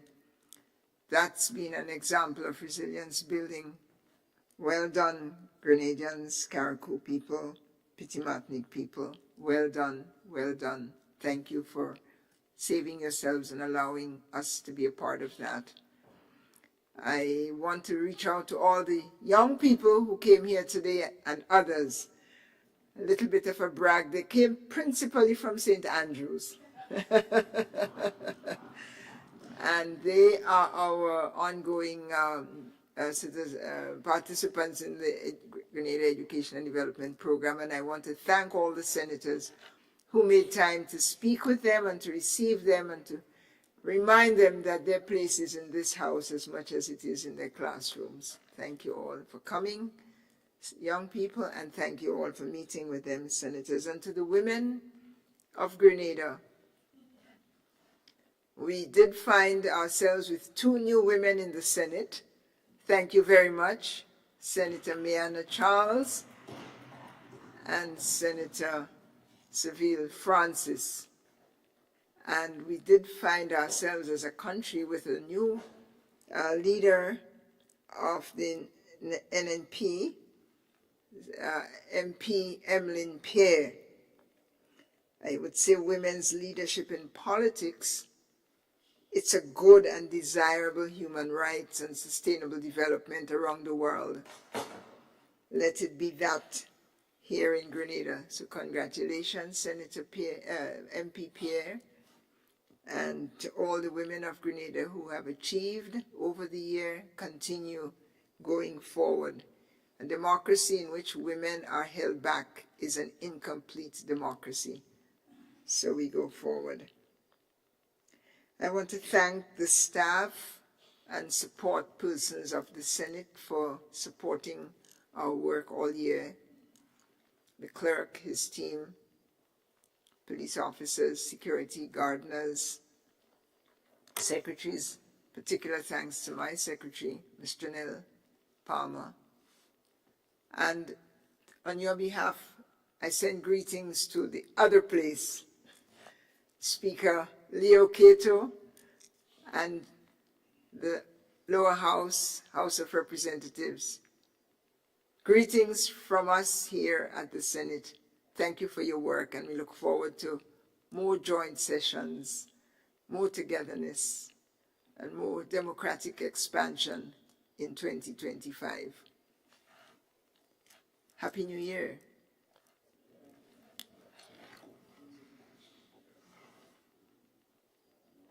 Honorable Senators, the question is that the House, Senate House be adjourned, sine die.